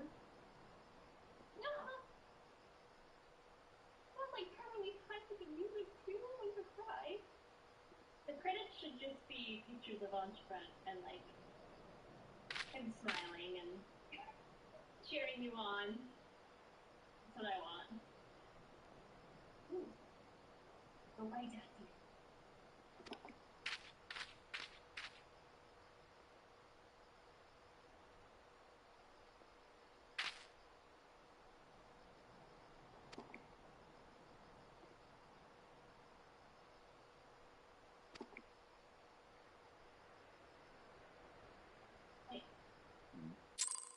That's like the warrior of light that we see everywhere. But like evil.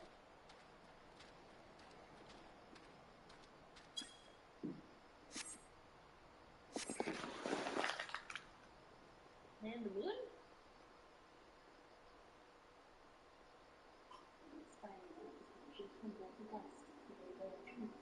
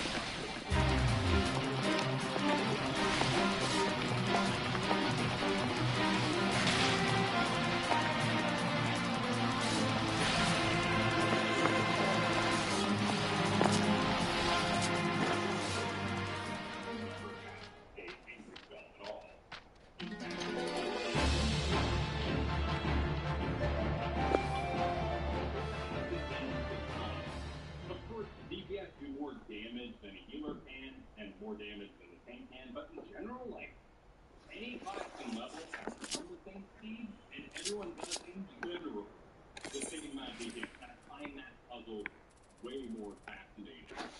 And I feel like I'm contributing actively to the fight we're having, rather than just beating down those damage bars. That plays into like resin, which I find very interesting. I'm here on behalf of the Valhalla Academy's ghost-type Pokemon. How is my work to find ghost-type Pokemon? I saw a couple here earlier. Let's see if they're still around. Hey, Brad. Oh, it's just a movie.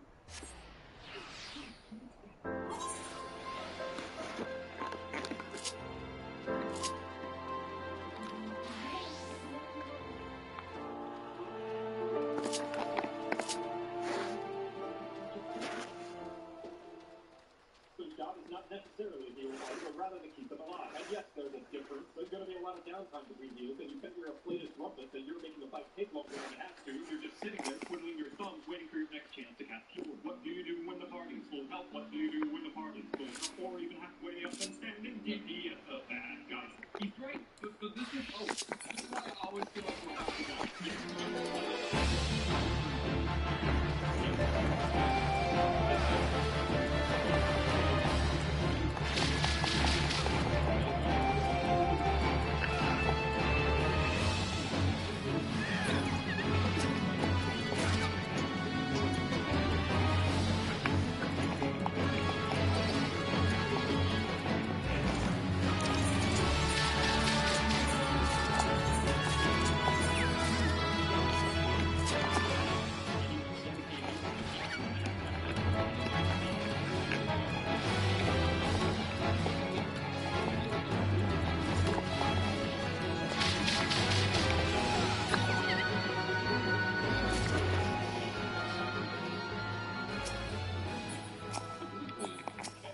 This is some useless contribution, like you're not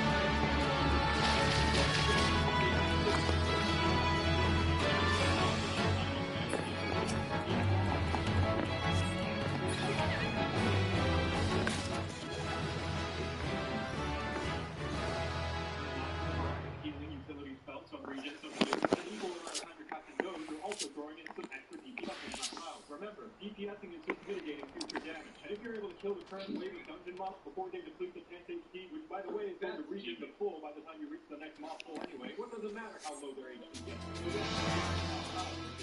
Well, I know you're scared of the chance to think about stuff that you'll have to figure out. However, one rule of thumb is the business of the game has to be active. One could have done scaling the real and for the way you see it now, so don't be very long. Take that shield so that it doesn't take no time to tell us what makes it. As long as they're alive,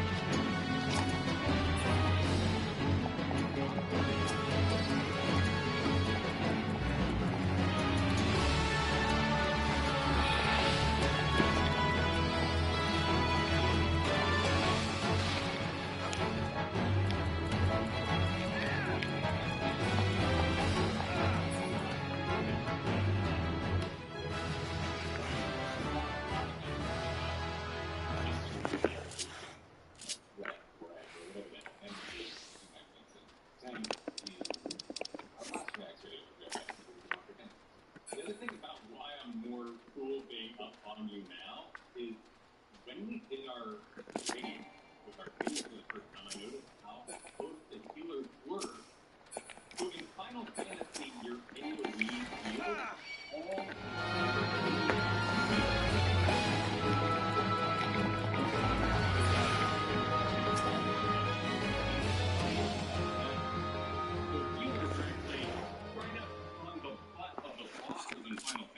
So that all your AoEs are doing stuff and actually hitting the tank, which was on the other side of the box.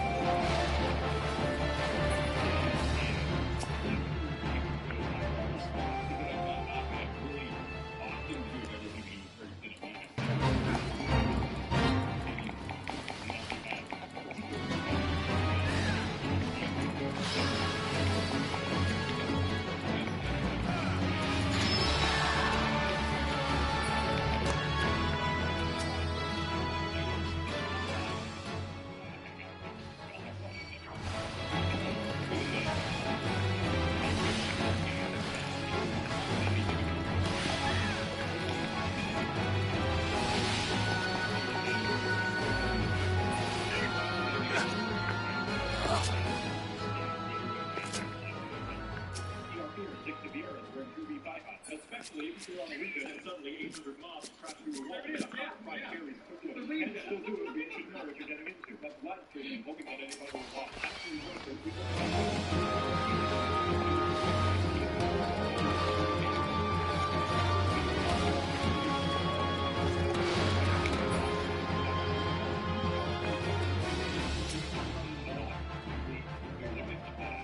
Look at Astrolord. Yeah, no, dude, I get it. There's a lot of times where I don't understand why you are in love with something.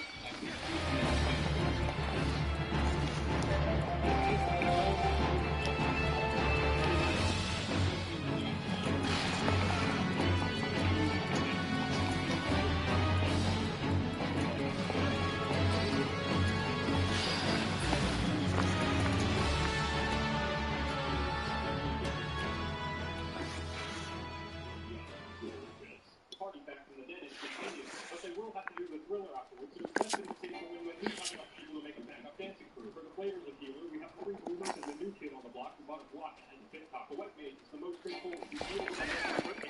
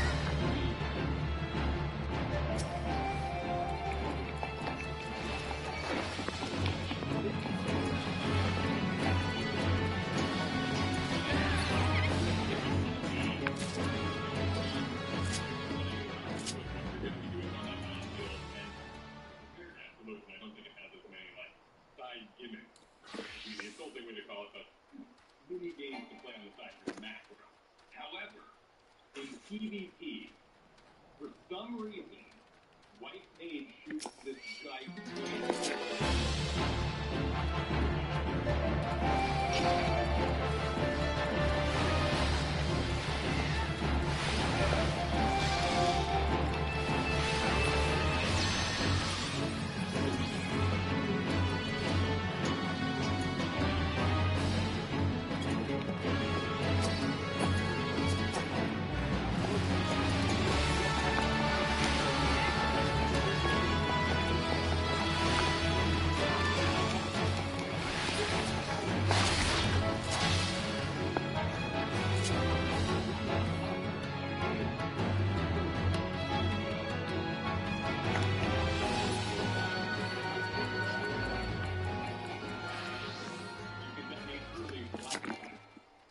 to the full time, it detonates for maximum time.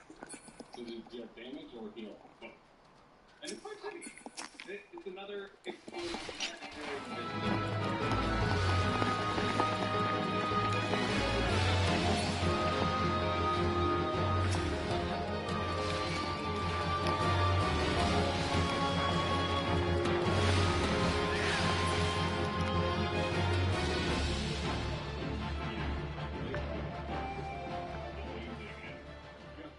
a vulgar amount of flexing that they put actual constellation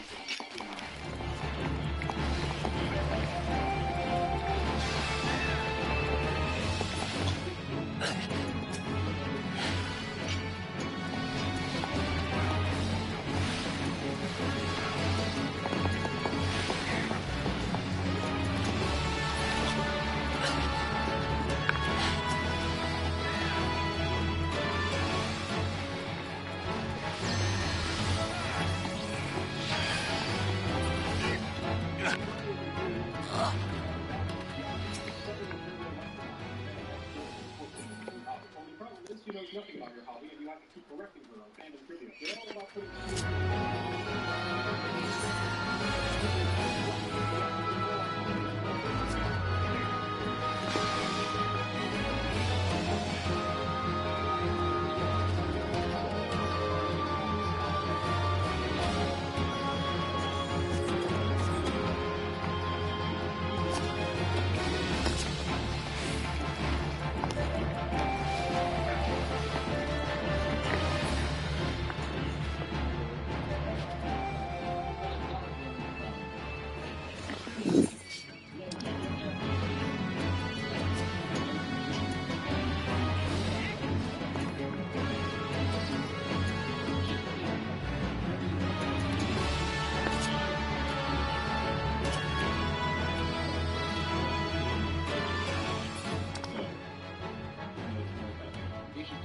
slightly more interested, although, again, this is so personal, but I was more about PvP healing.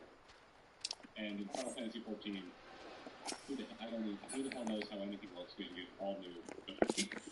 So, I don't know. You gotta sit down and crunch through it. Yeah, it's not easy to say that if you like the aesthetic in PvP,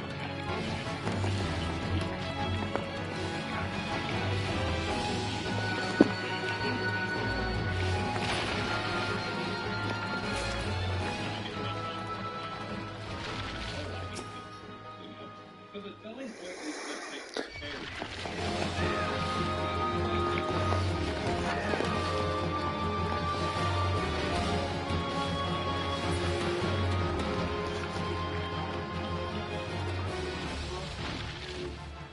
there's a barrier to entry for me there, getting over the lawn decoration.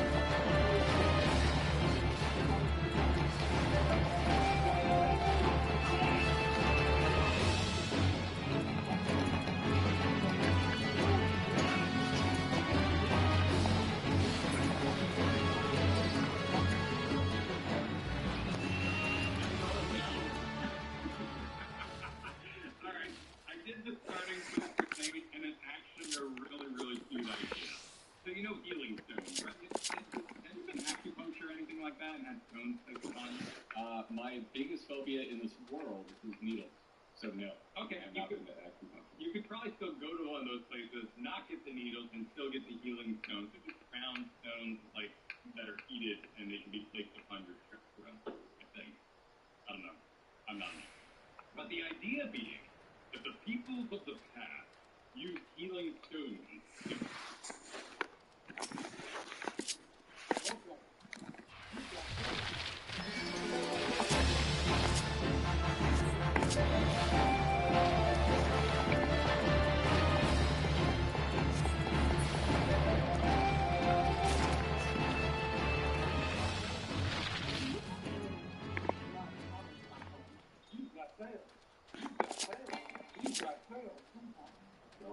Go to Shopify.com for your free trial today. Goodbye. Wait, so she's saying with auto care, I'll be able to review it anywhere? Okay. We do service updates wherever you are with AutoCare. All your auto needs, all in Canada's garage. What is going on?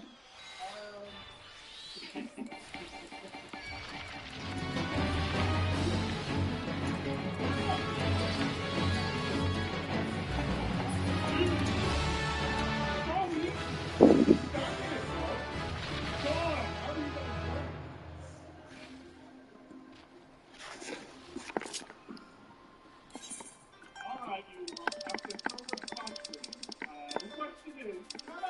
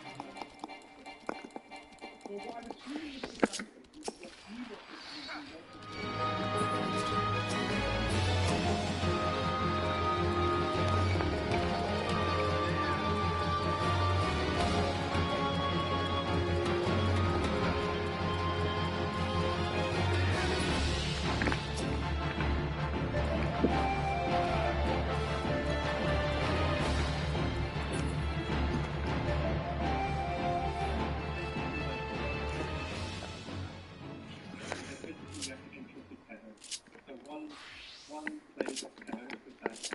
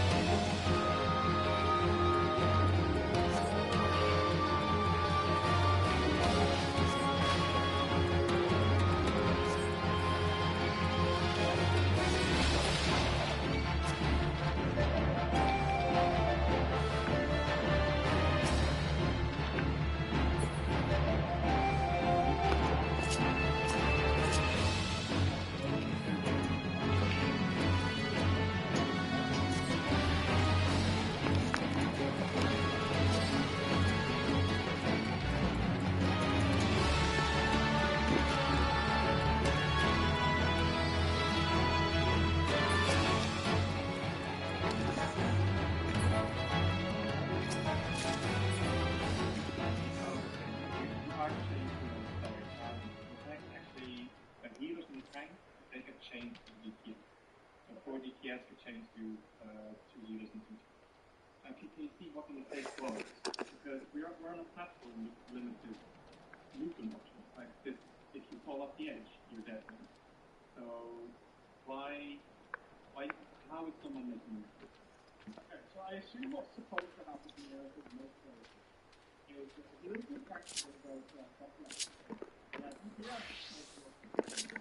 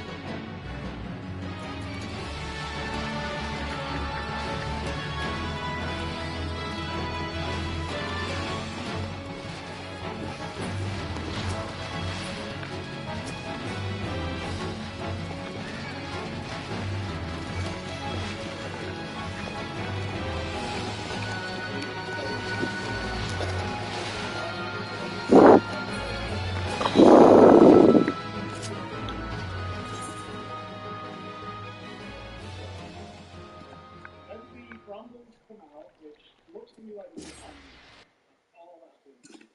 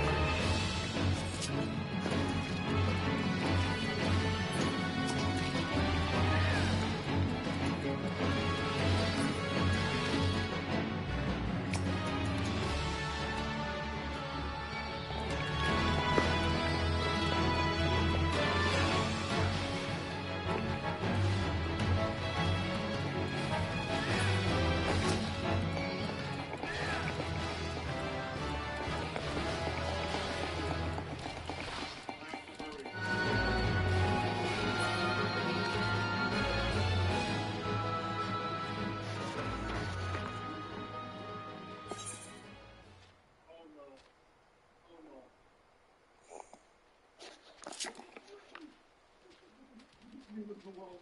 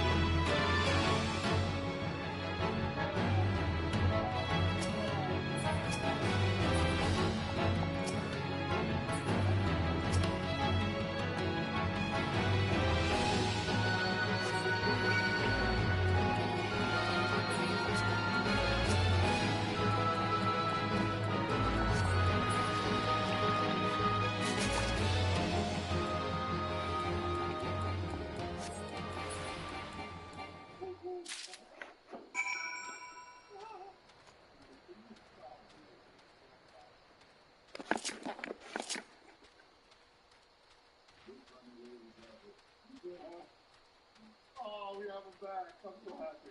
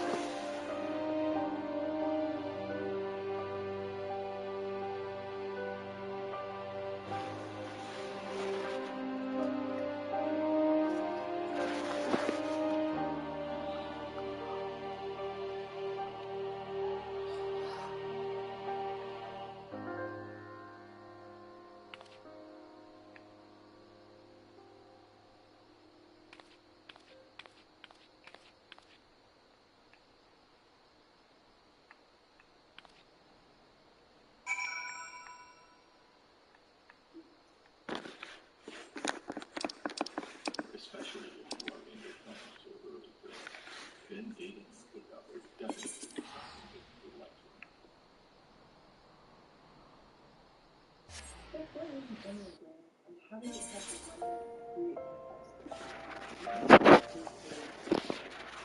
Any valuable tool to say, person code profiling system is a mix of introductory and psychology.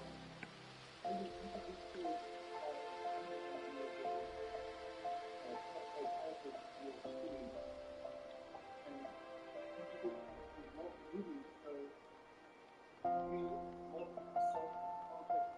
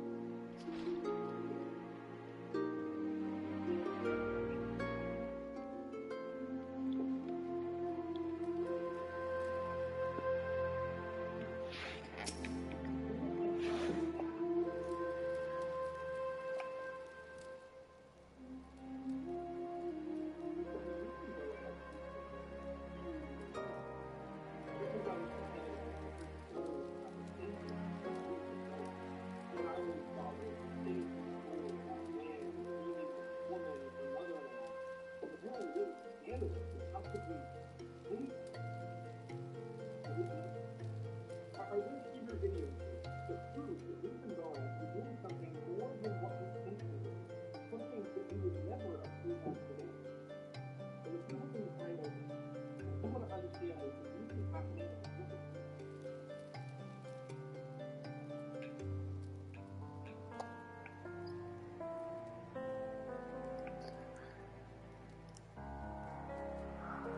Hey, I'm Laura, and recently I got the opportunity to go to Texas to visit the set of the hit series The Chosen.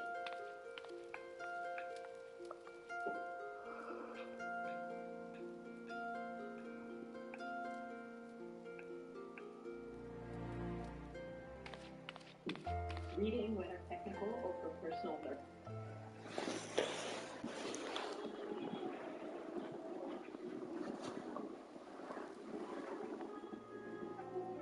Reading, whether technical.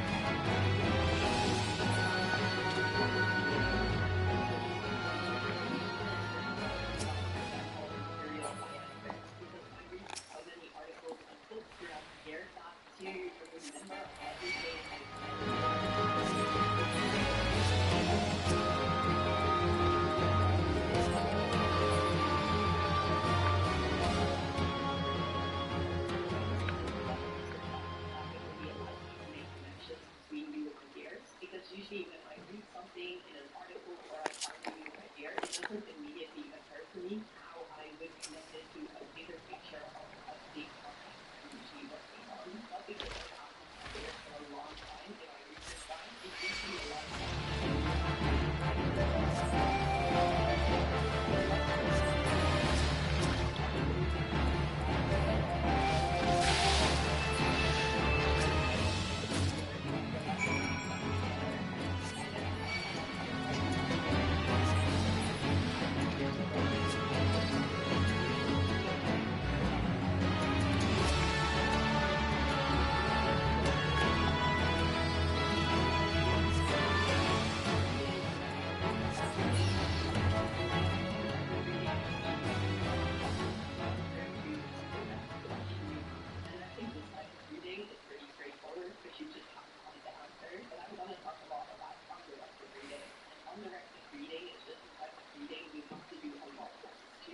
you have to read a lot of papers, a lot of books, how to kind of gather all of that information and combine it somehow in a new and creative way for your papers, for your research project. And what I've noticed is that I would struggle a lot more with undirected reading, how to really systemize this and gather the ideas to combine it into a new project, for example. So in general, in reading, there are three main aspects: collecting, retrieving, and combining the information. So the first step of reading is collecting or encountering new information and data. And I personally really systemize this process because I think it's the part of the process that can take the longest. So when I read articles and get really out of that, I always use that, allow me to read many articles throughout the year and really speed up the process. First is Instapaper, the second is Readwise, and the third is Notion. So first of all, Instapaper. So I usually find a lot of my papers on Twitter, for example, or Medium when I'm just browsing the internet. So a lot of the articles that I read, I just encounter naturally. And then the way I gather them is by using Instapaper. So Instapaper is like a web clicker app. So it's this add-on on Google Chrome, and you can just click it, and then every time you encounter a nice article that you want to read later, you click this add-on, and then it gathers this information in this really nice newsletter format. And the way I do it is that every day I take off an hour, and usually that's an hour when I do this morning, and I come for an hour in the morning, and I go through my Instapaper on my phone, iPad, or computer, and just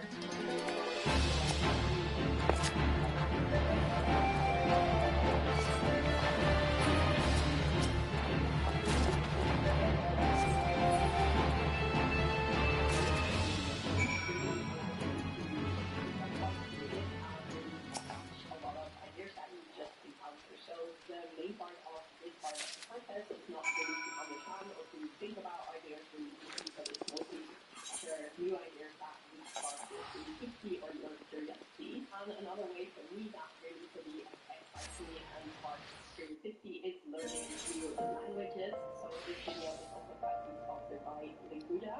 So I take a lot of inspiration from quotes and from other languages that I learned. So I've learned in my life a lot of languages, but one that I'm working on currently is French. And one thing that I think that's really important when learning a language is that you not only passively learn the language, but you also deep dive into the language. And I personally really recommend to do this with native speakers. I think being able to talk with native speakers really increases your ability to learn a new language quickly and to become fluently quite quick. So with Linguda, what I like is that I'm able to fit it into my super busy schedule. I can select my own language classes, and that really allows me to slowly increase my abilities by speaking with native speakers. And also something that I really like is that you can choose your own topics that you're interested in. So they kind of have a set course curriculum, which gives some structure, but throughout that curriculum, you can jump around between different topics and really select topics that you like. So for example, during the holidays and in the learn one topic in French, and you not really there yet, but I really like to have it so I can also talk to my friends abroad in a while. So right now, Linguda also offers this 7-day trial with which you can take free Greek lessons for one private lesson completely for free. And also, if you decide to sign up afterwards with Linguda, I do have a discount code down below that issue of 30% off your first payment.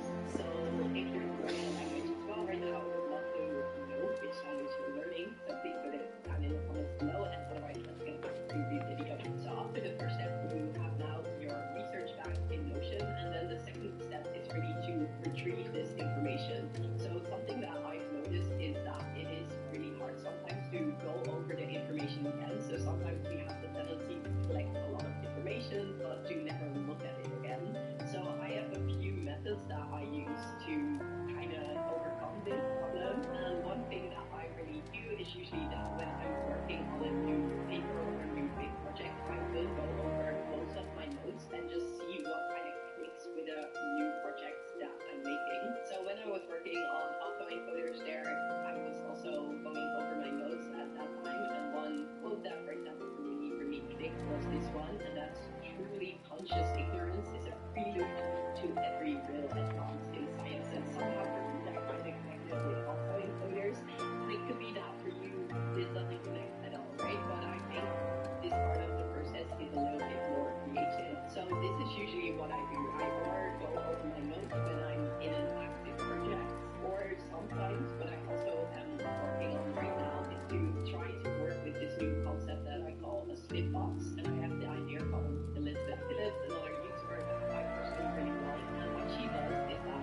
once every block where she goes over all the notes and she puts it in this so-called split box. So this is an example of the split box that I've made. Some of them are a little bit bigger, but I put it into topics that I find important. So for example, one topic that I find important is wisdom. And then I have subjects that for me fall under wisdom, so that's extreme value theory, mind-body connection, statistics, machine learning. And then what I do is I go over all my notes in my Readwise app and I connect them to the different subtopics that I have in this split box. So for example, presidents and a new partner that calls is a note that I've made from the Anthropocene Review. If I find out this specific topic of wisdom and extreme value theory, I will put it under that. And this process takes me quite long, so I would say I don't really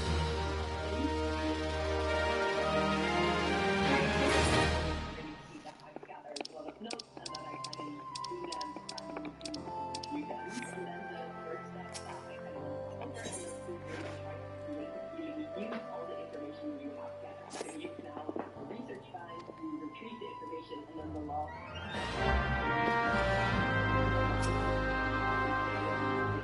and the main idea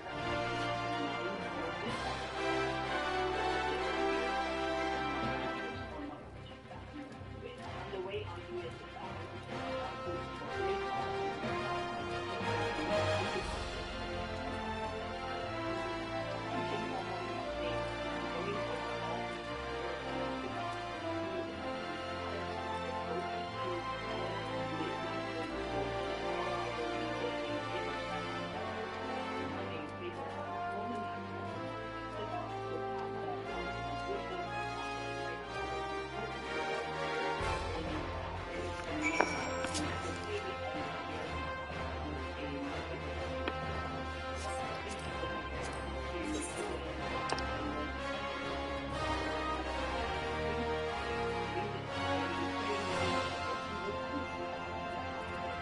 students respond, their public will increase dramatically. This seems like a very slow process, but I think if you do this over a couple of months, you will see that you will really start to remember a lot of the ideas that we gathered, and also people will kind of figure out already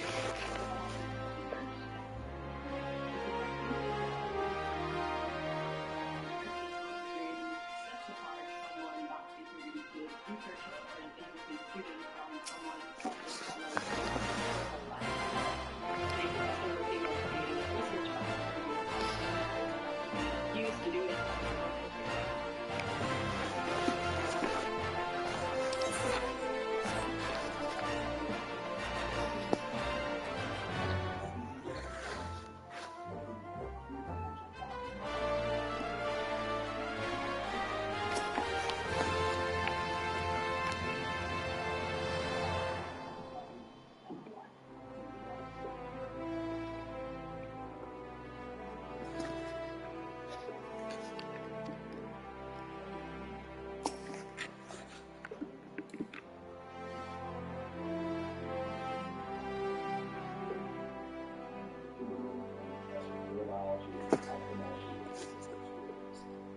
Today we're talking all about habits. If you like, we're going to discuss the biology, habit formation, and the biology of how we build habits. We can all appreciate the value of having habits, organizing the reflexive actions.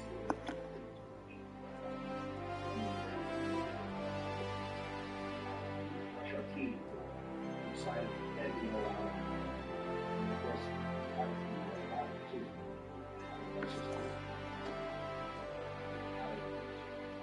Habit of saying, not saying.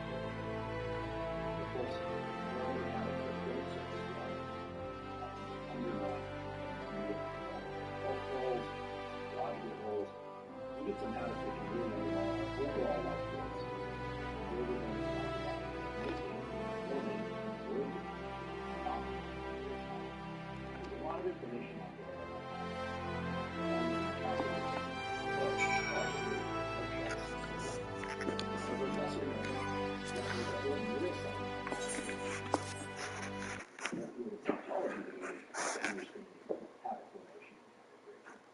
Within those scientific literatures, there are some real gems that, at least to my knowledge, I haven't paid too much attention to.